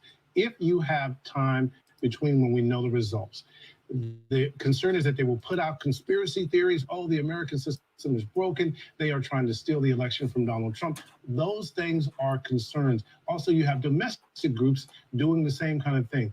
The good news is that the social media companies like Google and others, Facebook, have done a better job this time, they say, of identifying fake information so they can block it.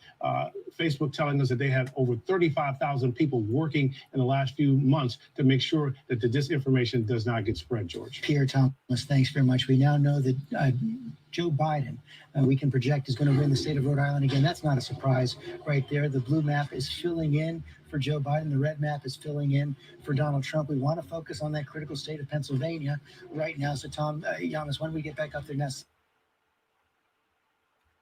Okay, Pooh. Yeah, y'all see that? You see that? Anytime Biden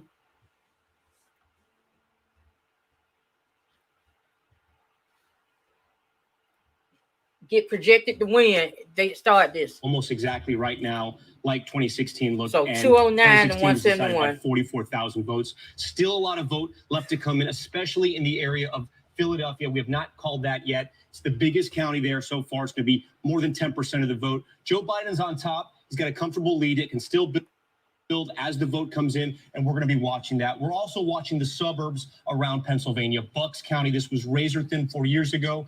Donald Trump on top right now, but again, a lot of that vote has to come in. We're going to take a look at Chester County as well. A similar story, neck and neck 4 years ago. There was a bigger spread. We're still waiting for some of the vote to come in there.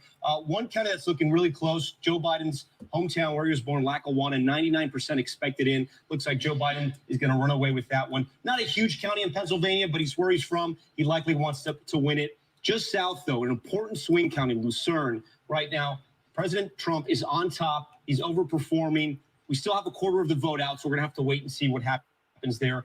But, George, again, just looking at the map right now, as it is right now, it looks a lot like 2016. Pittsburgh, Joe Biden is on top, but we still have a lot of the vote that hasn't come in there. Okay, Tom, thanks very much. Let's go to Eva Pilgrim in Pennsylvania. What more do we know now about where the count is? Well, we don't know too much more about where the county is, to be quite honest, George. At this point, we're still waiting for an update from election officials. The last we heard from the Secretary of State, they were hopeful that they would have the majority of these votes counted by Friday. But I mean, as we all know, some of these counties aren't even starting to count these early ballots until tomorrow. So those votes haven't even started to be tabulated. We were just told a short time ago that those Bucks County early mail-in ballots have not been counted yet. That's a huge portion of votes that would potentially go to Biden. So we are waiting to see how those votes come in as well. And here in Philadelphia County, they are counting around the clock. They originally thought they were going to be able to count some 32,000 votes an hour. It looks like they're really only going to be able to count about 10,000 votes an hour is what we last heard from them. So it's going to take some time. People are going to have to be patient.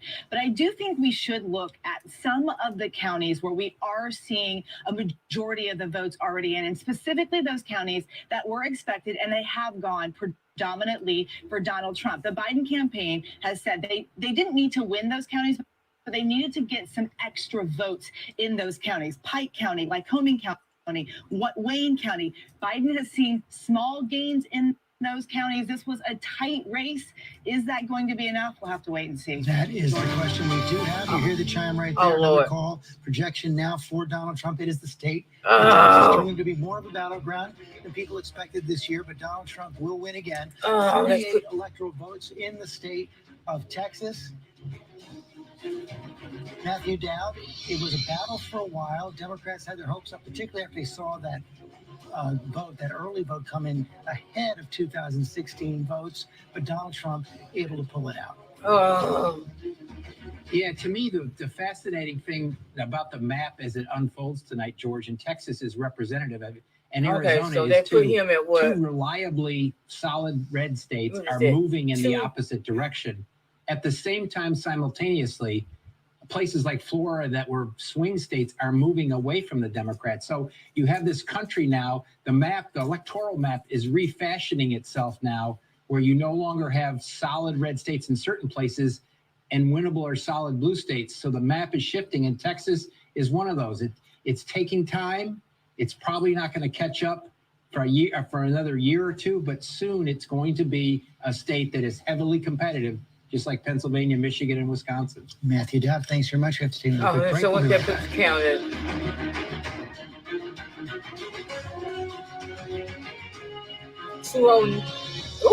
It's tied at 209. Oh Lord Jesus.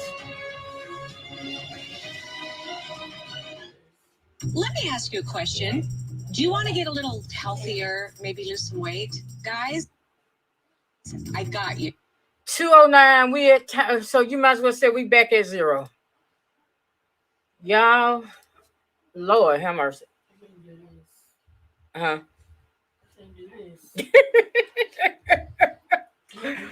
Oh my God. Oh my God. Oh my God, y'all. This is crazy. I want to shout out everybody in the chat that's still hanging in on all platforms. Let's see. Oh Lord, child. This right here. This right here. I just don't get it. Oh my God, I don't get it. What's so hard? I mean, the thing on the pandemic alone, this motherfucker should have been out. It should have been 499. He should have been gone. What is wrong with y'all folks? Oh my goodness. Oh my God. Welcome everybody. Y'all. I'm finna hit a mark that I ain't did hit. Okay. That I ain't hit in a minute. And that's I'm coming up on the 4-hour mark. But like I said, as long as the networks are hanging in there, I'm gonna hang there. When they sign off, I will sign off. I will probably be doing like they'll be doing, which means I will be giving hour on the hour or whatever updates. I'll pop in and be like, as right now, the count is this, the count is that, you know. But this is it's a tie. Oh my God. This is why I had all that anxiety. This is why. Because like I tweeted that I voted, but I don't trust this country. 26, and this is showing me. Ain't no way in the hell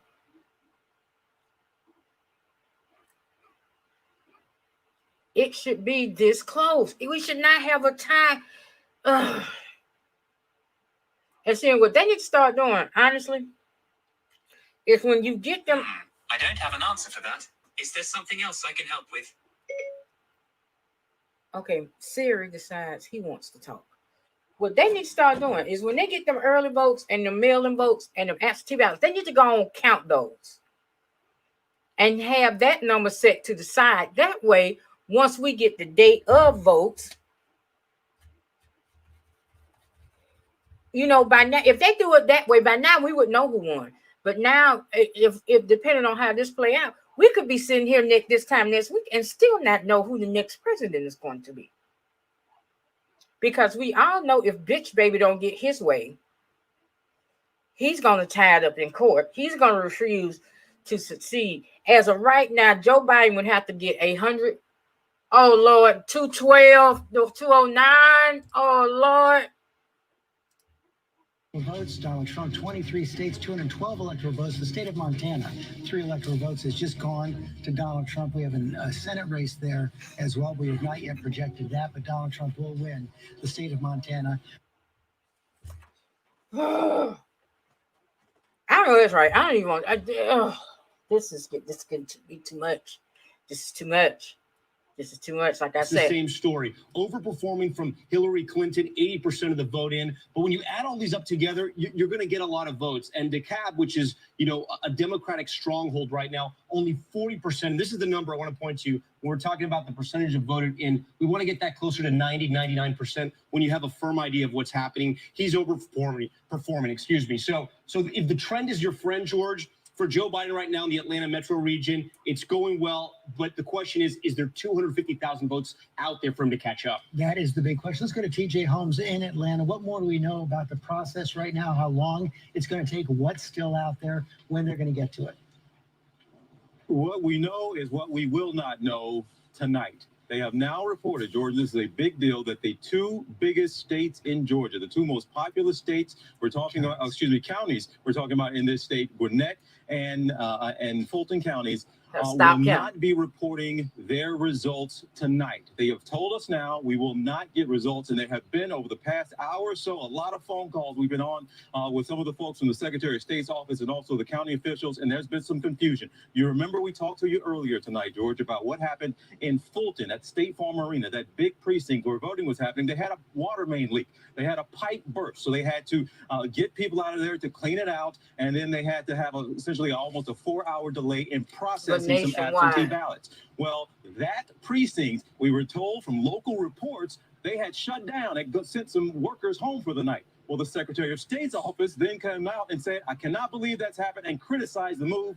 And so just a short time ago, Fulton County officials said, we got some people back in there. So that processing is still taking place tonight with those absentee ballots. That is in Fulton County. Then in Gwinnett County, they had a technical issue with absentee ballots. They essentially have some flags that need to be gone through by hand, by people going through and seeing what the voter intent was on some of those. Those are tens of thousands that are still being processed, we're told, but now will not come tonight. So a lot of confusion there. And this was supposed to be avoided, George, because the absentee ballots could be processed here. State law allowed them to process them early. All they were supposed to be able to do today is the ones processed, just click a button and it gives you the vote count. But still, even with that in place, they still have come up with some issues tonight. 2 biggest counties here now will not have results tonight, George. And if you don't know the answer to this, that's fine, but I have to ask it anyway. Are they giving you any estimate of when they believe they're going to have these votes counted? No, at this point, they absolutely do not know, because the estimates and again, we're getting different answers from the Secretary of State's office versus the county officials. And a good reminder as well, it's the Secretary of State's office that's in charge of all, of course, elections for states, but the county officials are running these local elections, and it's their responsibility to get these votes counted, to get these ballots processed, and to get those results in. We just do not know, George. TJ Holmes, thanks very much. Okay, let's take a look at North Carolina now. That is still out there. 95% of the expected vote is in. Donald Trump leading by just under 100,000 votes, Tom. Yeah, no, it is incredibly tight right now in North Carolina. And similar to the story in Atlanta, will there be enough votes for Joe Biden in major cities like Charlotte and Raleigh? As we see right now, 5% of the vote is still out in Mecklenburg, the biggest county right there. And Joe Biden has been overperforming, just like he has in Raleigh as well. He's at 62% right now with 94% in. He's overperforming in this city as well. This begs a question, though, George, because what we're seeing in North Carolina, we saw in Ohio, and we saw in Texas as well. Joe Biden is doing better in the urban areas. He's overperforming there, but Donald Trump is keeping up, or he's doing better himself. So it begs the question, did President Trump grow his base as well in the rural areas of some of these states? I want to go to Byron Pitts, but first, John Carl, we saw that happen in Texas. We did. This is an astounding fact, George. Texas, which has counted 93% of the expected vote, Donald Trump got 1 million more votes than he got in 2016. 1 million more Trump voters. So more Democrats voted, but yeah. And by the way, Biden got about 1 million more than Hillary Clinton. But the fact that Donald Trump was able to find 1 million more people to turn out to vote for him in the state of Texas is quite astounding. And you saw it in places in North Carolina. One, you talked about Robeson County in North Carolina. This is near Fayetteville. This is a county that he won narrowly, won not only with a bigger margin this time, it looks like, but with considerably more votes. More votes. He's turning out people who did not vote for him last time. First-time voters for Donald Trump. Let's go to Byron in Raleigh, North Carolina again. Let's walk through this, Byron. What do we know about what's still out there, when it's going to be counted?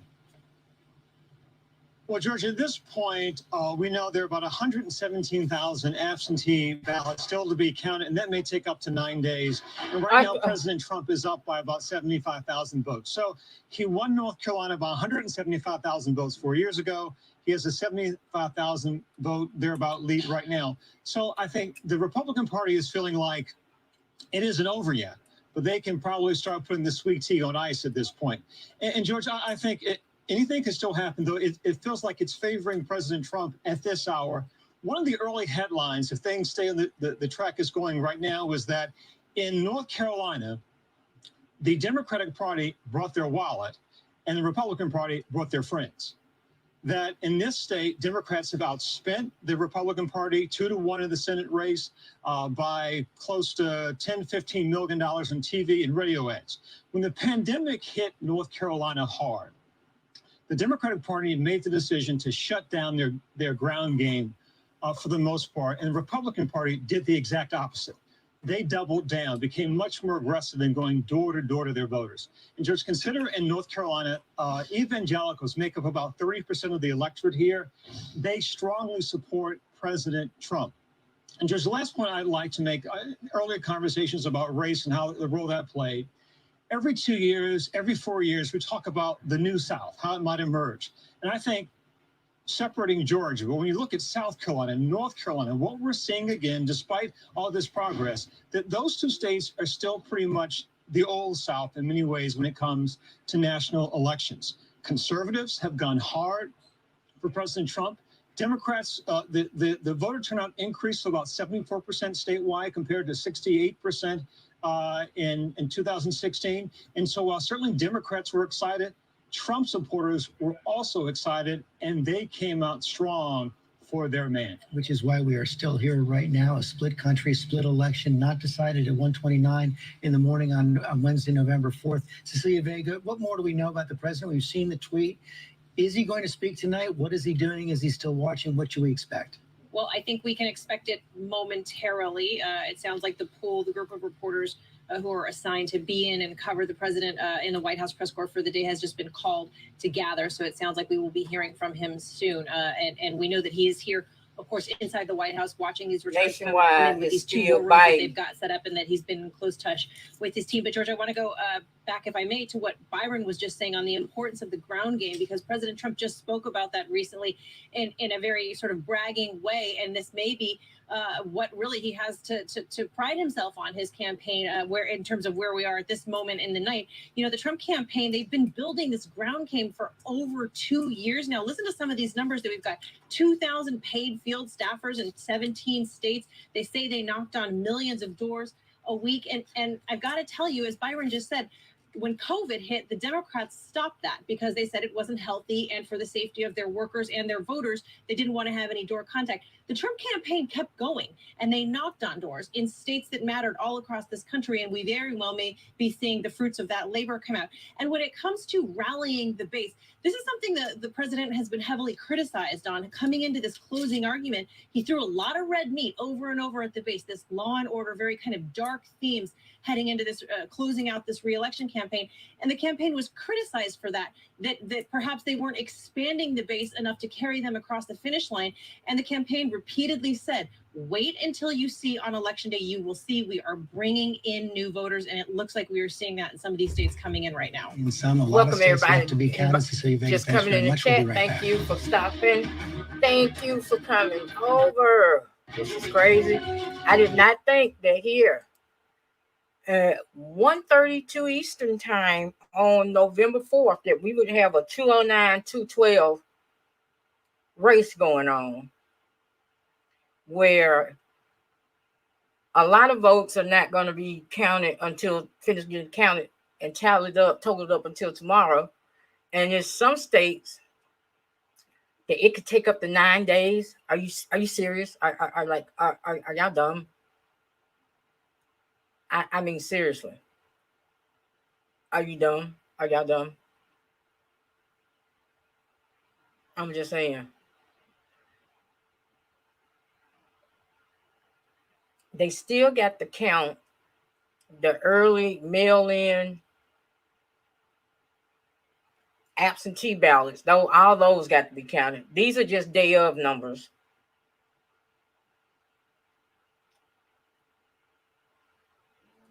That's crazy. I really do think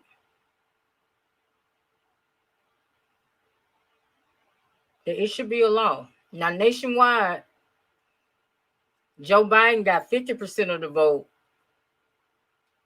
to Donald Trump's 49% of the vote. But that damn electoral college is coming, look like it's going to come into play again. Biden got 209, Mango Unchained, 212.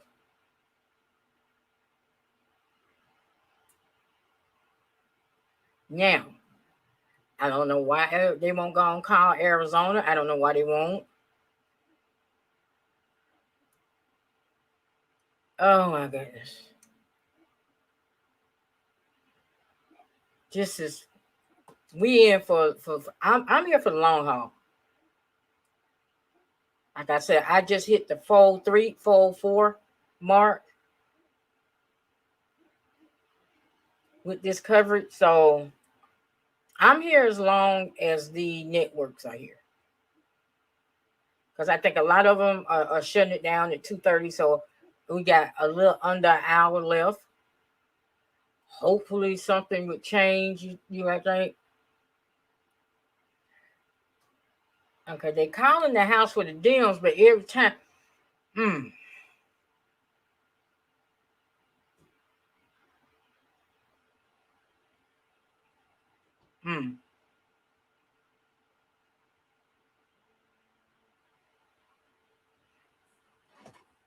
But there is still a lot of votes. As of right now, if you just take those first two numbers, they got 125 million votes. This is getting to be a bit too much.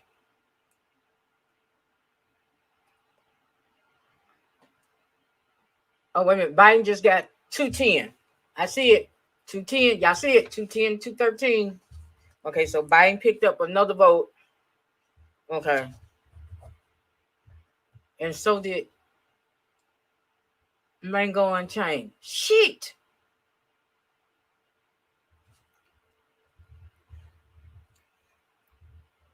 The 213.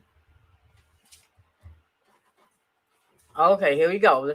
Let's put the sound back in. Country, here again, George Stephanopoulos.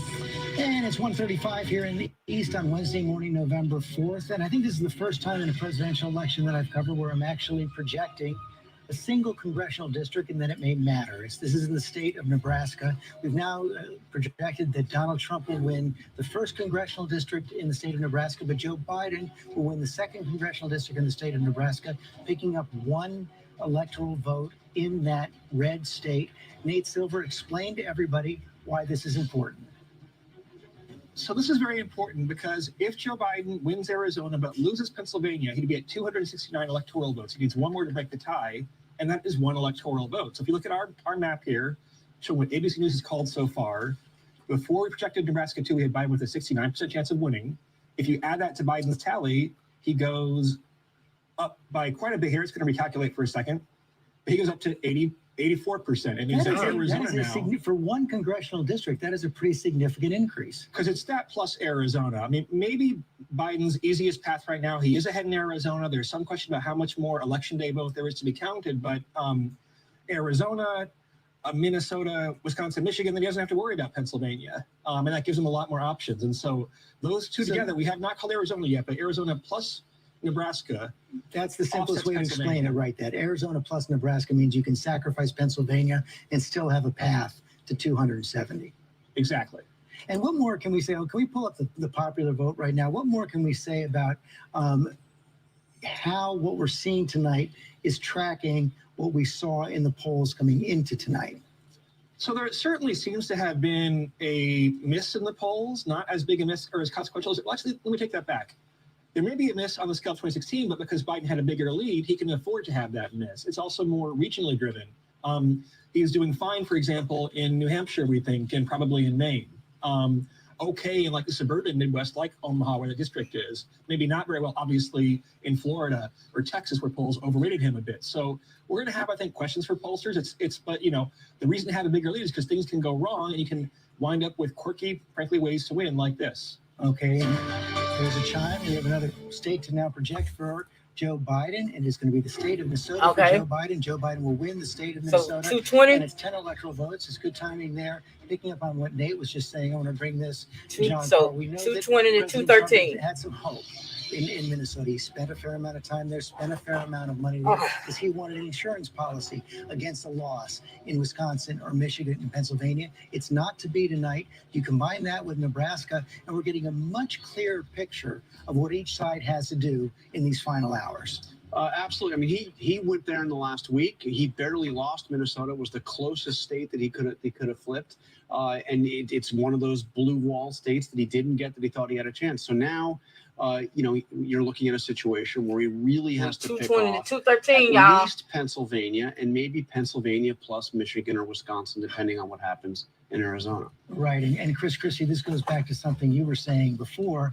It's putting even more focus on that state of Pennsylvania pretty much now. If Joe Biden, assuming Rahm is right about Arizona, if Joe Biden wins the state of Pennsylvania, he's going to win this election. Yes, the ROM meter projection makes Pennsylvania. But listen, you and I have been talking about this since July. I have consistently thought that whoever wins Pennsylvania is going to be the next president of the United States. And I think it's shaping up that way. Now, I do think that there's continued encouragement for the president in Wisconsin. And I think he is going to win. I'm going to have the Christie meter. I think he's going to win North Carolina to match up with you on your Arizona prediction and make myself +4. So you're looking at really Georgia, Pennsylvania, Michigan that I think are still the ones that we have to watch very carefully. And we're still waiting for Arizona, waiting for Nevada. And by the way, George, one other thing. I always like to pick out who the biggest loser of the night is. And so far, I think it's Mike Bloomberg. This is a guy who decided to get into this race, thought he was going to be a factor, spent a fortune, was a blip in the Democratic driving out of your lane to hit the guy. Yeah, listen, and now he spends $100 million in Florida, and Trump's margin is bigger than it was before. So I think anybody who's looking for spare change, go to Mike Bloomberg. He's apparently giving it away for nothing. What is it about Florida? Democrats always seem to be lured down to that state, and it never comes through at the end. I think the changing demographics, we expect it to look more like what we're seeing in Arizona and Florida. Arizona and Texas, and it's just not trending that way when you think about Black and brown voters, in part because of the heavy conservative vote among Latino voters down there, the growing number of conservative seniors who are moving down and retiring there. I know Biden got a lot more of those than before, but we're just not seeing the trend lines demographically shifting with the party the way we're seeing in places like Arizona and Texas, unfortunately. Victor Kendall, you're in Miami. That's right, George. And one Democratic data analyst that we spoke with called what happened in Miami-Dade County a total collapse. And there are some other problems here for Democrats. There's 2 Democratic House seats that were considered safe in this election. Well, not so much anymore. And one of those belonged to Donna Shalala. And speaking to all the money spent on those television ads, well, they were brutal, just relentless. President Trump hammering Joe Biden, labeling him as a socialist. Well, Republicans only spent, according to the latest numbers that we've seen, about $80 million on those ads, while Democrats spent closer to $130 million. And those ads for Republicans really seem to resonate with those Latino groups, not just Cuban Americans, but it's clear that they also reach the Nicaraguans, the Venezuelans, the Colombians. All of those groups seem that to he turn don't out give a for damn President about, Trump that he in was this election, not the way saying the Democrats didn't wanted this one to shouldn't go. be in this George? country in the Somewhat first different when it's playing in place. Arizona, but David, what do we see in the exit polls about the role race is playing in this election? Well, if you look at, let's take a look at the question of Minnesota racism in the U.S. It's interesting if you look here, and given the George Floyd, and there's so much coverage of it this year, and this, much needed conversation in this country, only 8% of the people, according to the exit polls, said that that is the most important problem. Of course, we are dealing with the pandemic and the economy, and so there are a lot of things that have also shared the news cycle these last few months.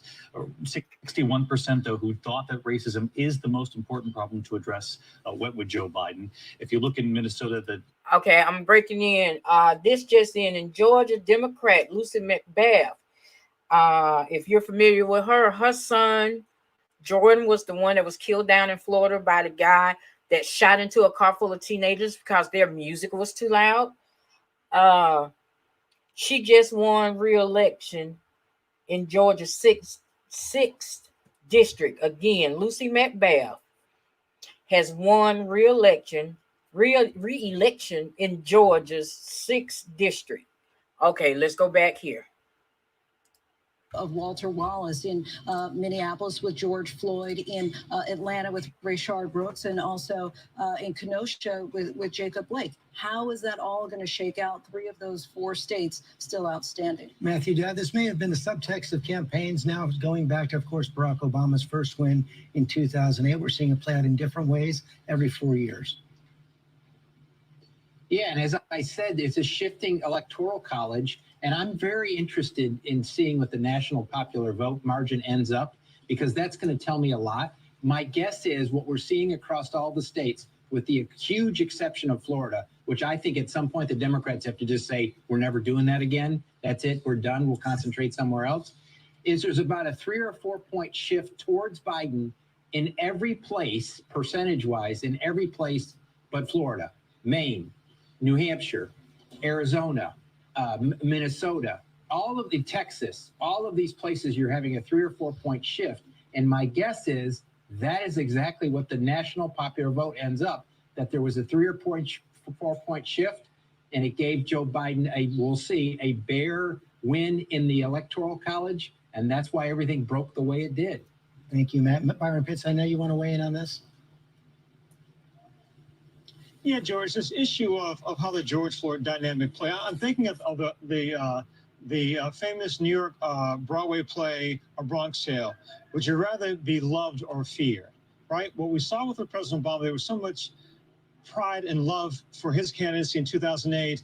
Black voters came out in large numbers. We're not seeing that this time in the South. We were at an evangelical Christian church on Sunday. Good and decent people. But when we talked about the issue of the racial divide, almost silence. They didn't have much to say about that conversation. They didn't see it the way that many people of color, many liberals have seen it around the country. And so I think for all the progress we think we're making as a nation, certainly for all the progress people pride themselves on the South, again, this notion of a new South, I think what we're seeing tonight, it would appear, when it comes to race, oftentimes in this nation, blacks and whites can receive the same information, but see it differently. That's the story of the country. We've seen so many times. We are divided in so many different ways. We have some information now coming in from the state of Nevada. The first votes are coming in from the state of Nevada. So much early vote in that state. It was well over 90% voted before Election Day. Now 74% of it has been counted. That's right. That's what we have so far.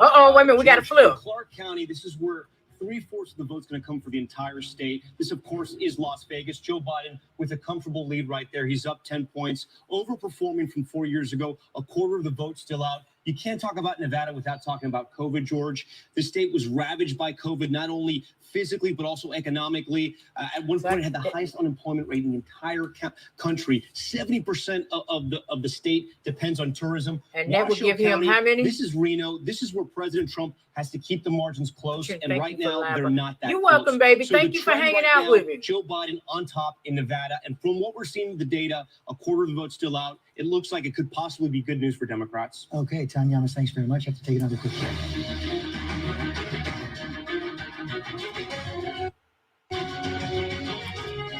I have got to, okay, because earlier they were saying Nevada looked like it was going to go for Mango Unchained, but now with the votes, it's looking that it looks like it's going to go to Biden.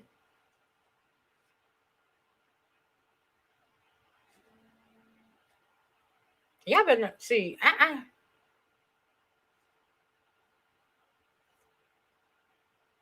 Wait a minute. Something just popped up. I think this was clickbait.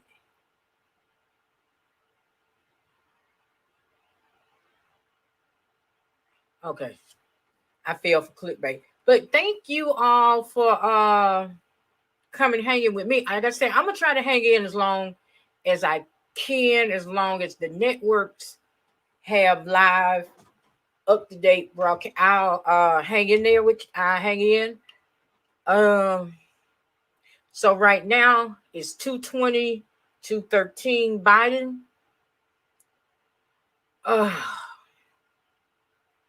I know Georgia ain't gonna be decided until later on the day, or maybe Friday, Thursday or Friday. I think is Wisconsin the same? Or the Dems and tied it up. Come on, Dems. Let's get there. Let's go. Come on now. Come on. I'm gonna let y'all know that the later it get, the sillier I'm gonna get, the more broke my mouth gonna get. But I'm gonna hang in here. I'm hanging in. See, we got the House. We just need to get the Senate and the White House. Come on, y'all. We can do this. It's still some hope. See, every time the numbers go up like that, I get more energy. Okay. So I can choke shit out of North Carolina. It's still 220, 213. So they hadn't gave him Nevada yet. And I think those were 6 electoral votes. Oh, come on. But yeah, thank y'all for hanging out with me. I know I got some people that was just been in here since the time. Well, actually, they was in here when I logged on. So they got here before I did. And we're coming up on the 4-hour, 20-minute mark since I've been on. And they've been hanging in there with me. I see the Senate is tied. This is going, so it ain't, They still hadn't called Arizona. So we got, he might get Nevada. That's a good chance. And Arizona. Thank you all with this. If you're still watching from, because I'm on like 5 different platforms right now. So I'm coming to you from the Facebook, on the Facebook page, both for the YouTube channels, the Periscope, and the Twitter page. So I think everybody that's from every one of those platforms that's took time out to come in and watch today. Oh, when is this coming back on? We're going to be having a lot of watch parties over here. Well, it's going to be on the Baby channel. Okay, let's see what they're saying. Here in New York, coming up on 2 a.m. on Wednesday, November 4th. And let's take a look at the map right now, where things stand for each side here in this close race for president. I can't believe y'all. I can't believe it's this electoral votes, 212, 13 there for Donald Trump. 23 states won for Donald Trump. Joe Biden, though, has the lead right now, 220 electoral votes. We're also keeping an eye on the Senate races right now, and we can say now that Joni Ernst in the state of Iowa will win. Her Senate race will be reelected, Republican from the state of Iowa. Kenneth Whitworth is there. This is an important hold for the Republicans in the state of Iowa. Damn. Absolutely, George. And, yesterday we saw Joni Ernst talk with Ivanka Trump, 2 voters right here in Des Moines, Iowa. Now, Joni Ernst really aligned herself with President Donald Trump, and that became incredibly important as they came up to the end of this race. Now, Joni Ernst initially was a little bit behind in some of these September polls, but as we inched toward election day, she started to make up some of that vote, and we really saw that, George, in these independent voters. Voters here in Iowa are known to split the ticket, but she relied on those independent voters. They turned towards her, and many of them said it was important to people here in Iowa to keep that Republican control of the Senate. So when you heard her, you heard Ivanka Trump, and you, of course, heard Governor Reynolds here encouraging voters here in Iowa to vote Republican up and down the ticket. And they certainly did that here in Iowa, and they kept control of her Senate seat, which has been incredibly important. And she was very emotional and even hoarse tonight, George, when she spoke, thanking her supporters for another chance to represent Iowans in the Senate. And of course, Teresa Greenfield, relatively unknown, but ran a very tough race, George. She campaigned some 400 stops trying to win this race, but in the end, she just couldn't pull it off. It was Senator Joni Ernst that was able to keep that seat. Gayna Whitworth, thanks very much. Sarah Fagan, Iowa, your home state. Senator Ernst is one of those Republican senators who never wavered in her support of the president. She did not, and she really fought hard for the ag industry. I mean, Donald Trump came out, did a number of positive things for the ethanol industry. I think that really helped her, and it really helped him in Iowa. Okay, Rahm Emanuel, you wanted to weigh in earlier. I think if you look at the map, and this is my one chance again to repeat myself on but on a serious note, about you're going to start seeing regional blocks. That when I think Nevada and Arizona, you got New Mexico, Colorado. You used to have the West Coast. You used to have the New England. You're going to start seeing that North Carolina and Georgia are going to start performing more and more like Georgia and less like Alabama, or rather more and more like Virginia and less like Alabama, Mississippi, and Arkansas. I will say that Florida did not perform in 2018 for the Democrats. It is not performing now. And there's going to have to be a real assessment if you're going to go spend $60 million. Plus Bloomberg's 100. Well, yeah, well, I'm just. Well, I mean, Bloomberg, that was a tax write-off for him. You're going to get a lot of that back. My point is, there's Let's going keep to it have to be 100. a discussion about how you spend it, et cetera, because the place is now in 3 elections immune from what Democrats on the congressional level, the Senate level, the statewide level, and the presidential level. So, Mary Bruce, want to go to you. The Senate Republicans are protecting a lot of those Senate seats they needed to protect tonight. This was not what Democrats were hoping to see tonight. They still are keeping a very close eye on a few more races here.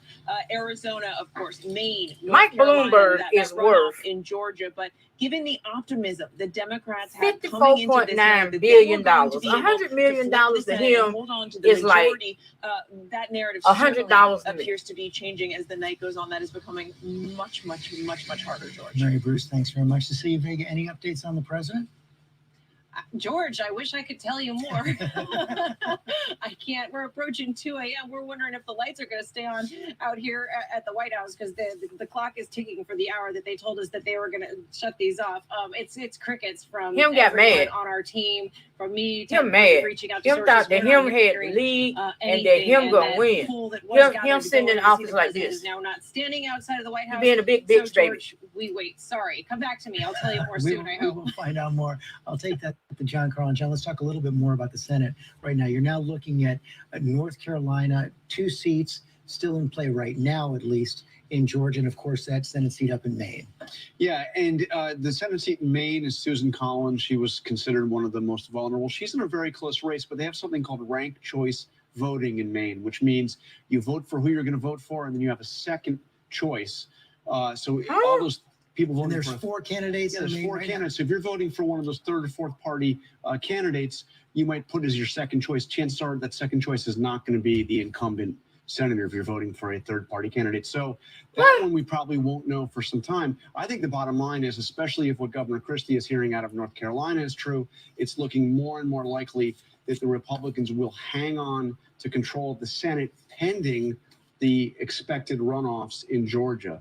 We have 2 Senate runoff races in Georgia. We should follow up on that. And if we have anything on the board, we know that there's at least 1 runoff in the state of Georgia. We're still waiting to find out. Chris Christie, I know you were in contact with Senator Perdue in Georgia. The question is whether he's going to break 50.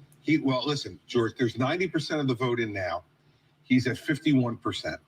And, the Perdue campaign has been telling me that it's going to be very close and that they are hopeful that they'll avoid a runoff. They're not predicting it yet, Yeah, because they go to runoff. 100% of the vote now, he's inching closer and closer, and we may be without a runoff. And I think if you look at it that way, Purdue looks like he may avoid it today. Okay. He's running ahead of Trump too, we should point out right now. Yeah. George is still hanging out there. We're going to take another quick break. Some stations are going to leave us now for their late local news, but our coverage is going to continue through the night. Oh, okay. So let's see what's going to go on here.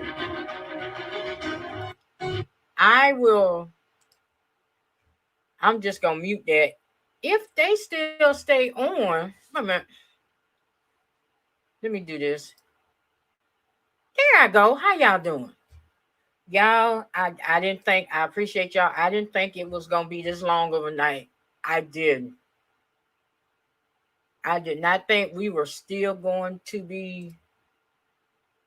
Oh, shit. Wait a minute. I'm going to have to do this another way. I did not think we would still be trying to find out who the winner is going to be. But I didn't know that they hadn't even got, a lot of states hadn't even got around to the early vote.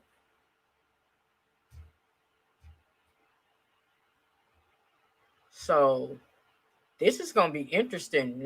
I know for me, I am now coming up on 4.5, but like I say, I will hang out as long as I can. I'm going to do it like this. Okay. Let me see.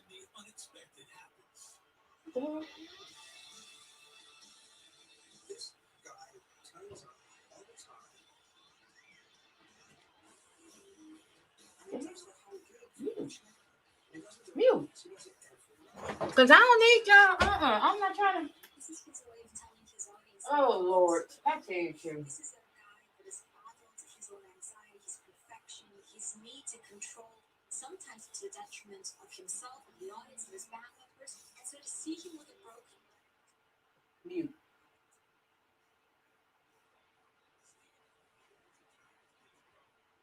Okay, y'all.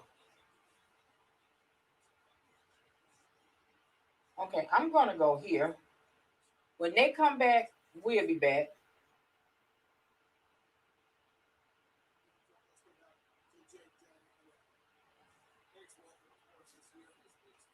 Okay, we still got 213. So that seemed to be the running number, 213 to 220.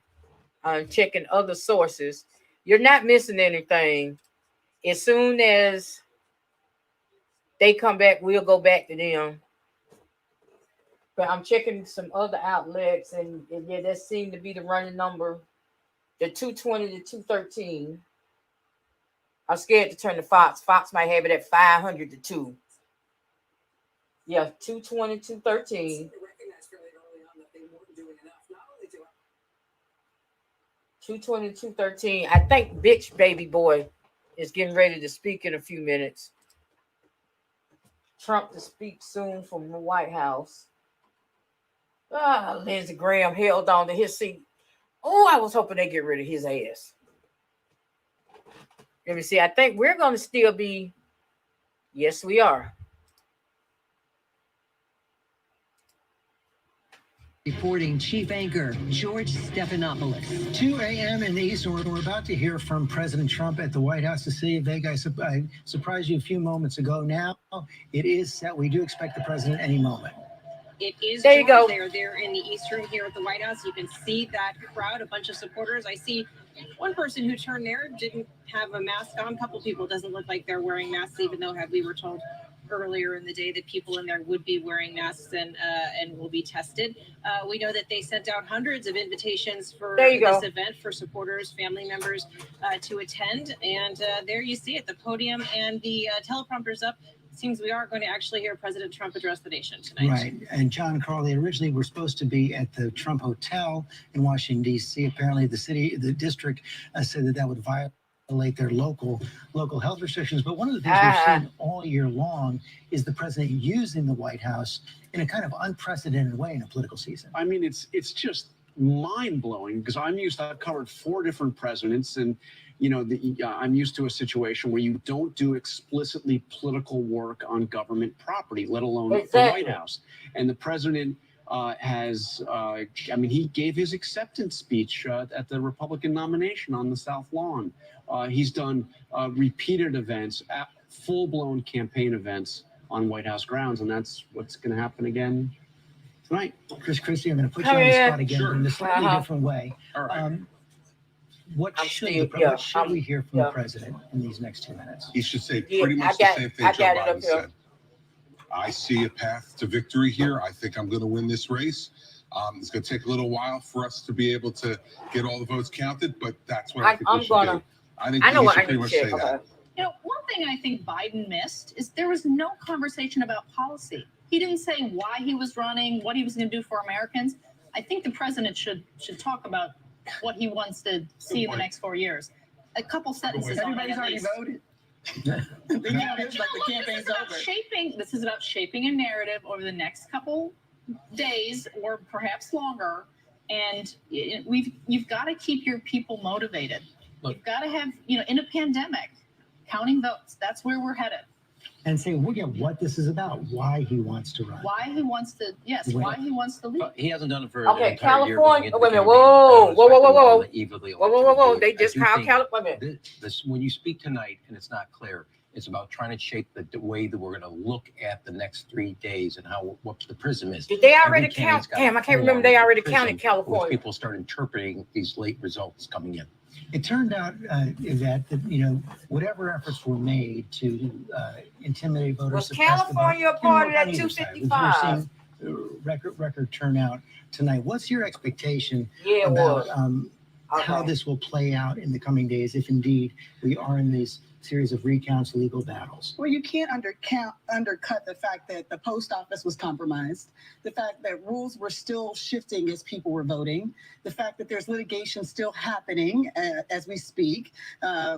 In Texas, for instance, of the very important monumental decision to limit the number of ballot boxes in the state of Texas could have had an outcome. We know the very long lines that people waited in. So I wouldn't rule out the fact that voter suppression had a role in these very key states. We will see whether or not it is a consequential outcome. And that's why I think we need to wait and see all of the ballots that will be counted. We know there's a lot of push and pull in Pennsylvania about when ballots will be stopped, like how long we will count ballots, and those ballots that are being held back, the naked ballots. And so I just want to make sure I make clear that the efforts that were made to undermine this election probably did have an impact on this. By the way, George, it's just that given the conversation John was having, I checked on it and I thought I recalled President Ford conceded from the White House in 1976 to Jimmy Carter. Betty Ford spoke because he had lost his voice, but they did it from the White House briefing room behind the podium with the seal of the president. So it's not as if this is completely unprecedented in the last 50 years. Unusual, I agree, John. Well, the convention speech was unusual. The convention speech very unusual. I'm talking about tonight on the night of the election as the sitting president. Right, that's right. Well, imagine this will look a little different than Gerald Ford's concession speech. Yeah, I don't think. You're not going to hear that tonight. I can guarantee that. I would vote for Donald Trump losing his voice. That one. Don't forget the big coronavirus speech from the balcony too. Remember that one happened when he was flown in the helicopter and did the big veto wave from the balcony. That was also on White House. As we wait for him to come out, and I assume he is going to do what Biden did, but a little bit more. I assume he's essentially going to declare victory. Yeah. So let's keep in mind Pennsylvania. He's going to be a bitch, baby. Pennsylvania. There were about 2.5 million mail-in absentee votes in Pennsylvania. They have only counted about 500,000 of those.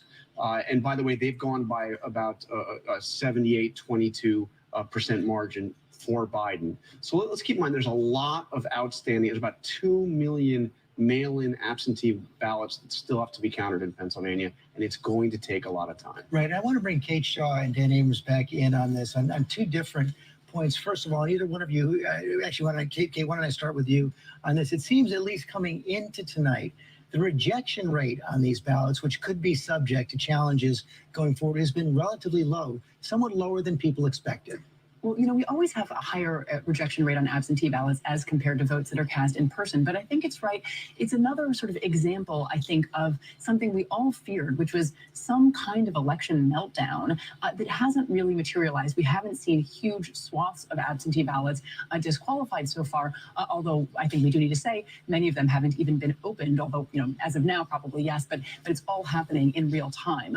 But I think it's right. We at least, there have been efforts to disqualify certain categories of votes, but as to errors, so far it does not seem to be a huge issue. But if the margins are close enough, we may still see litigation around those that have been rejected. Right, and even though the Supreme Court has waited and allowed the county to go on in Pennsylvania through at least Friday, Dan Abrams, that doesn't necessarily signal how the Supreme Court is going to deal with these questions going forward. Correct, not necessarily.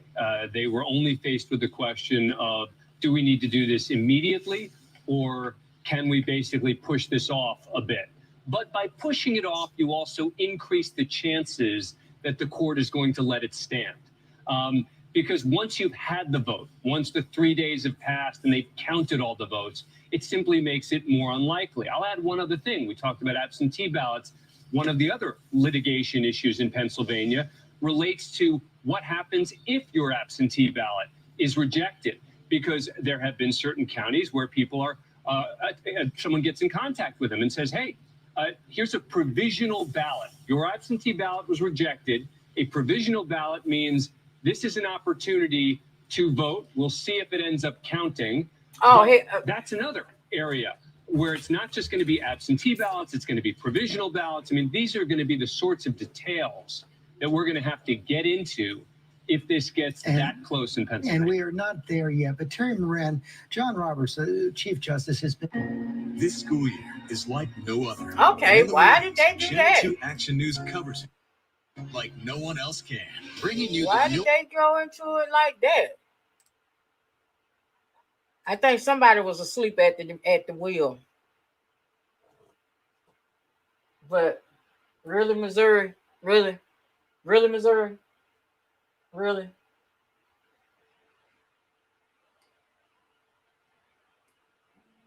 Okay, here we go. They back. I'm like, why did y'all bust in like that? Has a sort of larger political dimension. Does it really want to be the court that for the second time in a generation would award the presidency to the loser of the popular vote? That is something Chief Justice John Roberts and none of them should really want if they can avoid it, because these are coming not just as pure legal cases, but as political catfights. Kate Shaw, we were talking a couple weeks back, and I think you said it was your gut. There he is. Y'all want to see what the president? There you go. Recuse herself from these cases. She then showed up at the White House for that ceremony after she was confirmed by the Senate.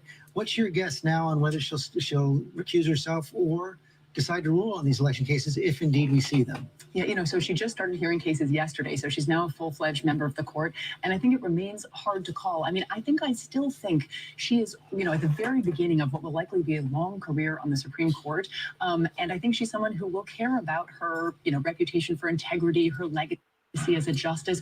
So I think she would want to avoid casting, the fifth vote, say, in a way that functionally hands the election to Donald Trump. Exactly. Recuse yourself, recusing herself or finding some way to, avoid actually casting that decisive fifth vote. I'm not sure what form it takes, but I do think that it's something that she would like to avoid doing as her first big action on the Supreme Court that she's just joined. Of course, we are not there yet. Pierre Thomas, you want to weigh in on this?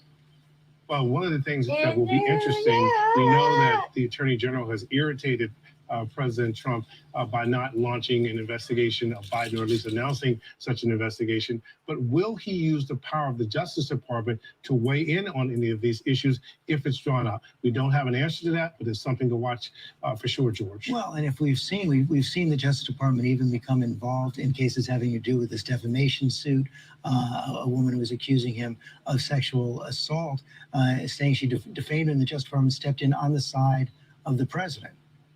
Absolutely, you've seen that, but this would be extraordinary in terms of using the power and the influence of the Justice Department to determine or help determine an election. It's a big question. Yeah, I can't believe we sit here with this race this close. Speak with people close to the Attorney General, William Barr. Any read on how they're seeing that right now?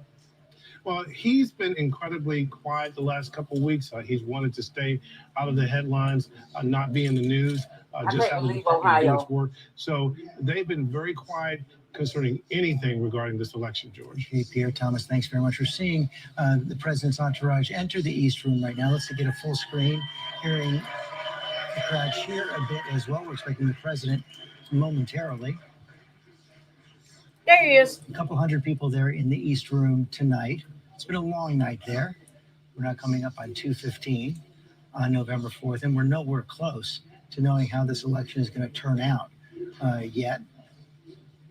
We're not going to let the crooked Jim steal the election. Victory feels good about where he is. We're going to right fight bigly. On track to win We're going to fight really big. He's confident now about Arizona, he said, Wisconsin, Michigan, and Pennsylvania. We'll hear from the president on how he plans to approach the next several days as well. I'm going to fight bigly. John Carlos, we're keeping an eye on this. Kind of a remarkable run, though, for the president. It's hard to imagine that he was in the hospital with COVID less than a month ago. I beat COVID, but it's mind blowing. I kicked his butt bigly. In the hospital, he was on supplemental oxygen, and it was less than a month ago. He's gone out and he's been to 9 different states over the last week, some 27 stops. The last 2 days, he was doing 5 rallies a day in multiple states.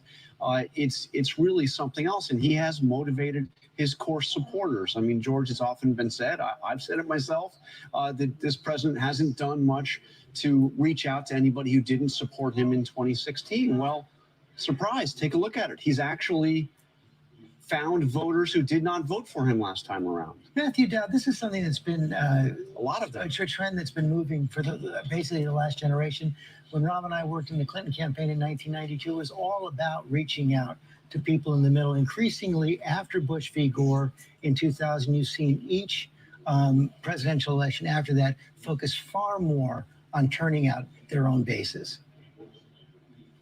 Yeah, George, I think this is a huge concern that for the American experiment of democracy, actually, because we are creating more and more enclaves of people that not only don't communicate with other people, they don't live around other people that aren't like them. And so these sort of totally political tribes that we used to have, and then there'd be this large group of people in the middle and you'd persuade them and everybody would pursue the middle. Now, I think tonight is really proof to the Donald Trump sort of playbook that there is a tribe that he could appeal to that is much bigger than anybody imagined. I mean, he's going to end up tonight with more votes than he got in 2016. And he turned out, and he's going to have bigger margins in some places than he had in 2016 when he barely won electoral college victory. I think it's a big problem, George. It's a huge problem. And each tribe consumes totally different kinds of information. And one of the things we're seeing, Chris Christie, as this division takes hold in the country, is your former governor now in the Northeast, Republican, but Charlie Baker in Massachusetts, Larry Hogan in Maryland, Republican governors of blue states have to figure out a way to govern their state without supporting the president of their party. Yeah, and listen, I think it's really relatively straightforward. Baker and Hogan have done a great job of it. And I've talked to the president about this, who at times gets annoyed at Baker and Hogan. And I said, so let me tell you something. That's the practical nature of this. And I will tell you, George, when I, as a sitting governor of New Jersey, endorsed President Trump in late February of 2016, in the next poll, my poll numbers went down 15 points. That's the reality of being a Republican governor in a blue state getting involved in federal politics. And so, I think that what we need to understand as a party, if we want to be in these blue states and have Republican governors in these blue states, we got to give them a pass on the federal issues. If we don't, we're going to sink them. Martha Raddatz? I'll tell you, George, one of the things that is a concern is because this is so close to call tonight and may go through the rest of the week and the divided country. I've seen too close to call in change Wisconsin to President Trump. That was one of the things that surprised me in Texas. People saying, I didn't vote for Trump before, I'm voting for him now. And again, they cite his record. But we also ask tonight and during the week, what happens if your candidate doesn't win? And we talked about this earlier in the evening or last night, really, about those signs in neighborhoods and people ripping down those signs. I've had people across the country say they were scared to put up Biden signs. I've had others say their Trump signs were defaced. So I think the real question is the concern about what happens after. We have not seen Donald Trump try to bring the country together. So if he But that's the ends way up he wanted being it. the He don't want winner the country and together. full of confidence, what happens to the country? What happens to the other half of that country? And if it is Joe Biden, that is a huge, huge challenge for him as well, because people are dug in on their sides, and that is evident tonight. Thank you, Martha. Presidential historian Mark Uppergrove put this election in context. Most people, when they look at how this was conducted over the last year and saw that everything that happened in this year of 2020, saying it seems like it's the most contentious, most divisive election probably since 1968. There's no question about it, George. This is an incredibly divisive election. And I think that if Donald Trump ekes out a victory here, it will be reminiscent. John Carlin talked about the sheer stamina that we've seen from Donald Trump in this campaign, despite getting COVID. And it's reminiscent of Harry Truman in 1948, when it was assumed that Thomas Dewey was going to win the election. And we know that famous picture of Truman with the newspaper over his head, Dewey defeats Truman, the erroneous headline. And somehow Truman eked it out because of his pure stamina. He did a whistle stop tour across the country and just through sheer grit earned back the presidency. And that's what we might see here. But the division is what's different here. Even in 1968, you didn't see quite the contentiousness between the two candidates, Hubert Humphrey and Richard Nixon. Okay, Mark Uppergrove, thanks very much. Lindsay Davis. You know, I think what's interesting is He if being we a look big at baby. what could have been, and so much of this has been talking about the racial reckoning. I've always called it the so-called racial reckoning, because in the end, what has it gotten us? I mean, if we just do like a quick history minute here, in this country's 244-year history, we've only had 10 Black senators. Tonight, and 2 of them, by the way, were during Reconstruction, so that was 150 years ago. Tonight, you had at least 309 people of color on the ballot running for various positions in Congress, 7 of them Black candidates who are running for the Senate, 5 of them in the South.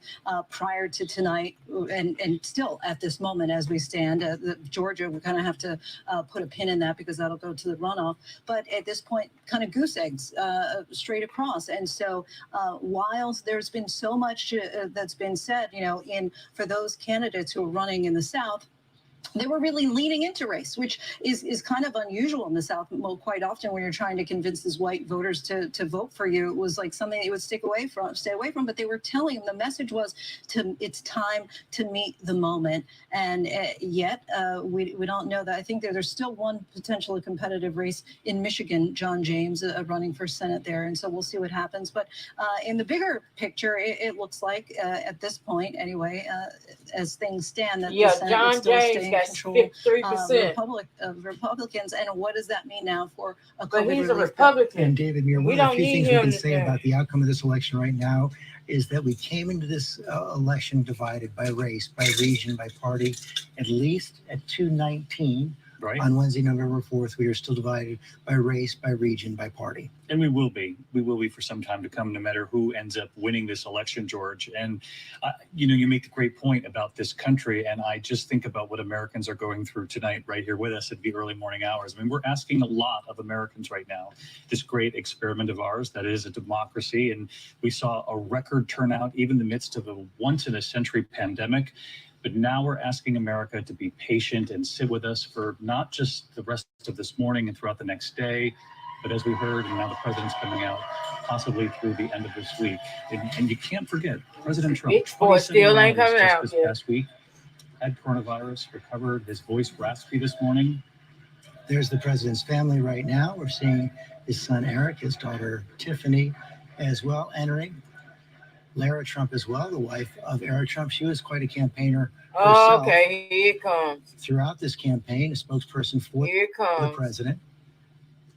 Ladies and gentlemen, the President of the United States, Donald J. Trump.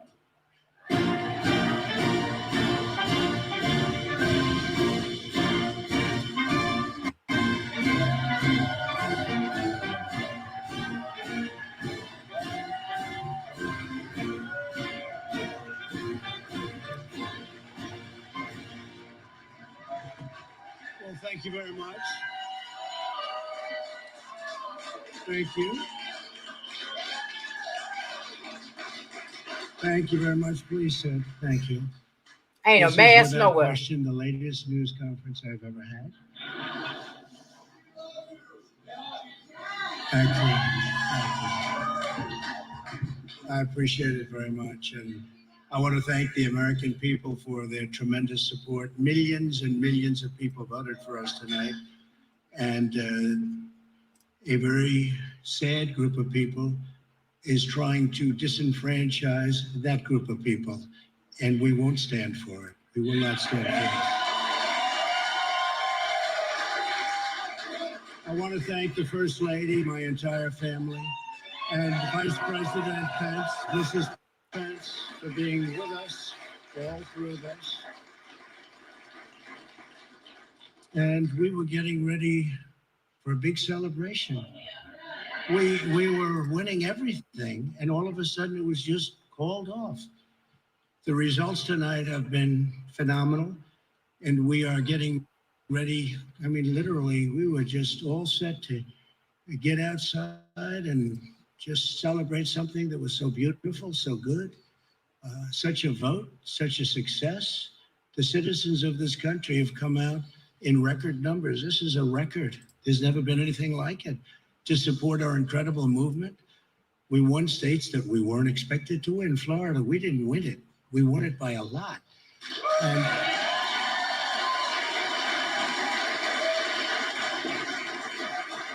we won the great state of Ohio.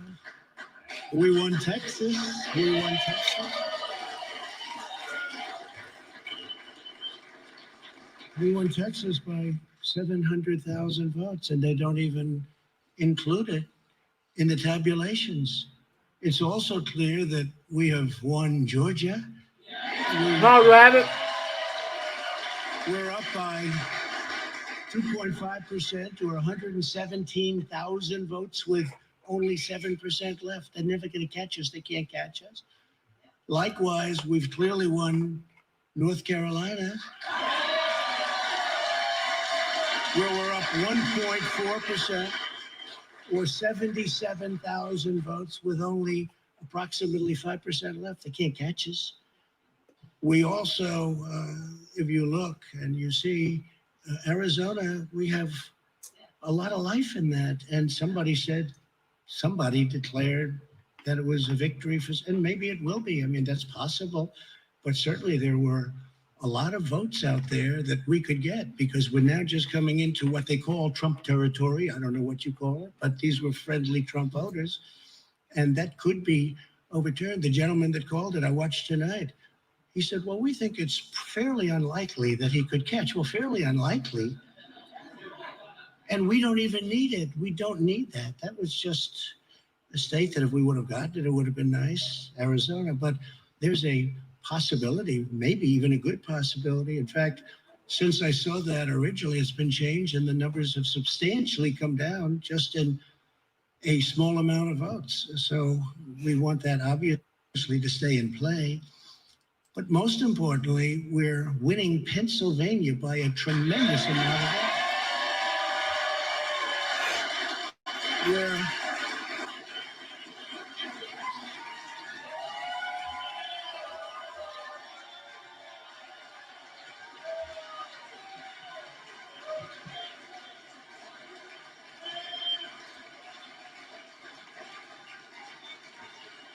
We're up 600. Think of this. Think of this. Think of this. We're up 690,000 votes in Pennsylvania. 690,000. These aren't even close. It's not like, oh, it's close.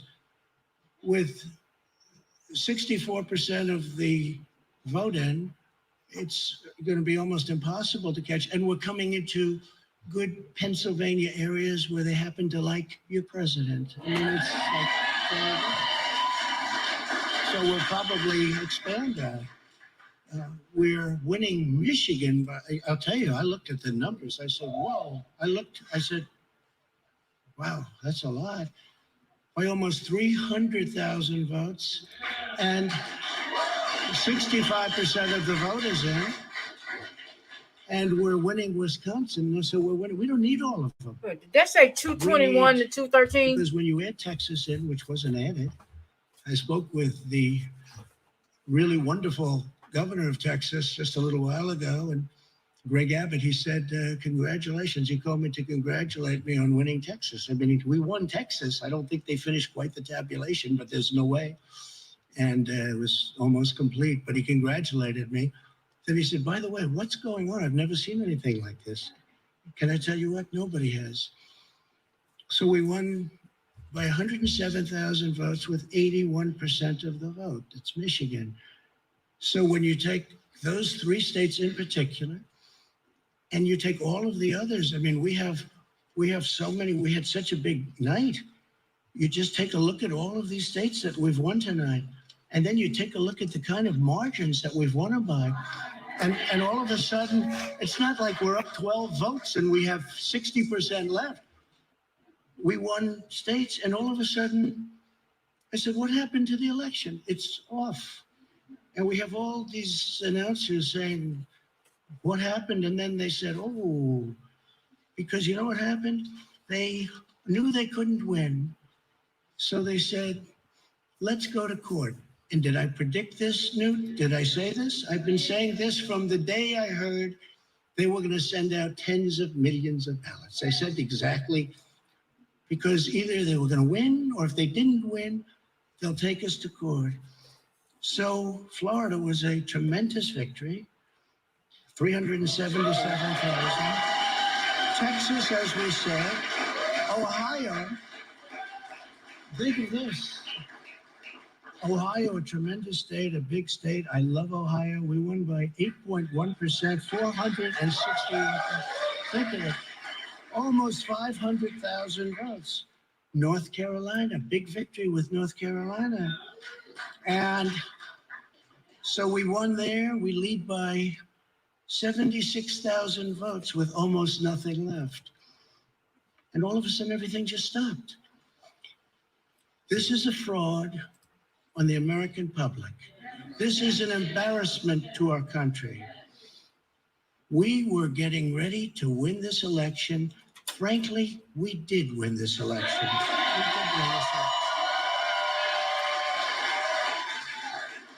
So our goal now is to ensure the integrity for the good of this nation. This is a very big moment. This is a major fraud in our nation. We want the law to be used in a proper manner. So we'll be going to the U.S. Supreme Court. We want all voting to stop. We don't want them to find any ballots at 4 o'clock in the morning and add them to the list, okay? It's a very sad moment. To me, this is a very sad moment, and we will win this. And we, as far as I'm concerned, we already have won it. So I just want to thank you. And I want to thank all of our support. I want to thank all of the people that worked with us. And Mr. Vice President, say a few words, please. Please.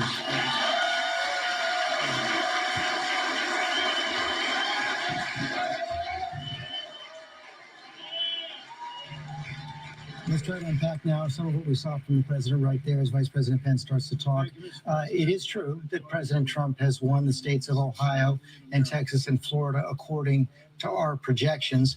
But it's a matter of fact right now that at this hour, at least, Joe Biden has 221 electoral votes to the 213 electoral votes of Donald Trump. And in the popular vote right now, Joe Biden is also leading the popular vote right now. It's close, but over 65,634,000 votes plus for Joe Biden.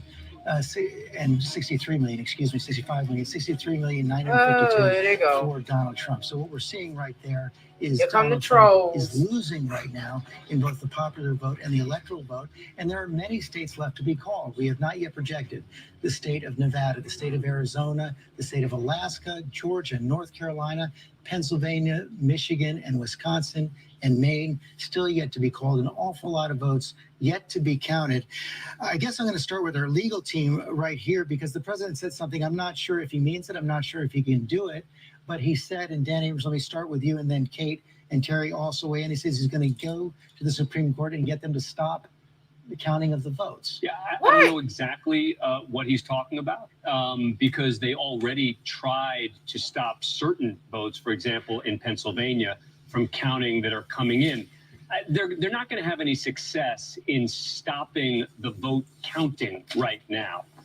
The only success that they may have down the road is in assessing which votes will ultimately end up counting. But the idea That's some that bullshit right there. It would be illegal now to stop the votes that are out there waiting to be counted from being counted. Let's be clear. Votes are still being counted. Stepping in right now and saying, let's stop counting votes would be the equivalent of like a baseball game where you've just played the top of the ninth inning and the visiting team says, you know what? It's not fair that the home team gets a last bat here in the bottom of the ninth. We're calling the game. It's over. We're not playing the last half of the ninth inning. That's just not the way the rules work. So you can't just say, we're not going to allow the rest of the votes to be counted. The question becomes, what happens once the counting process has basically ended, at least round one? There can be recounts, there can be challenges, but the notion that somehow the counting is going to stop simply isn't going to happen. Kate Shaw? I mean, litigation has been a major component of the campaign strategy for in recent weeks and months of the Trump campaign. And I think it's pretty clear based on the remarks that we just heard that, if anything, is just going to kick into higher gear. But I do think it's important to make clear there is no basis in law for a claim that counting must stop simply because it sounds like the president likes how the numbers look in some states, although he also said he, of course, wanted counting to continue in Arizona, where he believes he can make up ground. But there's no legal significance to any of the claims, I don't think, about stopping counting, nor is there a route to actually seek that redress in court in a broad sense. But I do think he has very clearly signaled an intention to really double down on this litigation component of the campaign strategy. Terry Moretti says a major fraud has been perpetrated on the American people, and there's a sad group who are trying to disenfranchise his voters. Well, this isn't law, George. This isn't politics. This is theater. And let's be blunt. It's the theater of authoritarianism. This what is happening right now. Every American knows that when you cast a vote validly, it should be counted. Exactly. The president of the United States, no matter what he says, is trying to stop the counting of valid votes, the ordinary, everyday counting of valid votes. There will be fights about some votes, but he's trying to stop the counting, except in Arizona, where he's behind. He wants his votes counted. We should be blunt about this. This is not law. This is not politics. This is an attempt to end the election illegitimately so that he can maintain power. And we should be blunt about that. Cecilia Vega, it's also not a surprise. The president has been signaling this for months and months and months. I literally just wrote down, not a surprise, is a point I wanted to tell you about because he has been ramping this up. It has been a steady drumbeat. We had been told by sources leading into today that behind the scenes, privately, the president had been talking about this conspiracy theory of fraud and a stolen election more and more and more. And we should say, when the president says this is a fraud, George, this is not a fraud. This is the American democratic system in action, working exactly as it should be working. I also want to point out that the president said that he's going to take this to the Supreme Court. We saw this coming too, because before the appointment of Judge Amy Coney Barrett to the Supreme Court, he had said that he wanted her appointed in this expeditious manner, the fastest we had ever seen a Supreme Court nominee approved this close to an election day, because he said that he knew this case over the election would come before the Supreme Court. And that gets right at the heart of the controversy over how quickly and close to the election that she was approved. This is exactly what Democrats had been fearful of and warning about heading into this election, George. John Carl. George, we should also be clear, though, that the president can say whatever he wants to say at his party in the East Room. He has no power to stop the counting of the votes. Exactly. And the Supreme Exactly. I'm Court still is not going to stop the counting of the votes. There is no basis in law for doing this. As we mentioned a short while ago, in the state of Pennsylvania, which is where it might all come down to, the president said he's up and he's right. He's up about 690,000 votes. Well, there are almost 2 million mail-in absentee ballots that have not been counted yet in the state of Pennsylvania. Of the 500,000 that have been counted, about 78% of those have been going to Biden because Democrats are more likely to vote by mail than Republicans. So if you do a little bit of math, that lead of 690,000 could well go away when the ballots are counted. And there is nothing the president can do to stop that counting. Now, there are still counting that has to happen in Wisconsin and in Michigan. The president may win those states or he may lose them, but the counting will happen and we will have results. And the Supreme Court is not going to stop that. And the president doesn't have the power to stop that. Sarah Fagan, one of the other questions is going to be depending on how far the president decides to push this strategy, if indeed he does decide to push it beyond the speech tonight, is whether those Republicans in the Senate especially who've defended him for the most part through thick and thin will go along with this. There were some signals in recent days that Republicans in the Senate would not go along with any attempt to stop the vote. I don't think Republicans are going to back him on this. I mean, it's one thing when you're in the throes of a hand-to-hand counting and all of a sudden there's a recount and 13,000 ballots appear. That's a different legal matter. What John Carl said is exactly right. Whatever he said just now, it was bizarre, first of all. It was politically stupid. He was having a good night tonight. Yeah, don't hold back now. Keep going on the other side. No, he was having a good night tonight, and frankly, a better night than most people thought he would have. And he just stepped on his message for the next 3 days. And Martha Raddatz, the other question is, what other institutions? Because will he's go a along bitch, with this if baby. indeed the president pushes it? Yeah, and if he pushes it, and it's exactly right. He doesn't have the power to do this. But what we saw tonight is what Donald Trump, if Donald Trump loses, that's how he's going to lose. He's going to be a sore loser. He's going to help divide the country even further. And other institutions going along with him. It's going to be a we'll bitch, have to baby. wait and see. In terms of voters, in terms of those who back him, I think this is even a step too far for many of them, calling this a fraud before it's even over. But if anyone had any doubt how Donald Trump, if he loses, will go out, it will be this way, that he will call it a fraud. He will say the election was stolen no matter what happens. But Heidi Heitkamp people are listening tonight, even though it's 2:38 in the morning. You know what, George? I think that you're missing one really important part, which is his backers, the people who form militias, the people who slow down buses on roads in Texas. They're hearing quite a different story. You're saying this is going to hurt him. He is calling on, when he says stand by and wait, that this is the moment. And so this is more than maybe not politically smart. It's more than not being, right as a matter of constitution or law. This is a dog whistle, and it's very, very dangerous. Chris, you want to respond to that? Listen, as a talk tonight now, not as a former governor, but as a former U.S. attorney, there's just no basis to make that argument tonight. There just isn't. All these votes have to be counted that are in now. In Pennsylvania, the argument won't even start in Pennsylvania until tomorrow or Thursday or Friday, because the Pennsylvania Supreme Court extended for 3 days when you could accept ballots. Now, I understand there could be an argument on that based upon Pennsylvania law, but that argument's for later. Tonight, this was not the time to make this argument. And It's not about law, it's about politics, right? He's preparing the battlefield. Well, listen, it is, but it's got to be bigger than that. And I disagree with what he did tonight. And I think Sarah's right that, there comes a point where you have to let the process play itself out before you judge it to have been flawed.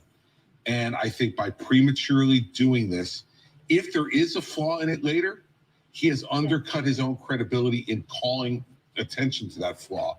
So I think it's a bad strategic decision. It's a bad political decision. And it's not the kind of decision you would expect someone to make tonight who holds the position he holds. Rahm Emanuel. This is Donald Trump. Classic Donald Trump. If he's going to lose, I actually think he's indicated that he's going to lose, and he's going to be the victim of unfair play. That is always how it happens for him. This is actually in his wheelhouse. He either is a victim of something unfair. Now, we can say all about the legal. This has nothing to do with the law. I appreciate the legal team we've assembled. This is all about politics, and he is now going to be the victim of unfair play, and he is now casting a delegitimacy to Biden in the way that he think he was done on the Russia investigation. That's Now what we have he's to doing. take a break. You get the last word. I think the fact that he used the word disenfranchised is disrespectful. Because if anything, the voters that have been disenfranchised have been the Democratic voters who have, waited for decisions, have waited in line, the post office has been compromised. If anybody's stealing an election, if anybody's compromising an election, it's been his side. So I think it's deeply disrespectful for him to use those words. I do agree with Heidi, and I think the signaling to the folks who are standing back and standing by to redeem him if this election is quote unquote stolen from him, I think that rhetoric needs to be completely squashed and brought down. There are a lot of people who are afraid of that. And I think really, when I look at that red map, all of these red states that have voted for this guy, this is your guy. This is a guy who is not respecting the foundation of our very democracy. And I think it's a shame. Have to take a break. Okay, so Mango Unchained, or as I have come to call him tonight, Bitch Baby, came out and said, oh, we're one in these states, in Georgia and Pennsylvania and Ohio, and I'm going to go to the court and have them stop them for counting those ballots, have the counting stopped. It's still like 11 states out that hadn't been decided. It's about 4, 5 of them that's too early to call. It's the other 5, 6 or something like that is too close to call. But like here in Georgia, it's still over almost 2 million votes out that need to be counted. But Bitch Baby here wants to have the count stopped. He's going to go to the court and have them try to force them to stop counting the votes that the people sent in and got in time. You want them to stop the vote.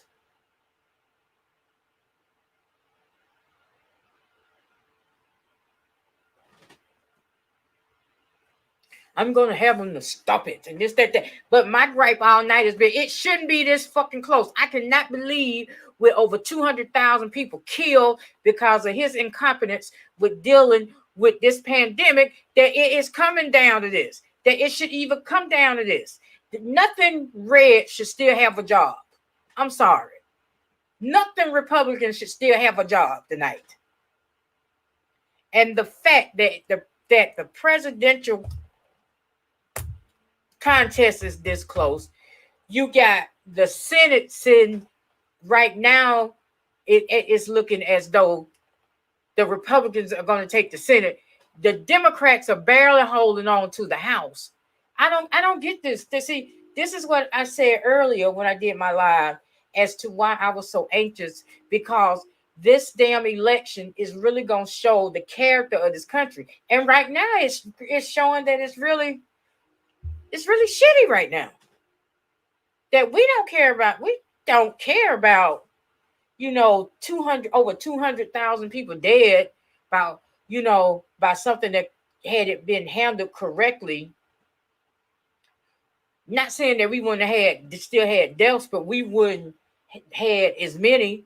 Not saying that we wouldn't have had to shut down, but we wouldn't have had to shut down as long if you had did what needed to be done back on January 28th instead of coming out here in March, oh, it's gonna be gone by Easter. It's gonna be a miracle.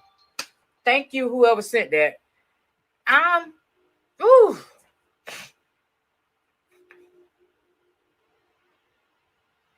See, because I don't think they called that yet. And if they hadn't called that, that's another 17 that would put him, 238.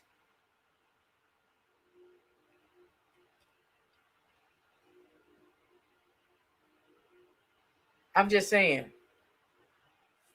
But they're back and they're talking, so let's see what they got to say. Years ago by more than 100,000 votes. The roles have reversed now. The Democrat is on top by 100,000 votes. The story of the night is going to be Maricopa County. This is where most of the votes come out of the Arizona state. We're talking about Phoenix, Scottsdale, that has rural communities, it has suburbs. It basically has all of America in one county, and it's very large. Phoenix by itself is the sixth largest city. You can see right now Joe Biden overperforming in this area, doing much better than Donald Trump. And down here in the Democratic stronghold of Pima, this is Tucson. You can see he's just doing well. Where he's at right now, Joe Biden's doing well. We still have 18% of the votes still out. And we just heard President Trump say they're still counting votes here. We're going to have to wait and see. But the trend so far has been good for Joe Biden in Arizona. The next door neighbor, Nevada, 78% of the expected vote is in. Yeah, we've been watching this one. This one's been coming in a little bit slower. We're going to talk about Clark County. 3/4 of the vote is going to come from Las Vegas. It's a 10-point spread right now as we look at this. And you can see Joe Biden slightly performing better than Hillary Clinton. But when we look at Nevada, we really want to look at Reno and Washoe County because President Trump has to keep it close here. And where he's at right now, it's not great news for him. It's sort of where he was last year. It wasn't enough to win. He has to get a little closer in Reno. It doesn't look like that's happening. But again, we still have 20% of the vote out. What's that big hole in the center of the state? This is a whole. It's a county that we don't have any information yet. And I'm not an area, but low in population. Yeah. This is a rural. Look, like I said, you're gonna have about 70% of the vote out of Las Vegas. You're gonna have Reno, which is the second biggest city. In the middle, you have a lot of the rural vote. But this is the area where Donald Trump has to run up the vote. He has to offset his losses in Las Vegas and Reno. Okay, let's quickly take a look at Georgia and North Carolina as well. Let's pick those up as well, see what's happening in those states right now. Georgia, 91% of the expected vote in, Donald Trump holding on to the lead. Yeah, so George, here's the story here. We were talking about a 300,000 vote spread, then it turned into a 200,000 vote spread. Now it's 100. Now we're at about 100,000 vote spread. Exactly. We still got Joe Biden is catching up. We still got 250,000 votes out here. Reporting earlier about some of these counties. Cobb County, 90% of the vote essentially in, and he's doing well. He's overperforming there. But some of these other counties like DeKalb County, we're still waiting on 20% of the vote. Joe Biden's doing really well. If he can expand his voter base in Atlanta and the metro area, he's going to win Georgia. But it is so close right now. And several counties, we're still waiting for the vote to come in. 95% in Gwinnett. But that extra 5%, those likely are going to be Democratic votes, most likely, because you can see the pace that they're going at here. And that's why Joe Biden needs those votes to come in. That's why we haven't called this state yet. It's just too close. Quick look at North Carolina. Yeah. Take you in there. We've been holding, like George, I said, we're up against physics here. Let me bring this up for you. We've been at 95%, I think, for the last 2 hours or so. The spread I haven't seen in a while, so let me see. Let me do some quick math. We're about 100,000 in the spread, a little under 100,000 in the spread, about 80,000 votes right there. This was a state that President Trump won by +3 points 4 years ago. So this is not a position he wants to be in right now. We've been looking at the cities, Wake County, Raleigh, Joe Biden overperforming there. Oh, wow. Mecklenburg, this is the biggest county right there. And you can see he's overperforming. But George, I was telling you this just a couple hours ago. Donald Trump's keeping up, and that's because people are coming out in the rural areas, some of these country towns out here. He's driven up the vote. They could be new voters. They could have been Trump voters the entire time, but he's keeping pace with the gains Democrats are making in the cities. A lot of big states are out there. We'll be right back.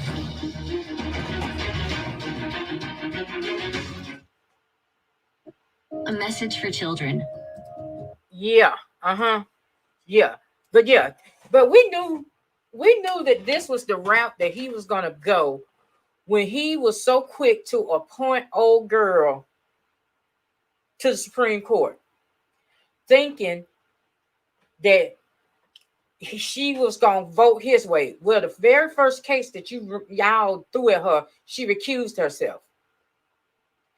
If you try this shit, it's a good chance she's gonna recuse herself from this one.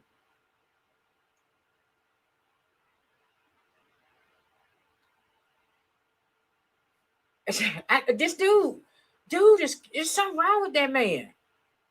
It is something wrong with dude. I've been telling him that. But like I say, this is letting you know how mucked up this country is, that is even this close.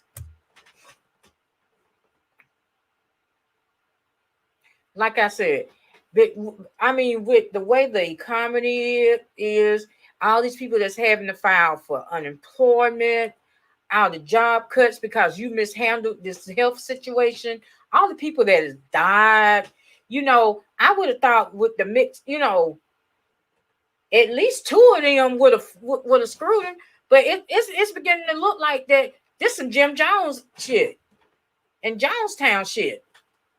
Wait a minute. Functioning the total number that voted in 2016. The estimate is 160. That would shatter all records. Rick Klein, our political director, this helps underscore how much outstanding vote there still is left to be counted. Yeah, we're talking about hundreds of thousands of votes in a series of states, including. Y'all killing me. Y'all really killing me. It is. It's too much red. And yeah. The votes will There we continue go. to be counted. We have to take a quick break. Hello, I'm Mike Lindell. Okay, they inventor went of My back Pillow. Thanks somewhere. to your support, you've helped make my. But yeah, it is. It's too much red for all the fuck shit that they done did. The way they done mucked this country up, and for it to be that much red on that map. Ohio, I don't understand y'all. Michigan, I don't understand. I definitely don't understand Michigan. Really, Detroit?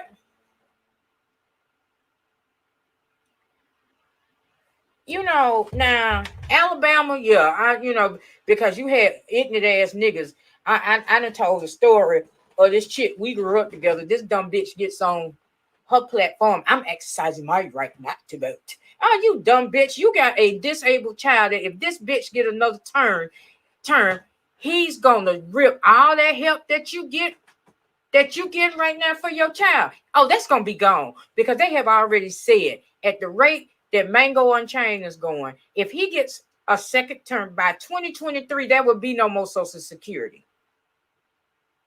But by all means, keep exercising your right not to vote. Living in Alabama or all places. You know, some people so damn, and then it's some people that live here where I am that allegedly I'm related to. We share a bloodline. I don't know. I have asked my mama on plenty of occasions if I was adopted because I can't believe I share a bloodline with people that stupid. You know, I had a cousin come out beside him being a racist in the pandemic. Why shouldn't I vote for him? Blocked and delete. I don't need that type of stupidity in my life. But these are some of the same ones that 4 years ago got in their fifis and didn't vote because they stole the election from Bernie. I'm never voted in the jury. I'm just gonna vote in my they stole it from Bernie.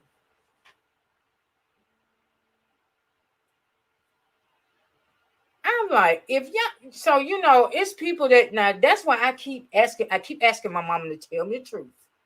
You can tell me I'm a big girl now. I'll be able to deal with if it turns out that I'm adopted because there's no way I can share bloodline with these people. But then my mama said, well, you got to understand that might be from that other side. It might not be your side of the bloodline. It might be on the other side. And I think Channel 2, which is local right now. In Georgia, hello to you. I'm Fred Blankenship, and we'll get you back to ABC's Your Voice, Your Vote coverage coming up in just a moment. But a lot of news to get to locally as it impacts the presidential race. Let's get right to the presidential race here in Georgia. Who is this broad? As of right now, President Trump in the lead over Joe Biden right there, 52%. to Joe Biden's 47%. You see Joe Jorgensen there at 1%. Now, ballot counting has stopped in Fulton, Gwinnett, and DeKalb counties until later on this morning. Fulton had that issue of a water pipe burst at State Farm Arena. That's delaying the counting going on there. And a software issue is holding up some ballot counting going on in Gwinnett County. That also is holding up from calling one of Georgia's Senate races as well. Right now, Senator David Perdue has a lead over Democrat John Ossoff. You see 54% to 44% right there. But again, he got that libertarians getting on my fucking nerves. Y'all know. So we likely y'all ain't winning. To call this race until much later today. Y'all know y'all ain't got a snowball chance in hell of winning. Them 88,000 votes could have went to Ossoff. At 2:56 on your Wednesday morning, Georgia's other U.S. Senate seat will be decided in a runoff. A runoff between Democrat Reverend Raphael Warnock and the incumbent Republican Senator Kelly Loeffler. Here are those results: 29% Warnock, 27% Loeffler, and Doug Collins there at 22%. He conceded last night. And there were 21 candidates who qualified for this special election, and because no one got more than 50% of the vote, the top two, as you see Warnock and Loeffler there, they are going to be it was a runoff. It was Reverend Warnock and Senator Loeffler spoke to their supporters. Fucking I'm not a politician. I'm a conservative businesswoman. I have a 100% voting record with President Trump. I've been rated the most conservative senator in the U.S. Senate.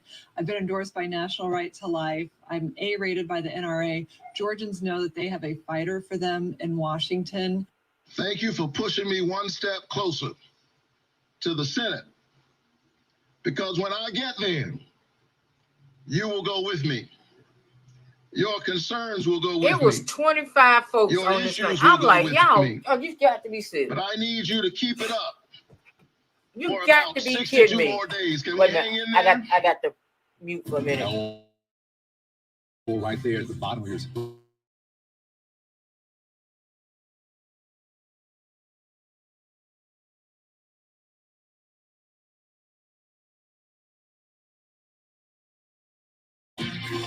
I'm back, y'all. Like I said, I'm going to hang in as long as they hang in. When they sign off, I'll sign off, because this, at any given time, this could change. But yeah, getting back to bitch baby, as I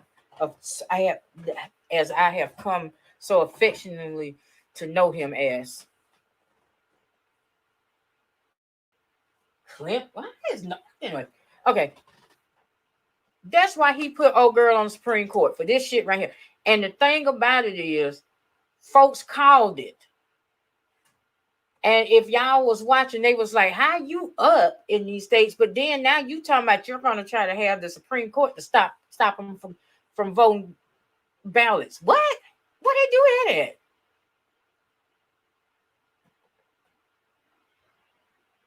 Where do they do that at? Like I said, this dude, when this dude lose, because it's like this. Arizona is going to go to Biden. When them votes come in Georgia, I got a feeling Georgia going to go to Biden. Because it's just the margin. And see, in the area where the votes need to come in from, I think it's going to be, I'm hoping going to be enough to push Biden over. Okay, that's going to be Georgia. Nebraska still got to come in. Because they say if he get Arizona and Nebraska, and I think it was one more, let's say he get Arizona, Nevada, Georgia, and Nebraska. That's it. Who is that? Pennsylvania ain't gonna even come into play, and there's still a bunch of votes out in Pennsylvania.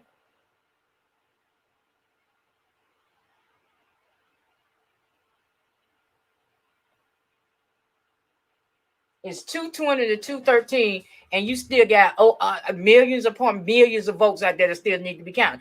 But this is what he do. 18 states. Donald Trump, 213 electoral votes. He's won 23 states so far tonight. One of the things we want to keep an eye on now is what's happening in the financial world as they digest these results that are coming in through the night. I want to go to our chief business correspondent, Rebecca Jarvis. Rebecca, to track what's been happening over the last several hours. Well, and George, stock futures, which are an indicator of where the market might trade when it opens tomorrow, have been bouncing around throughout the night. They were up a little bit. They were flat going into President Trump's speech.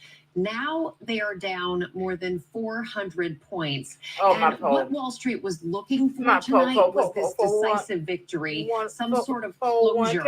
And many veterans on Wall Street told me they weren't even necessarily concerned with who would be the winner, but that there was a decisive victory. But this closure that we clearly are not going to have for an extended period of time now, that is the uncertainty that weighs on the market. We've seen it weigh on the market for political reasons, because of the pandemic, because of the economy.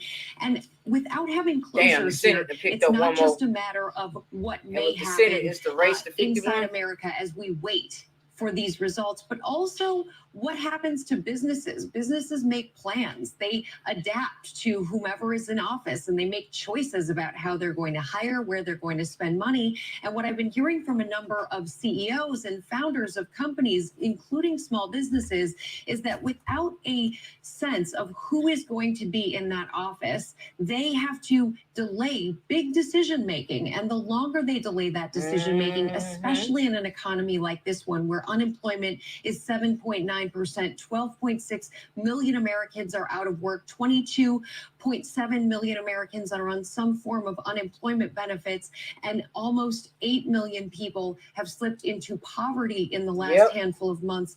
These are really significant. That time delay, it becomes a more significant and pressing issue.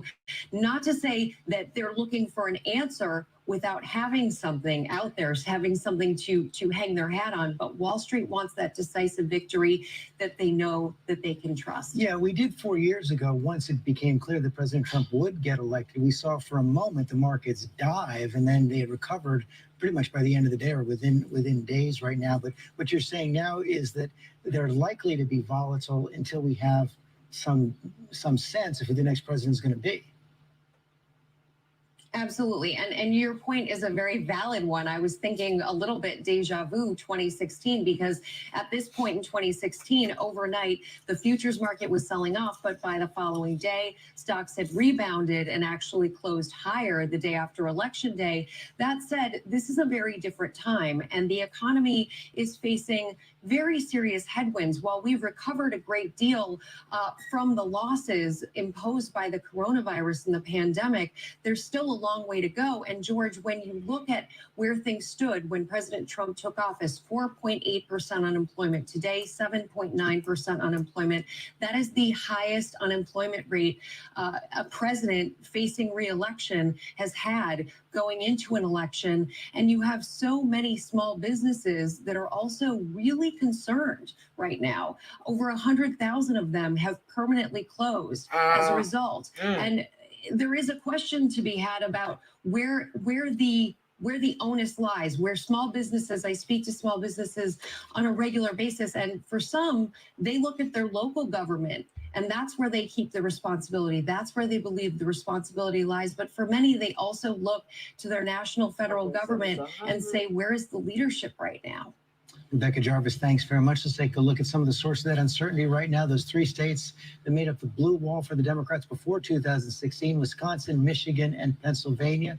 You still have about 19% of the vote to be counted in Wisconsin, 30 in Michigan, 26 in Pennsylvania. I want to bring in Nate Silver right now. Nate, I don't know where this came in your list of probabilities coming in tonight, but just give us a sense of what you're thinking now, what you're looking at, how you see this going.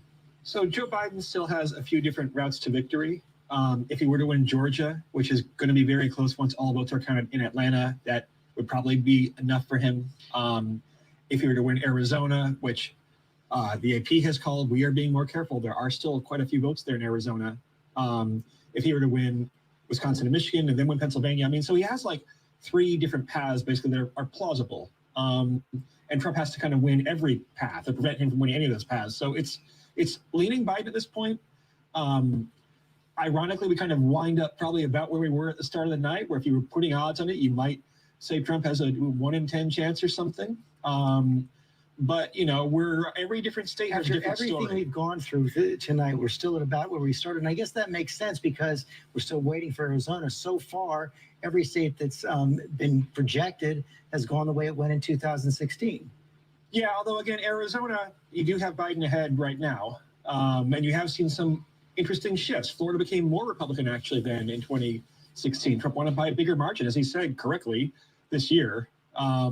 So it is a little bit of a realignment in some ways. It's another very close election, but you do see subtle shifts. If Georgia turns out to be the decisive state, which it could as any of the states, now I think would tell us that like the map is changing a little bit, but not necessarily ways that are purely favorable for Democrats. At 538 right now, you've got Arizona, not deep blue. You haven't projected. You've got it sort of less. You've also got Wisconsin in the same position right now. What's that based on? So Wisconsin is based on the fact that Minnesota was called for Biden. Wisconsin, pretty similar. You have Minnesota with a 7-point lead roughly for Joe Biden. Wisconsin, it seems like the votes that have not been counted yet are very blue votes, right? It'll be close, but that's our model doing the work ourselves and projecting Wisconsin. But, again, none of these are sure things. By the way, North Carolina is also not a sure thing. North Carolina, you are allowed to have ballots come in after Election Day. So Trump has a narrow lead there, but there could be more votes counted later on. So all these states are uncalled for a reason. We're making inferences here to try to give you some sense of what the numbers say, plus what my impressions are from reading experts in each state. But, look, I mean, we tell people all the time, strange things happen. You would rather be Joe Biden. You would rather have been Joe Biden at the start of the night, but for totally different reasons now. Now it's about like making sure these votes are counted. The three states you still have gray: Michigan, Pennsylvania, and Georgia, all for somewhat different reasons. You say Georgia because that big vote in near Atlanta, in the collar counties of Atlanta, is still out. Any other factors in play there? I mean, it should be really close. The New York Times has projections in Georgia, expects it to eventually be within 0.5 percentage points or so. It could be a recount potentially there. Michigan and Pennsylvania, I've grayed out just because we know very little about them yet. They're at the earliest stage of their process. Wisconsin is a bit further along. It might get there by 10 a.m. in the morning or the wee hours of the morning. Milwaukee might report fairly soon. Michigan and Pennsylvania are going to have to wait the longest, and the mail vote there in Pennsylvania is very blue. Biden to be further behind Pennsylvania, but it's a very, very blue, like 40-something points by party registration, mail vote in Pennsylvania. So that will shift things when that comes in. But Pennsylvania has warned people it's going to be probably the last state here to decide. Nate Silver, thanks very much. We're going to take another quick break. This is exhausting.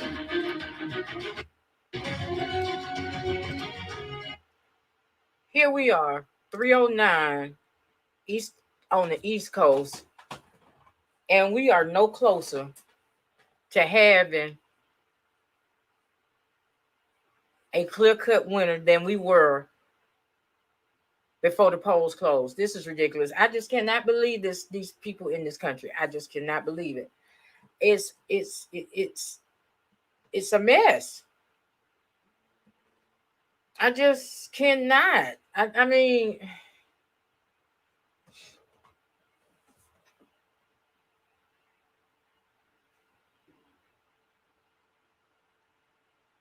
Uncalled, because it's still like 105 electoral votes that hadn't been called.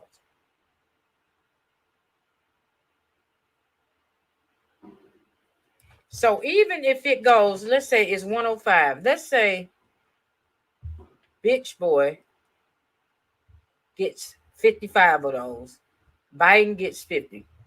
Where it's sitting right now, that would still put Biden over 270 at 271. That would put Bitch Boy at 268. You're lost. Either way, he loses. But right now, we are sitting 221 to 213. I'm just saying. And with the House, now they've already called the House for the Dems, but I don't know. I don't know how they're doing it. Okay, let's see. CNN goes after legitimate voting and falsely claims victory as the world. Exactly. CNN just I just got an alert for CNN. 45 and Joe Biden are slugging out a tight battle for the White House across the country with signs that a monumentous election could come down to Arizona, Pennsylvania, Wisconsin, and Michigan. Ooh.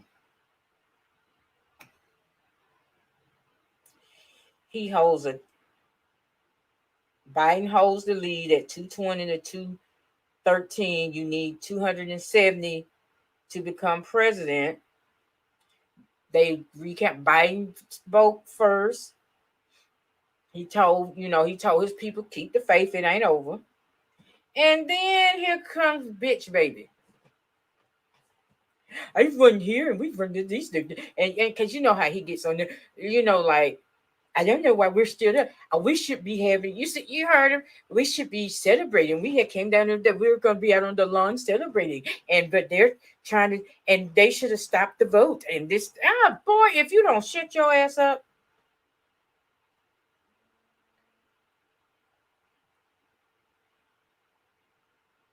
Shrimp.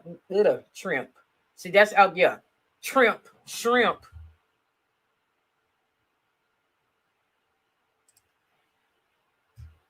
Let's go back. And we're seeing 91% of the expected vote in. Donald Trump still holding on to a lead there over Joe Biden, but so many votes still outstanding around Atlanta, Tom. Yeah, George. It's under 100,000. Here, we can. Look here, Putin. See, every time they done talked about something or said something about this, him not being able to win, his boyfriend Putin has the guy gone with that their gains were going to be at the Atlanta Metro County for two reasons. First of all, you have growing Latino populations, growing African-American communities, but you also have people who've moved to Georgia for the jobs because there are more jobs in the Atlanta metro region. We've had reporting from TJ Holmes, who's been in Georgia, about some counties that have stopped counting votes or processing ballots. So it's going to be a while. We still have 9% left to go, George. But if you do the quick math, Joe Biden can catch up, and that's one of the reasons why we can't call Georgia. Thank you, Tom. Let's bring in Leah Wright-Rigueur, professor of American history at Harvard. And Leah, one of the things we have talked about tonight is Georgia is one of those states in the Southeast that has really been transforming itself. So more along the models what Virginia now is. It's heading in that direction. Absolutely. So we've seen a demographic shift in Georgia that's happened over the last, couple of years, and in some ways even a couple of decades, where it's become much more racially diverse, much more class diverse, and a different kind of essentially political voting audience. So, when we see these kind of returns in the really tight race that's happening now, we have a lot to think about. We have to think about the people who are moving into the state, the people who are operating in the states, the racial mix of the state. And it's starting to look like it's a possibility that it could be another 1992 moment, as George, I'm sure that you would know really well. The other thing that we have a lot to thank for, and this really came up in the 2018 midterm elections, is the work of figures like Stacey Abrams and her New Georgia Voter Project, which has dramatically expanded the roles of Georgia voters in the state, and really brought in unlikely voters, non-voters, first-time voters, and really transformed the makeup of who is the Georgia voter. And that actually matters, and that's why the race is so tight right now. Enough to make the state a battleground? Is it enough to change it blue? We do not know that yet. TJ Holmes in Atlanta, what more can you tell us about where the votes are and when they will be counted? Well, we got an update for Gwinnett County, which is the second most populous county here. It told us that they would not have their results in, would not be reporting them tonight. The Deputy Secretary of State actually told us, hey, if they have them in, it would shock us. Well, apparently they did shock everybody, and that's why we saw a change in the numbers in the race tightening. Gwinnett did report their numbers, 95+%, as you saw Tom Yamas explain. And when that came in, that's when the race tightened. Gwinnett County is one of those counties that Hillary Clinton did pull off last time around, and she was the first Democrat to do so since Jimmy Carter. So that did tighten up. They only have about 4,000 to 5,000 ballots left that they say they are going to go through in the morning. So they've told us they have stopped, and they'll do those last few in the morning. So that's what happened there. And still, Fulton County, the most populous county here. Again, that stronghold where Hillary Clinton got 297,000 votes last time around. Well, that county is saying they are not going to have their results now until the morning. So that is the one we're going to wait on and see if that thing, the possibility is there, because Hillary Clinton did win Fulton County by 180,000 roughly votes last time around. So there is a chance of that tightening, and that's why we're going to be looking at that so closely. And about the change in demographics, George, this state was 70% white voters back in 2004. By 2016, that was down to 60%. So that's the changing demographics, and that's why it's so important for folks to see what happens in this Atlanta metro area. TJ Helms, thanks very much. We have another projection in the Senate. It comes from the state of Montana, and the governor there, Steve Daines, is going to be elected to the Senate in the state of Montana. Another Republican hold there in the state, John Carl. The path for the Democrats is getting narrower to take control of the Senate. Yeah, I mean, this was one that was going to be a reach for them in Montana, but I think that now that they have hung on in Iowa, that it looks good in North Carolina. They didn't pull off that one. That we're they're not going to win anything outright in Georgia. It does not look like the Democrats will have a majority in the Senate, at least not tonight. Definitely not tonight. Of course, North Carolina is still holding out there as well, and Maine we're taking some time on as well, waiting for Arizona and Nevada to come in right now. Christy, I know you've been talking to Tom Tillis in North Carolina earlier in the night. Any update there? I was communicating with him probably about an hour ago. He thinks he won. I mean, he just doesn't think that the votes are there to overcome the lead that he has. And so I think Tillis, has not announced publicly won, but they feel very confident in the Tillis campaign that there's not the votes there to catch up. And Mark Upperville, presidential historian, let's talk a little bit more about where things stand in this unusual election. We've talked about how this is unprecedented. Some call it the most consequential election of our lives. I happen to believe that could be true as well. We've had elections during pandemics before. We've never had elections where a pandemic like this, an economic crisis like this, a racial crisis like this, and a president like this. You're absolutely right, George. The one thing is we can go back to the Great Depression. This is in some ways like the Great Depression.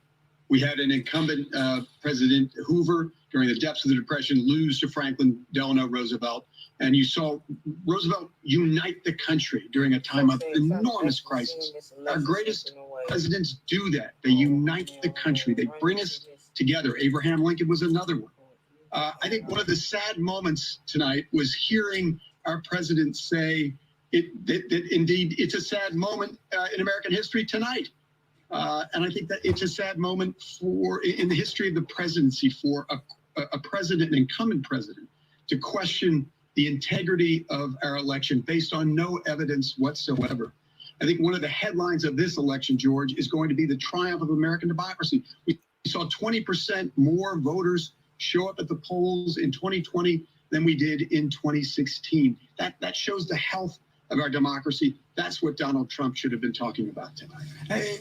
John, one of the things that could be a victim of all this, a consequence of all this, it looks like we're going to have stalemate now for quite some time. Uncertainty in the presidential election, uncertainty in how the Senate is going to play out. There's a majority, the Democratic majority is going to be returned in the House, but this is all happening when millions and millions of Americans, and Lindsay was talking about this earlier, are looking for relief from the pandemic, economic relief. A major economic relief bill that has been stalled in the Congress, and now it's going to, it's faced a deadlock Congress. You thought that something would happen after the election, but you're right. We, on all likelihood, won't know whether or not Democrats or Republicans will be in control in the next Congress and the Senate until January. Right. And obviously the presidential race is going to be at least a few days. Well, at least a few days. At least a few days. Have to take another break. We'll be right back.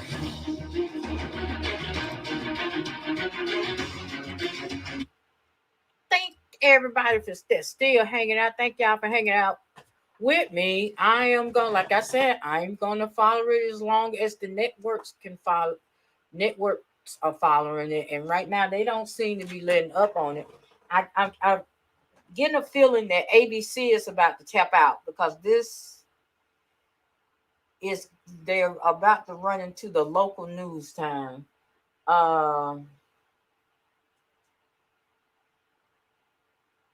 So which means I would either go to MSNBC or to CNN. More than likely, I'm going to go to CNN. because yeah, CNN looks like they're going to be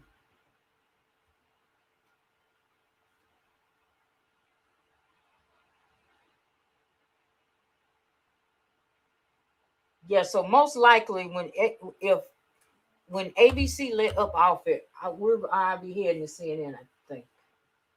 I don't know. I just trust George Stephanopoulos more than I do at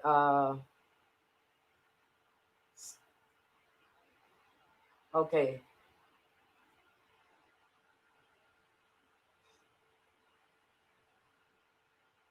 Okay, but everybody is still showing it 220 to 213 Biden is still up. So I mean 221 to 213.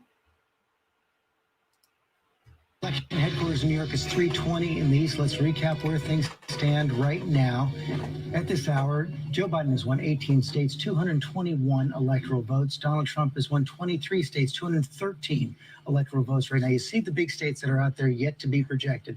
Nevada and Arizona in the West, Alaska in the Northwest, Hawaii in the Deep West, those key states in the Midwest, Wisconsin, Michigan, and Pennsylvania in the Southeast, North Carolina and Georgia, and the state of Maine as well. So there are a lot of votes left to count right now in this presidential election. Let's also show you where the popular vote stands right now as we are heading towards 3:30. And there you have it right there. Close race right now, a little more than 66 million votes for Joe Biden, 64,700,000 for Donald Trump, 50 to 49%.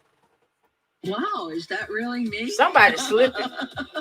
Here, I don't look 60. Somebody slipping with that's like the second time they've done that tonight. Y'all better wake up. I understand it's been a long night. But hey, we got to get this thing together. We got to get it together. Now, from the that lead went been cut because it was like 51 to 47. Now it's 50 to 48. Donna. Okay. Donna.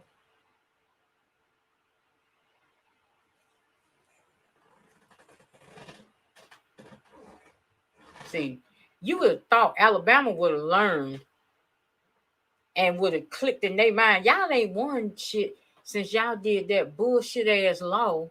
And since, y'all went for Mango Unchained and in 2016 that, and you're messing with the university. Now, everybody that know me know I'm an Alabama fan. You gonna say, Roll Tide. But the state of Alabama, y'all better learn. Y'all jinxing the university. When y'all do dumb shit like this, y'all jinx the university.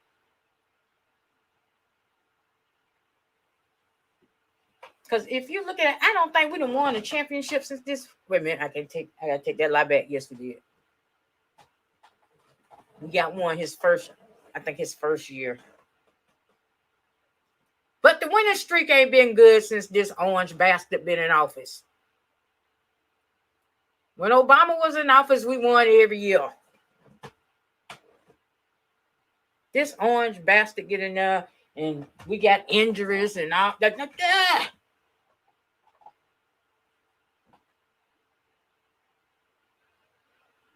But yeah,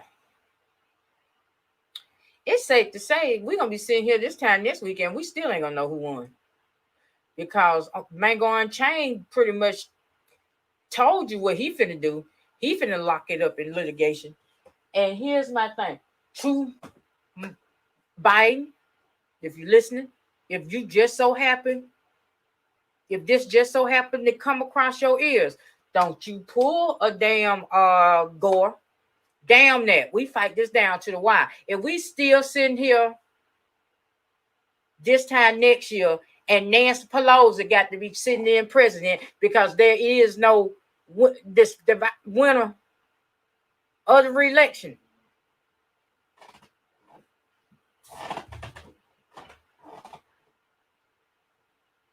Don't pull that Al Gore shit. Oh, I'm just gonna withdraw my for the good of the country. Damn that. Because it's obvious the country don't know what's good for it if it's gonna come down to this.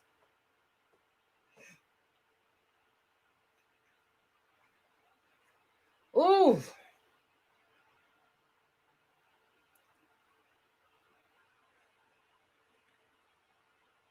Let me see. 2 would have gave Biden that's 56. See, here's my thing. Okay. Georgia is still too close to call. Right now, they should saying in DeKalb County with 80% in. Biden is sitting at 83% in DeKalb County. Mango Unchained is sitting at 16%. Come on, DeKalb County. But it's too close to call. It's still 400,000 votes out there. So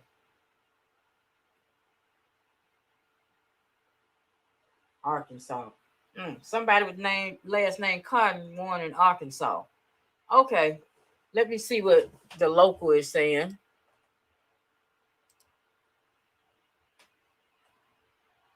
And because no one got more than 50% of the votes, the top two are in the runoff, and that is set for January. Both Reverend Warnock and Senator Loeffler spoke to their supporters. I'm not a politician. I'm a conservative businesswoman. I have a 100% voting record with President Trump. I've been rated the most conservative senator in the U.S. Senate. I've been endorsed by National Right to Life. I'm A-rated by the NRA. Georgians know that they have a fighter for them. She got a long ass neck. Thank you for pushing me one step closer to the Senate. Because when I get there, you will go with me. Your concerns will go with me. Your issues will go with me. You had 25 people running for that office. That's a shame. For about 62 more days. Can we hang in there? 62 more days until that January runoff. We also can call a big Georgia congressional race in the last 90 minutes. Yes. Democrat incumbent Lucy McBath won re-election over challenger Karen Handel. That's for District 6. That's parts of North Fulton, Cobb, and DeKalb counties. Handel held that seat for a short time after a special election 2 years ago. But again, Lucy McBath went back to Congress. Election results will continue to scroll at the bottom of your screen, and you can get them at WSBTV.com. Yes, we expect to get a lot more in Georgia in the next few hours. Get the latest results live on Channel 2 Action News this morning, starting at 4:30. We rejoin ABC. Yes, go back to the ABC.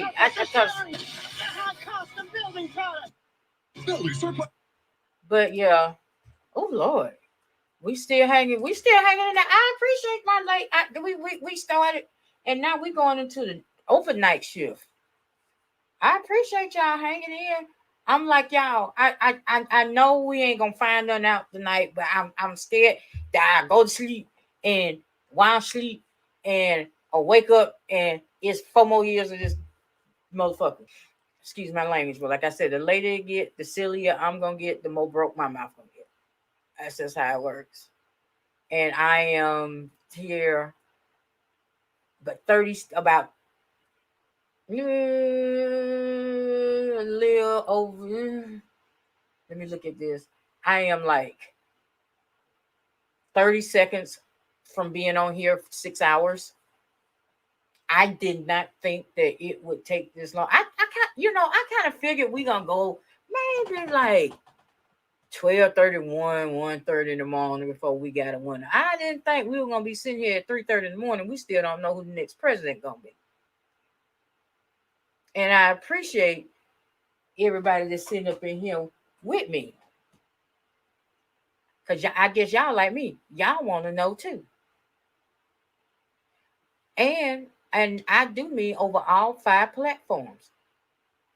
Because like I say, I got the 2 the 2 YouTube. I'm broadcasting over the 2 YouTube channels, the Champagne and Conversation Facebook page, Twitter, and Periscope.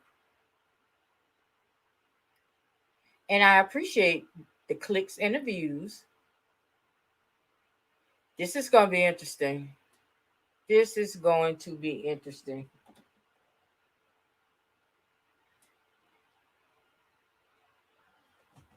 Okay. I need y'all to hurry now. Okay. Okay, George Stephanopoulos, what are you saying? George Stephanopoulos. And we are back now at ABC News election headquarters in New York. Here's where things stand at 3:30 in the morning. On the East Coast, 221 electoral votes for Joe Biden. 18 states won, 213 electoral votes for Donald Trump. 23 states won, but some big states are still left out there. Let's take a look now at one of the key states in the Southwest, Arizona. Arizona with its 11 electoral votes, 82% of the expected vote is in Joe Biden, holding on to a 5-point lead. We're not seeing a lot of new vote there, but Whit Johnson, what more can we say about where the count is? Well, George, we actually spoke with election officials from Maricopa County not too long ago, and they say that they're still actually counting votes. Both people who voted in person at the polls today, at last check, they still had upwards of 100,000 votes in that category to check. They were counting those actively, and we're going to continue counting those through the night. They also had this other separate category, about 250,000 ballots that were actually absentee ballots that people then came and dropped off in person today. Oh, wow. Maricopa County said they weren't even planning to count those tonight. They were going to start counting those tomorrow morning, even though we're already in the morning hours, but a new group of people were going to come in and start counting those then. The question is, with those ballots that were still outstanding, could Trump make up the ground on Joe Biden? It's still unclear if he'd be able to do that. But I want to go back to just what this says about the state of Arizona and the shifting demographics. And you have the Latino population here, now 30% of Arizona residents.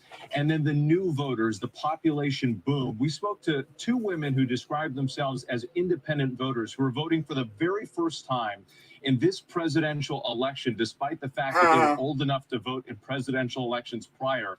They felt the urgent need to cast their ballots for Joe Biden in this election because of President Trump's rhetoric and his handling of the pandemic. We know that COVID-19, the coronavirus pandemic, has been a major backdrop of this entire election. And here in Arizona, they had the huge spike in cases over the summer.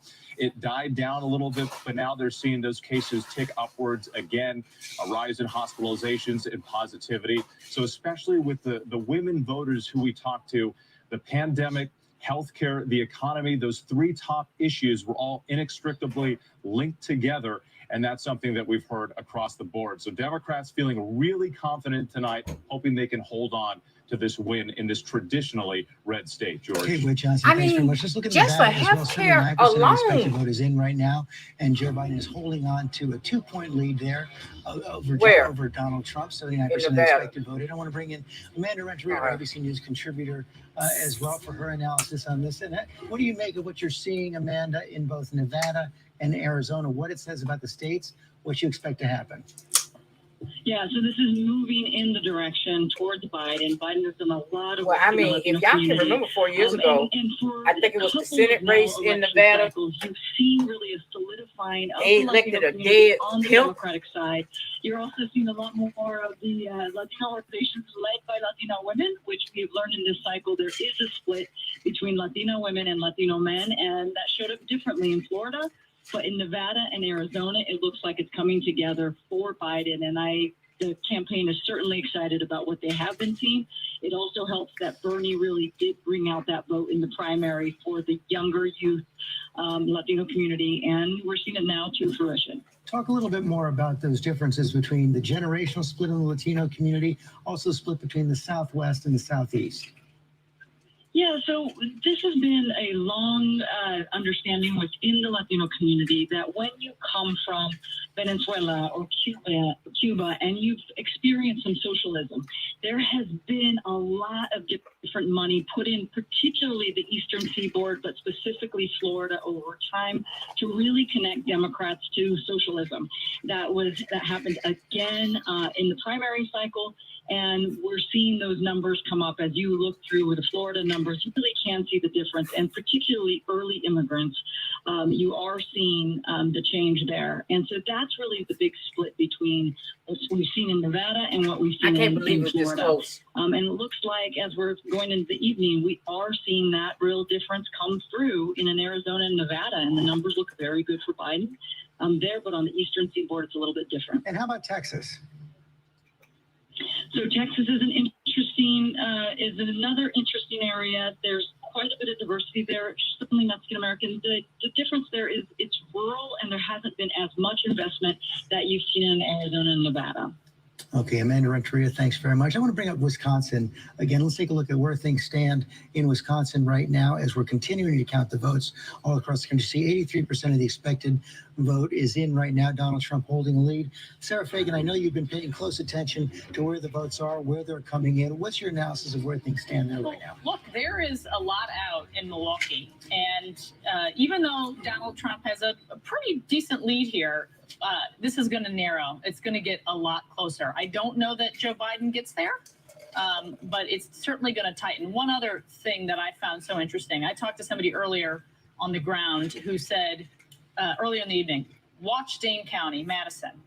If they go past 70% turnout, there's no chance that Donald Trump can win. They have 79% turnout. However, as we've seen all over the map, Red County's coming in very, very strong.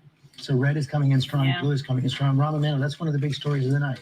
It is an amazing, I mean, I saw this election as one of the depth of Donald Trump's support versus the breadth of the coalition that Joe Biden built. And I don't think anybody, when you look at like all the national polls, Joe Biden's going to win maybe by a point. And all those polls had it 8, 9, or 10. That's why when Donald they was Trump talking about has them made a polls, prediction. There was X million of voters that did not vote in 2016. I'm going to get him to the polls. And right now he's proven that. On the other hand, Biden is also proving that he's built, like when you look at Arizona, you look at some of these other states like Georgia, that he's built a coalition that is made up of a diverse group of voters from across the spectrum of America. And he's doing quite well. But is it well enough to overcome what Donald Trump's producing in the rural areas? They seem like two very different Americas. They are. And I think we made a lot of assumptions that I'm questioning now. Like, for instance, we thought that people's frustration and fear of Donald Trump was going to be a significant enough motivator to get some people off the fence, particularly independents and Republican folks. We're just not seeing that show up.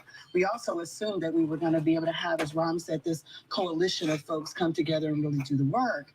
I think also overcoming the lack of infrastructure because of the pandemic. When we had the last big turnout, it was 2008, and everybody's still talking about the machine, the infrastructure that Barack Obama was able to build to reach people where they were. We weren't able to build that in a significant fashion because of the pandemic, and also we just didn't, I don't think Joe Biden had that built fast enough for us to be able to do it. So I think these are where we're starting to see kind of the rooster come back home, because those are some assumptions that we made, and we thought we were going to be able to overcome them, but I don't think that we are. Christy, one assumption Donald Trump has made from the very beginning is that he is going to stick with his base through everything. They come first, they come last, they come all the time. And that's the problem. based on what we're seeing today, he's expanded that base significantly.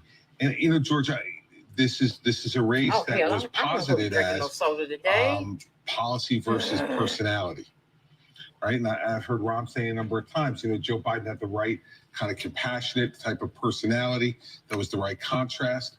But I also heard a lot of Republican voters say to me, they don't like the president. They don't agree with the president and the way he conducts himself, but they weren't comfortable with Biden's policies.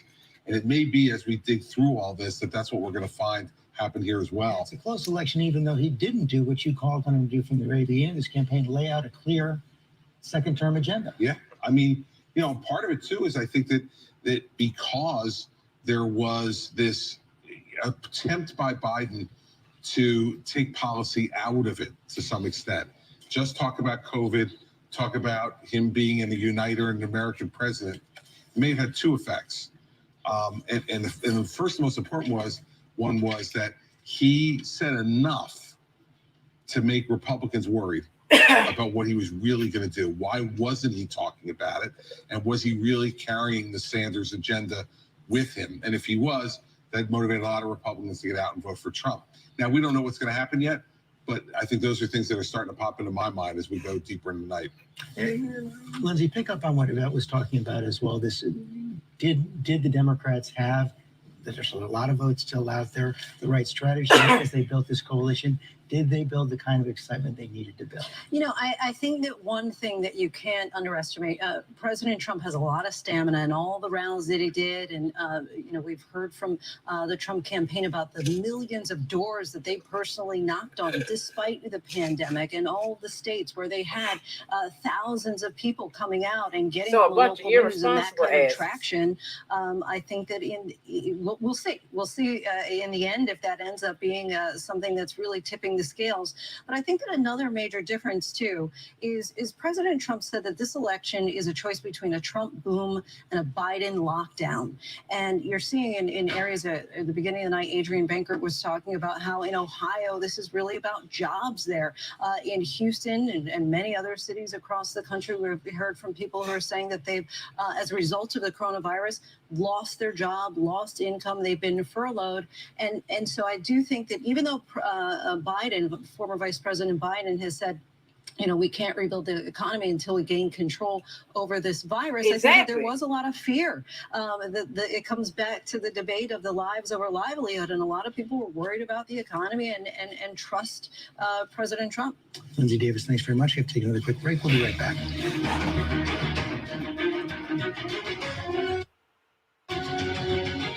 What good is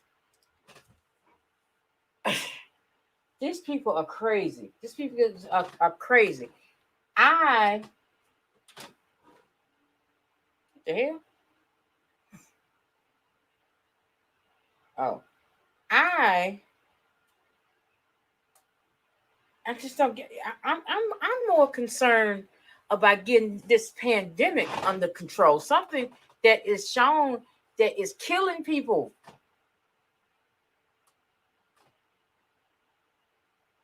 But I guess they don't care about that. So is that what is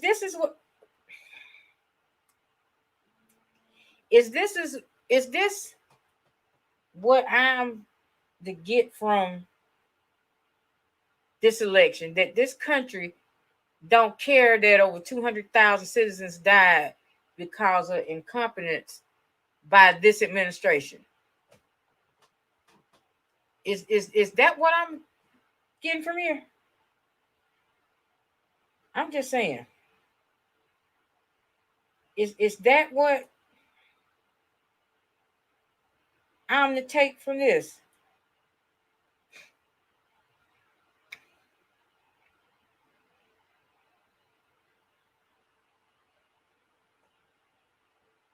That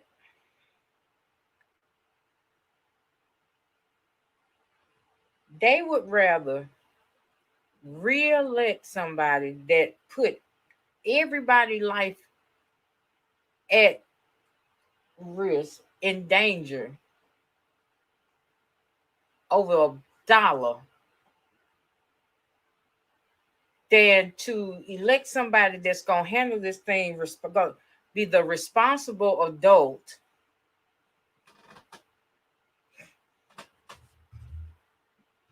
and you know what? Here's the thing.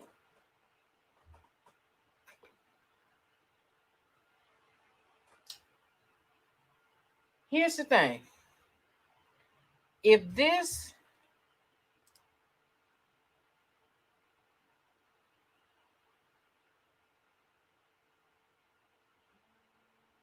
first of all, before I get on here, I want to thank y'all for watching, coming over watching. I really do thank y'all for. I really do thank y'all. But they done started back talking, so let me step off my soapbox. 4 years ago, Maine did the same thing for the very first time, giving Hillary Clinton 3 of the electoral votes and 1 to President Trump. But right now, as you mentioned, Joe Biden has 1 electoral vote here, still waiting to see results when it comes to the other 3. But keep in mind that Republicans have not won the state of Maine in a presidential election since the 80s. So it's likely that Joe Biden will win the state of Maine here tonight. Yeah, let's go to Heidi Heitkamp. You, of course, served with Susan Collins in the Senate. She was always in a perilous position up there in Maine, held on as the only remaining moderate in the Northeast. Well, what's really interesting about all these Senate races is they're following the 16 trend, which is as goes your state for president, so goes the Senate race. And so Susan's always been able to be a moderate and independent, even though she caucuses with Republicans. And she's always, people have appreciated that about her. Tonight is a tough night because we have nationalized the Senate. If things end up where I think they might end up tonight, there will only be 2 states in the entire country that have a split delegation, Montana and Wisconsin. One more And, sign of you just know, how this is- partisanized it's the getting country has very- become.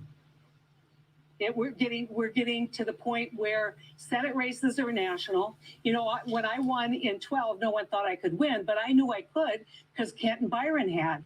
And now you take a look at whether it's possible in a state where 35% of the people in North Dakota voted for Donald Trump. That's a headwind you can't survive. And the polarization that we're seeing means we take out moderates. And that means that it gets tougher and tougher to govern, just as Matt has talked about. Well, now I want to talk to Matt Dowd about that a little bit more. It's tougher and tougher to govern. We've seen this extreme polarization. At the same time, we see Americans say, at least, that they're hungering for someone who will bring us together. Well, you know, I'm reflecting on this night as I did on 2016, and we still have an unknown thing, but we do have some idea. There's anger on both sides directed at different things, but there's a tremendous amount of anger in the country right now. And there's anger, obviously, by people that want to remove Donald Trump and take him out and are upset with everything he's done and the type of person he is. And then there's anger of his supporters that are upset about what's going on in their lives, how they've been diminished or what's happened to them. And I don't know, George, you know, most Americans are like, let's get this job done, let's do us. But the vehicles by which they're using those things or trying to accomplish them are doing the exact opposite of what they say they want.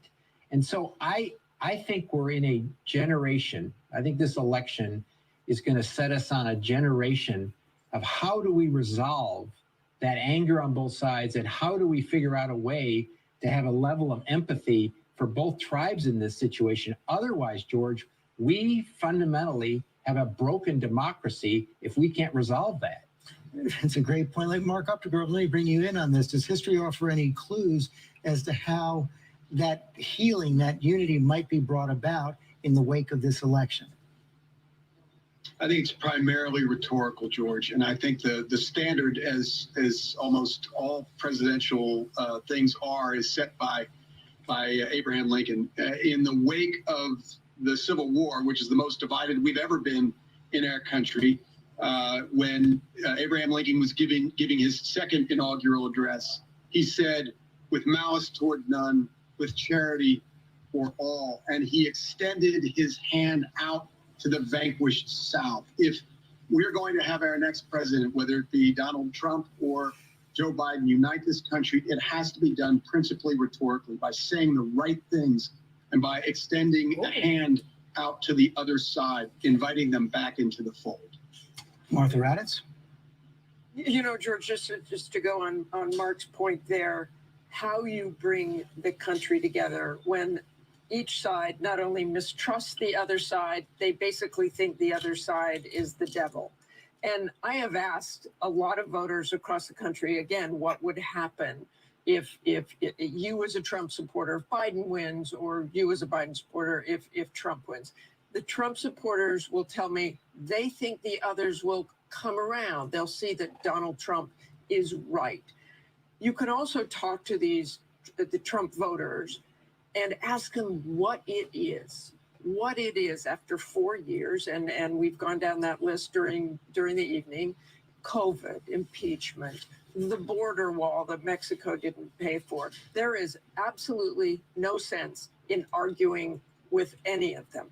Basically, it comes down to this. It's very simple. They say he tells it like it is, and they like that. I have heard that answer again and again and again everywhere we go. Remember the Atlantic article about suckers and losers that anonymous sources said that the president had called veterans who lost their lives in wars and those who went to Vietnam suckers and losers. Donald Trump was very angry about that article, immediately responded to it. I talked to a veteran in Colorado who'd seen a lot of combat. He said, look, I don't believe anonymous sources. I just don't believe he really said that. Said, look, what if somebody, and I'm not saying this is a person who actually said it, but what if General John Kelly came out and said in front of you, I'm the one who said that. I heard the president say that. And that veteran said, I don't know whether I believe it or not. That's what you're seeing across the country. That is what we're dealing with right now. We have to take one more break. Coming up 4 a.m. in the East. We'll be right back.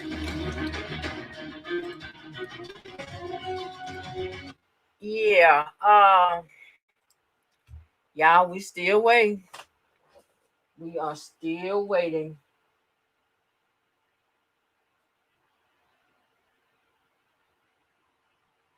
Wisconsin, they said they are saying it is too close to call because there's a difference of 108,000 votes. This is according to MSNBC. There's a difference of 108,000 votes, and they still got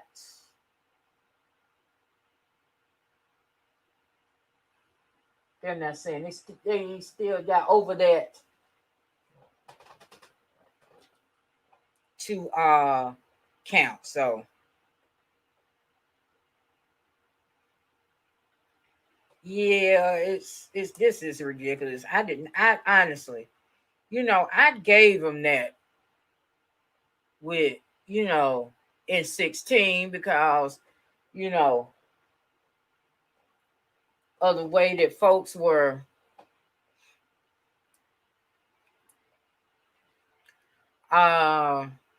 really didn't know neither how we knew Hillary because she's first lady. We didn't know, we had an idea, but really didn't know how bad he was gonna pluck up.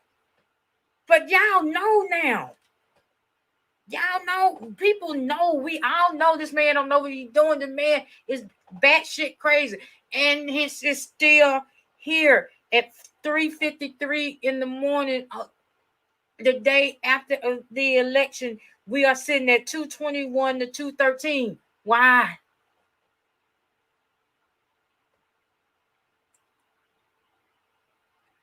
Why? Oh my goodness. This is but this is why I had that feeling, and like when everybody was talking about the poll numbers and the pollsters and the poll number. I said they were saying the same shit in 2016.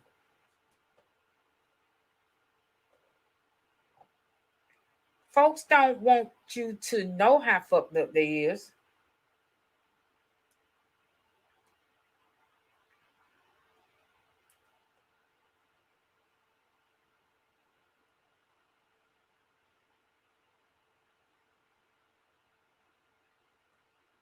I'm just saying. What the polls say and the posters and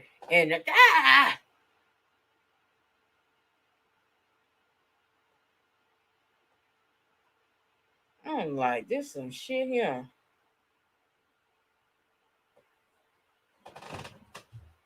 But y'all, we are coming up on, it is 3:54. Like I said, as long as they stay, I'ma stay. It is 3:54 and coming up on 6.5 hours. We've been following this election. Oh, I'm glad I went live at 9 and not when I started to come live when the polls closed here at 7. But I was like, nah, I'll get close to the polls closing. I'll come on where it's like 30 minutes before they close out west. That way, by the time the results come in from the West Coast, it'll be over. We'll have a new president-elect. I can go to bed. I can have me a celebratory drink and go to bed. I guess that's what I get from trying to plan stuff. I tell you.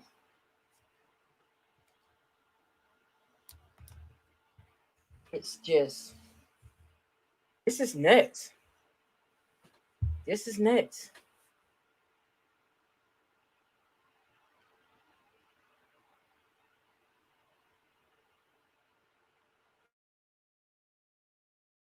let me see something. But because like I said, I think ABC is gonna cut to local at about 4:30. And I think at that time, if we don't see a drastic change in the numbers, I'll sign off then. But so put.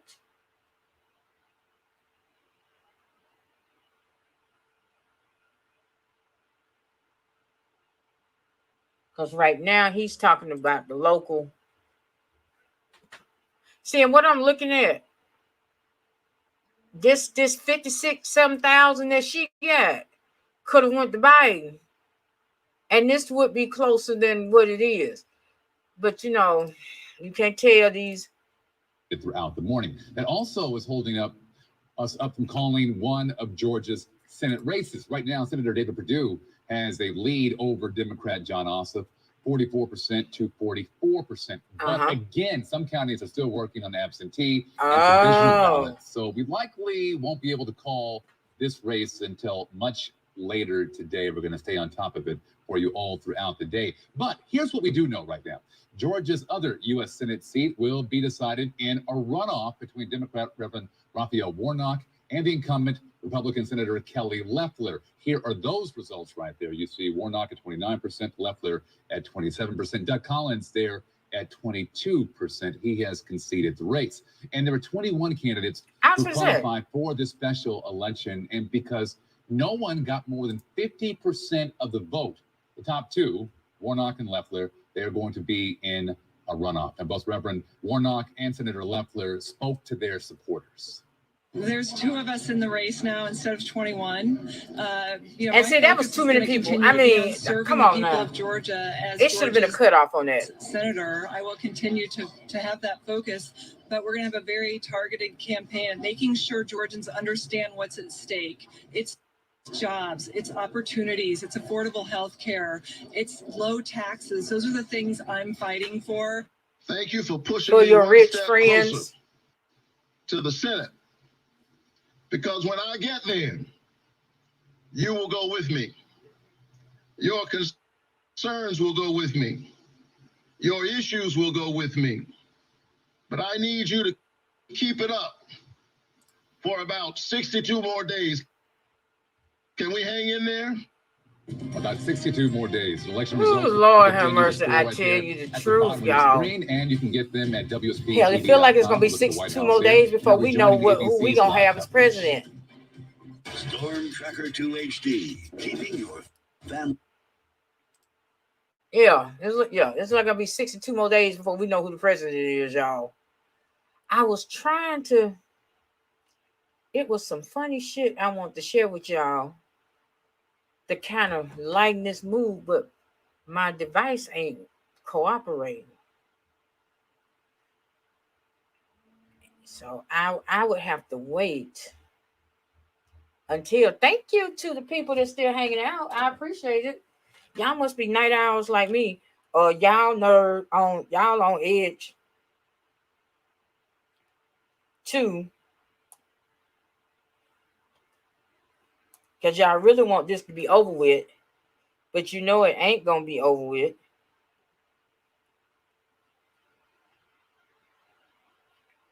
So you just, if you like me, you hoping and praying there'll be a break.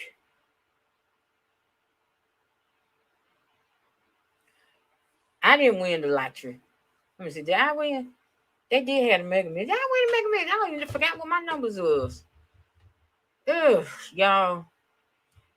Hello to anyone that just come in. What was this? Oh, let me do this because I don't need nobody coming after me. Trying to. Oh, this is from Cash 3. I don't do Cash 3. Well, I do, but I didn't. I hadn't done this. I did it at the beginning. But just in case I have to do it, here goes. This live is protected by fair use copyright under Section 107 of the Copyright Act 1976, allowance is made for fair use for the purposes such as criticism, comment, news reporting, teaching, scholarship, and research. Fair use is a use permitted by copyright statute that might otherwise be infringing. Nonprofit, educational, or personal personal use tips the balance in favor of fair use. Now we're back.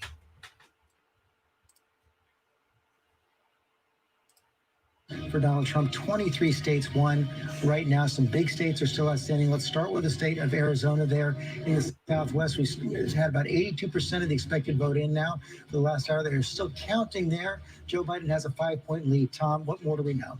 Well, let's look at Maricopa County at this hour. This is, of course, the biggest county in the state of Arizona. This is where Phoenix is, Scottsdale, Mesa. It's got a little bit of everything. A county you really want to look at to see how the rest of the state's going to do, partly because so much of the vote is going to come from here, 60%.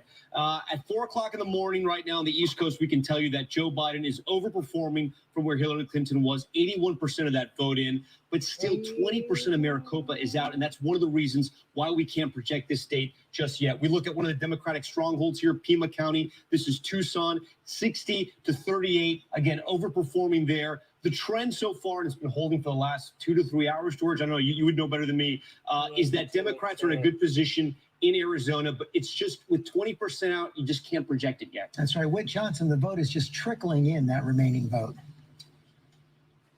And George, we're getting a little bit more clarity on the outstanding ballots that exist. We just talked to Maricopa County officials again, and we keep going back to them because, as we mentioned, Maricopa County makes up at least 60% of the vote here in Arizona.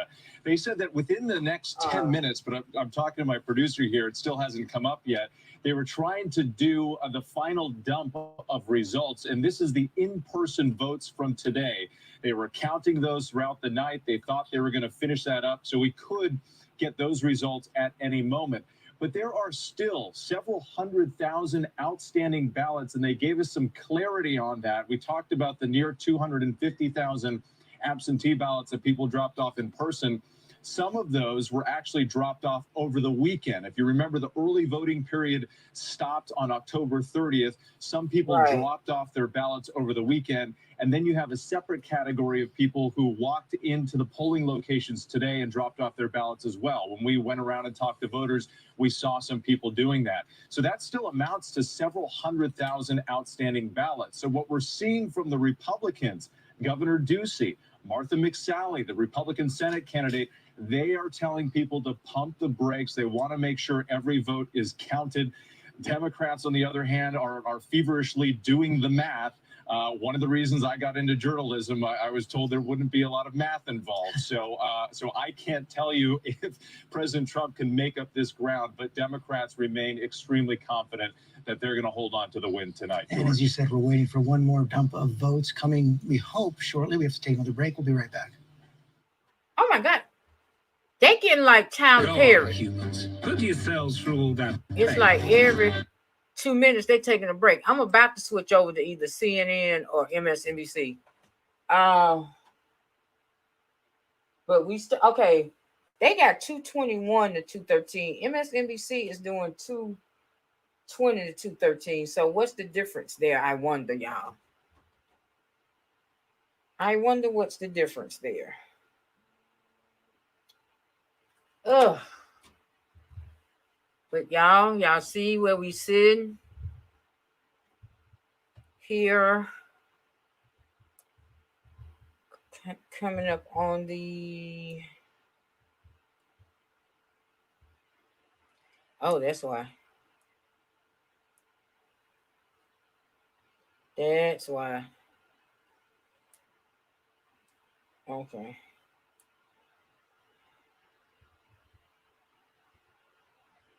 Okay, there we go. Okay.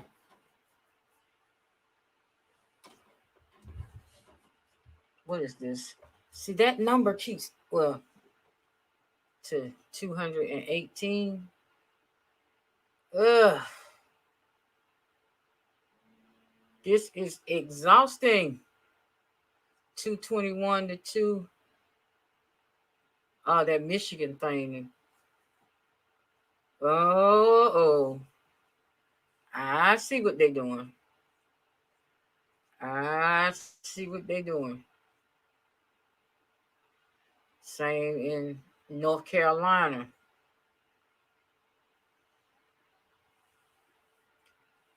Oh, did the Dems just pick up another? No.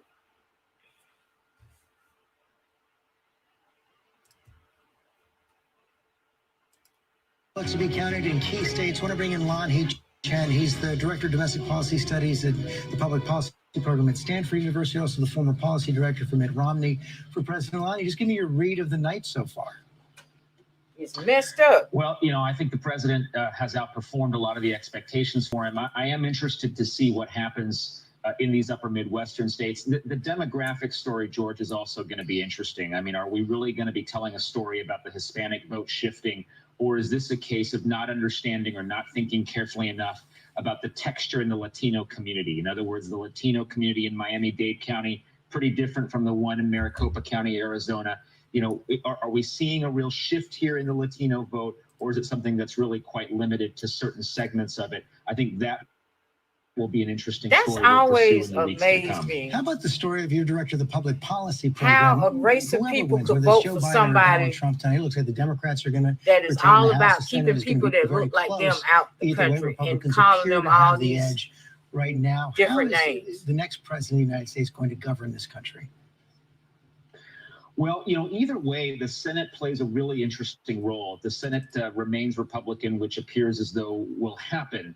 It's either going to be a bulwark against Joe Biden going too far to the left on policy. So something like the coronavirus relief legislation we might see in January. The fact that there's a Republican Senate there makes it maybe a $2 trillion package instead of a $3 trillion package. Some of the things he may have wanted to do on energy get constrained by that Republican-controlled Senate.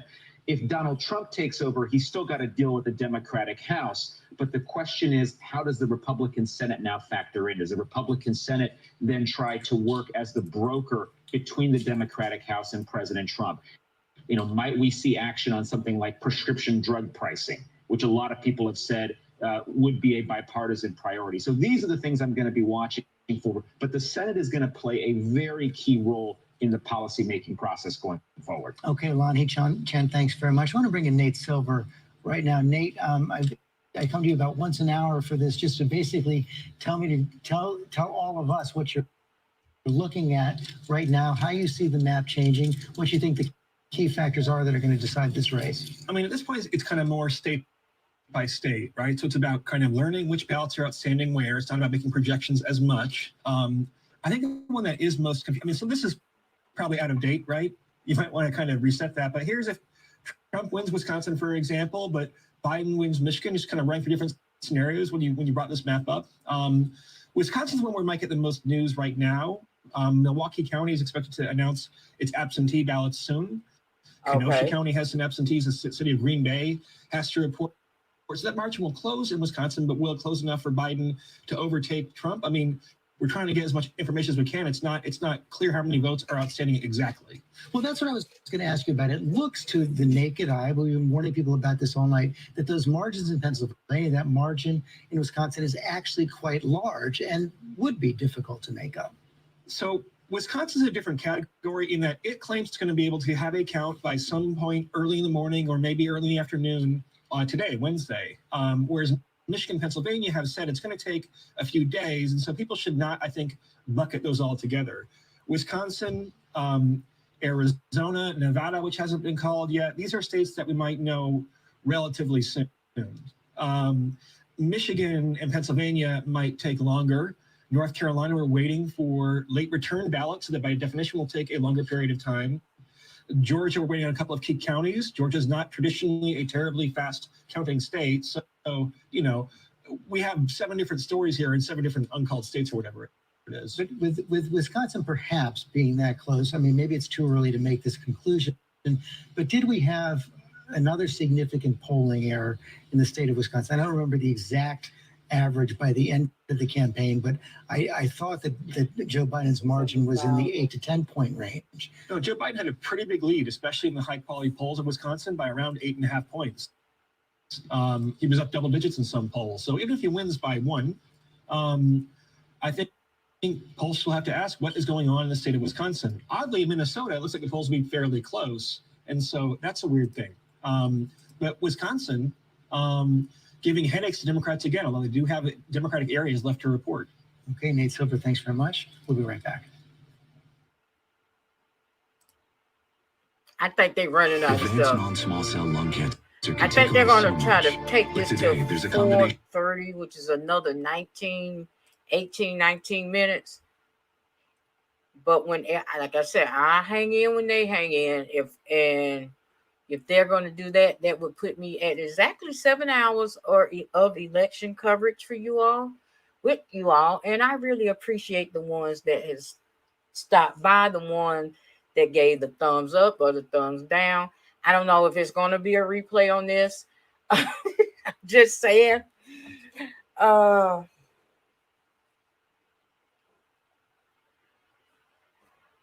Just like with my, with my watch party, this was a thing the fuck. This is my first, election doing this. But I'm pretty sure we're going to have runoffs that I'm going to be covering. I'm definitely going to be covering this because if this don't go the way that bitch baby wanted to go, he going to go run in the court, as he done said tonight. And I just really wish that of those 105 electoral votes that's still out there, that Biden can just go and get 100 of them and just call this. Put this country out. We have been through enough as a country, don't y'all think? Anybody out there agree with me? We've been through enough as a country already. And now to have to go through this. The wait and see a game and see. And that's what Mango Unchained is hoping gonna happen. That it's just like with Gore and Bush, that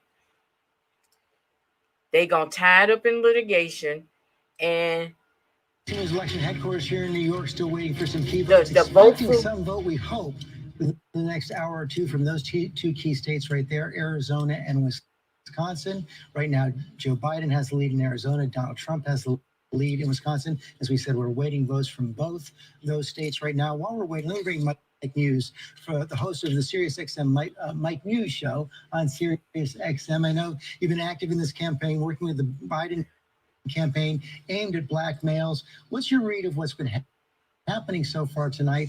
And did Vice President Biden underperform with that key voting group?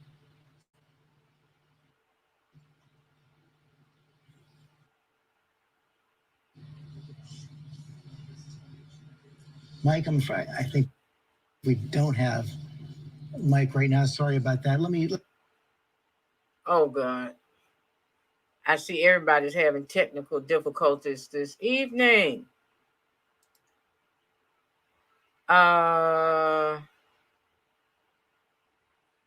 I do this. What am I doing? And so we're talking probably here about we go. 400,000 votes between the two of them that should be coming in maybe within the next hour.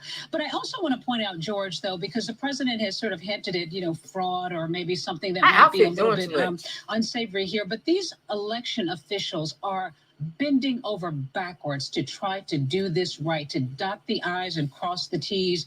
The commissioners are issuing statements talking about how careful they are being. In fact, in Milwaukee County, once they get all of these votes tabulated, and it should be happening very soon, the election commissioner will be driven just a few blocks away with a police escort with 12 flash drives to take the votes to the county so that they can one by one start to unload them. So they are taking the utmost care to make sure they handle these votes very, very well. And they want to make sure that they do it, in the way that no one can criticize them for. So I think that they are taking probably great offense to the idea that these votes could somehow be corrupted. They are going out of the way to make sure that they are taking painstaking time. They're still working tonight, and just like the rest of us. So hopefully we'll start to see some movement pretty soon, and we may get an idea maybe not necessarily within the next hour, but certainly within the next few hours of where Wisconsin is coming down. The Democratic chair in the state is feeling confident, but it might be hard for Biden to make up these votes. But, you know, again, Wisconsin is always a surprise, and we'll see what happens, hopefully, by the early morning hours. Republicans say they are confident as well. I do think we have Mike Muse now. Mike, thanks for joining us from Sirius XM Radio. I know you work with the Biden campaign on working with black males across the country. Some indications that maybe that group underperformed for the vice president. What are you seeing tonight? Yeah, I think that President Trump had a really good effect on identifying with the black male vote. He was able to make some inroads. The Platinum program that he created had a strong conversation. A lot of black men were very curious about entrepreneurship. They were curious about the economics. They were curious about the job market. I think the Democrats have to recognize is that black women are the backbone of the Democratic Party. That is a fact.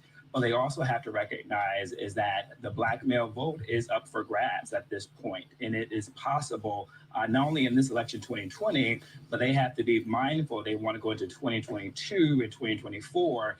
If they want to solidify that black male vote, they have to do more and better outreach towards that outcome. Mike Muse, thanks very much. Let me bring in Barbara Comstock as well, former Republican member of Congress from Northern Virginia. Your state has gone to Joe Biden, but Donald Trump is hanging in there, winning everything else he won back in 2016 as we're waiting for Arizona.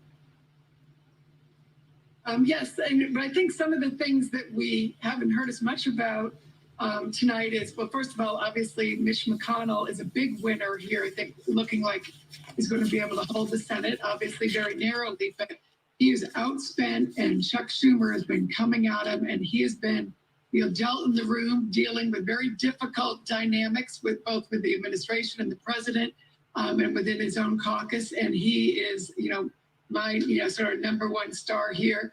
And then secondly, I think Republican women, looks like we're going to pick up 12 to 14 new Republican women who are going to be mostly in the House, but a new senator also, and Joni Ernst hung in there. So we have some new female faces, some new Latina faces also.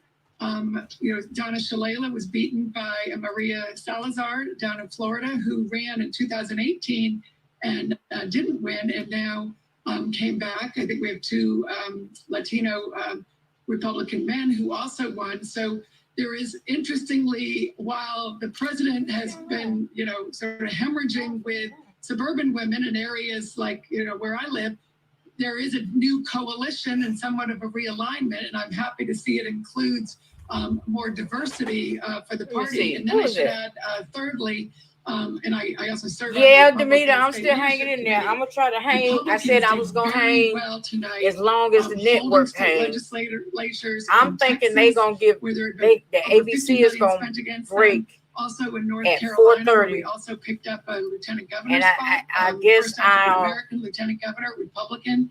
Also in Florida. That's when I'll break. That would put me New Hampshire. So there was some at really great 7 winners hours there, of and that coverage. will impact redistricting going forward. So I I think said there's a earlier, lot of I'm good scared that wins once here. I Obviously, log we're off, a very divided country, 50-50. and after all 30 the, minutes later, I there's a have to be million back spent. on. We're still sort of where we were 4 years ago. I had to jump back on because there'd have been this big thing where in an ideal world of the 105 more diversity here tonight, and of the 105 farm team in the state legislature. electoral votes that's Barbara still Comstock, out thanks there. very much. Right now, you keep looking, John Carl, at all those states coming in, and Donald Trump is still ahead as the vote ticks down right now. And it is going to Biden will pick up 65 of those. Is there really enough vote left for Joe Biden to come back? Yeah, it's deja vu from 4 years ago, except the vote is going to take longer due to the circumstances of an election that took place during a pandemic with so much more mail-in vote, which is simply going to take time. But you have the same dynamic. We were very late 4 years ago on election night, looking at results in Pennsylvania and Michigan and Wisconsin. That's what we're doing again. And I think I mean, again, we've got to be patient. It takes time to count these votes, but there's a lot of ground that Joe Biden needs to make up to win those states. Joe Biden, I mean, Nate Silver, do you still believe that Joe Biden has more paths than Donald Trump? He has more paths. I mean, the question is which paths are more promising. I mean, we're going to probably get results from Milwaukee City absentee ballots any moment now, and that will tell us quite a bit.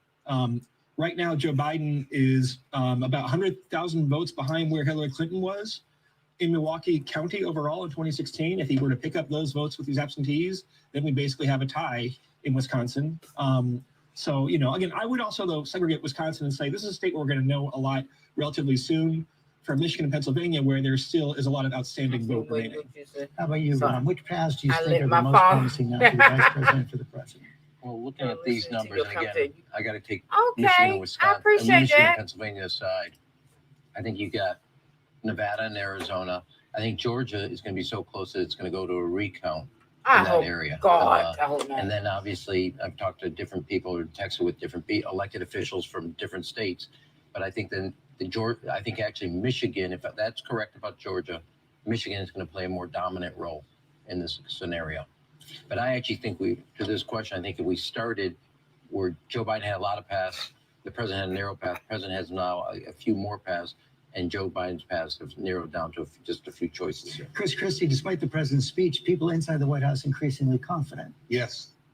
Yeah, I mean, listen, I've had two very prominent White House campaign people say to me it's over. I mean, they believe that the margins are too great in Pennsylvania and in Wisconsin, and they don't believe they're going to lose Georgia, and they think they have a shot to win Michigan. So It just makes it incredible the president did what he did to undermine faith in this election. I mean, he could have come out and said, this is a great day for American democracy. We are on the verge of shattering the modern day record for voter turnout. There's a lot of vote to be counted. He could have echoed Biden's words. I believe I'm going to win. But to go out there and say that people were being disenfranchised, say he's going to go to the Supreme Court to stop a vote count on an election, which, as we said hours ago, he's got a good chance of winning. Got to take a break. We'll be right back. Yeah, they acting like Tyler Perry now, or like on network. It's like they come on, they talk for 2 minutes, 5-10 minutes, and they go to commercial. But my thing is this: they didn't think that this was gonna go down. It didn't. I don't think nobody thought that this was gonna be this close and it was gonna take this long. Just on the pandemic alone, people probably, because I know I did. I was like, okay, he gonna get something, but it ain't gonna be this neck and neck this long. I mean, the man killed 200,000 people.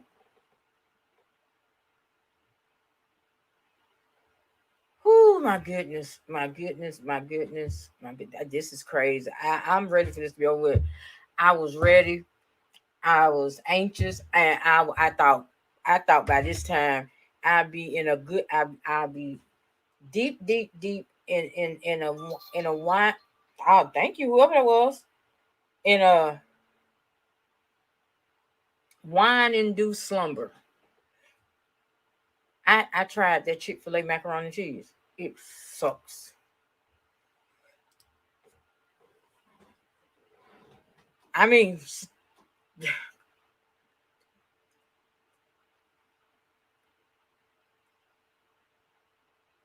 it's not.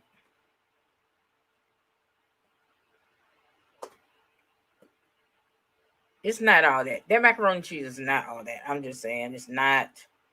It's not.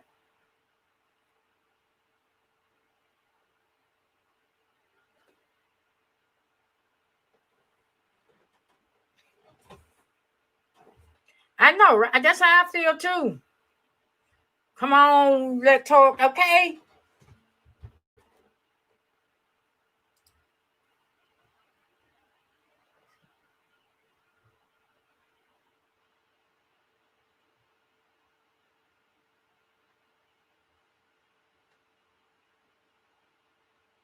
This is crazy. This is crazy. Z. Oh, my three living gods. Oh, I ain't gonna put that up there. That'll be just wrong. Okay, we back. I think we, yeah. 4:30 in these. We're waiting for results from Wisconsin. We're waiting for results from Arizona. We expect those perhaps relatively soon. It's going to take much longer to get the results out of Michigan and Pennsylvania, of course, the state of Georgia and North Carolina. As we wait here to find out who will be the next president of the United States, Donald Trump now has 213 electoral votes. Joe Biden has 221 electoral votes. Rick Klein, our political director, I know you've been in contact with experts from both sides, from both campaigns, trying to figure out where these outstanding votes are. What are you hearing? Well, the thing is that there's several 100,000 outstanding votes across these states, I and saw they're that. more That's Democratic Ricky than Smiley. Republican for a couple of reasons. One is that they tend to be in more urban areas, and those are Democratic-leaning areas. The other is that the Democrats put a big emphasis this year in trying to turn out that early vote and pushing people to turn out early, to mail in their ballots, request ballots. I So can't for those believe two we reasons, that we damn are expecting close. that we're talking about disproportionately Democratic numbers when these roll in. So we'll see some numbers out of Wisconsin probably within the hour. But as the numbers continue to roll in, it seems to me, based on these conversations, the best shot that Joe Biden has right now is to cling on. Uh-oh. I Putin. See,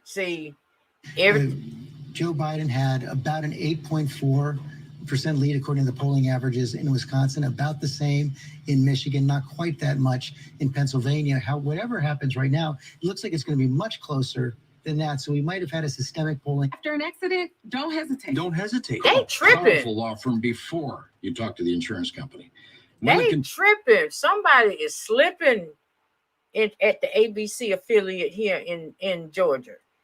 Oh my God, somebody gonna lose their job for that because George was mid-sentence. But yeah.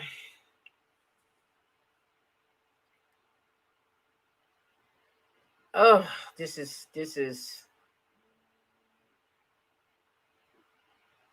see, exactly. Every time he go to talk,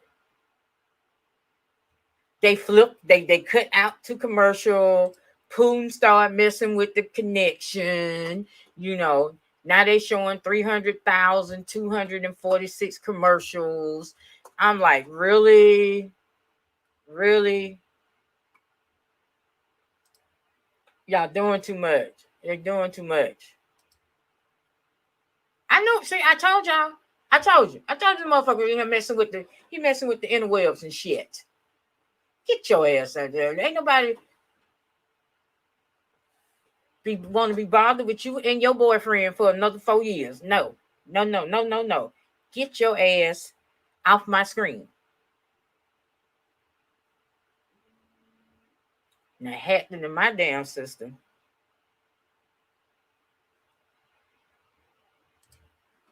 Get your ass off my screen.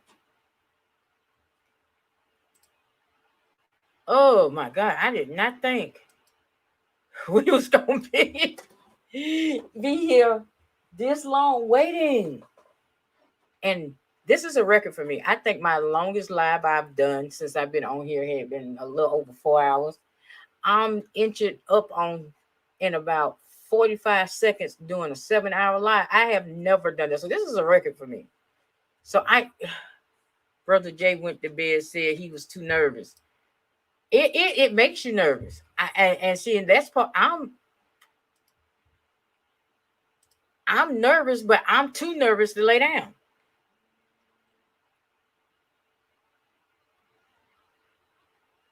I am just too nervous to lay down. It just okay. Why y'all running all these commercials? I think they're gonna switch over to whatchamacallit. If they switch over to local, then that's when I'm finna sign off. Because the local here, let me see. Are they finna switch over to local? It's 4:30. It's 4:30. It's 4:30. Yep, they just switched over to local. Well, y'all, I'm gonna sign off because we are still too close to call.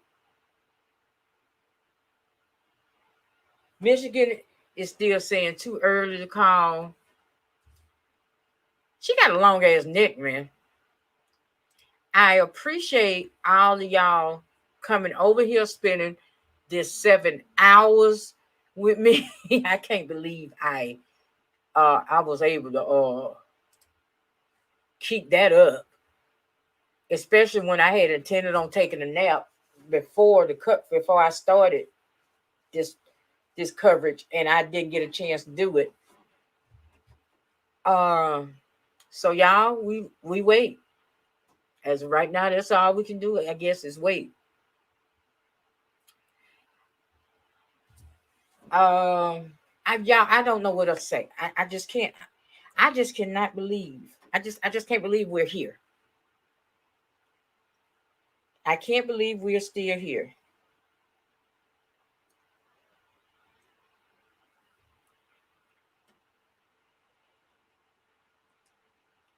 So I'm gonna call it a night, like I said.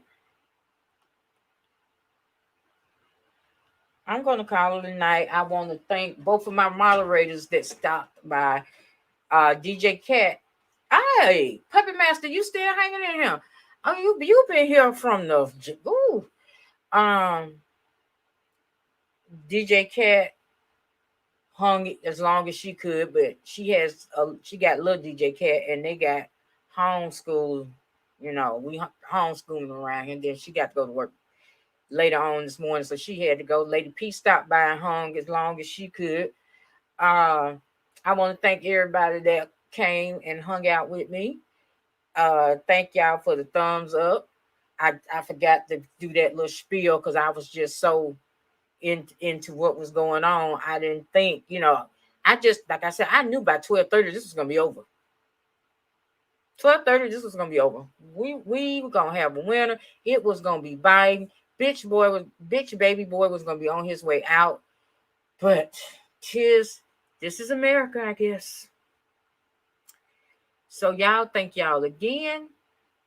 I really appreciate y'all hanging out.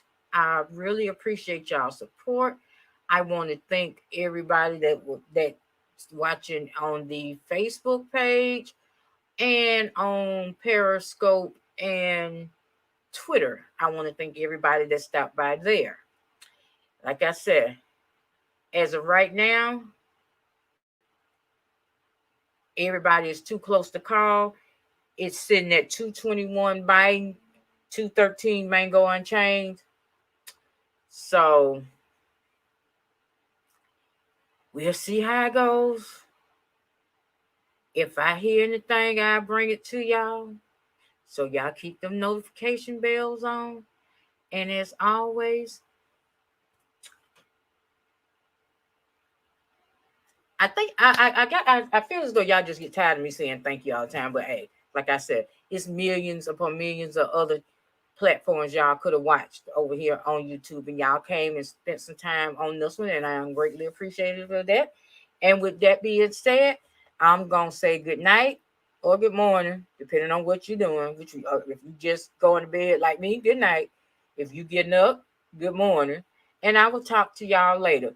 Keep that notification bells on, because seriously, if anything different come, because I know I'm not going to sleep for another hour and a half. I know at least. So if anything happens, I'll pop in and let y'all know. I will be talking to y'all later.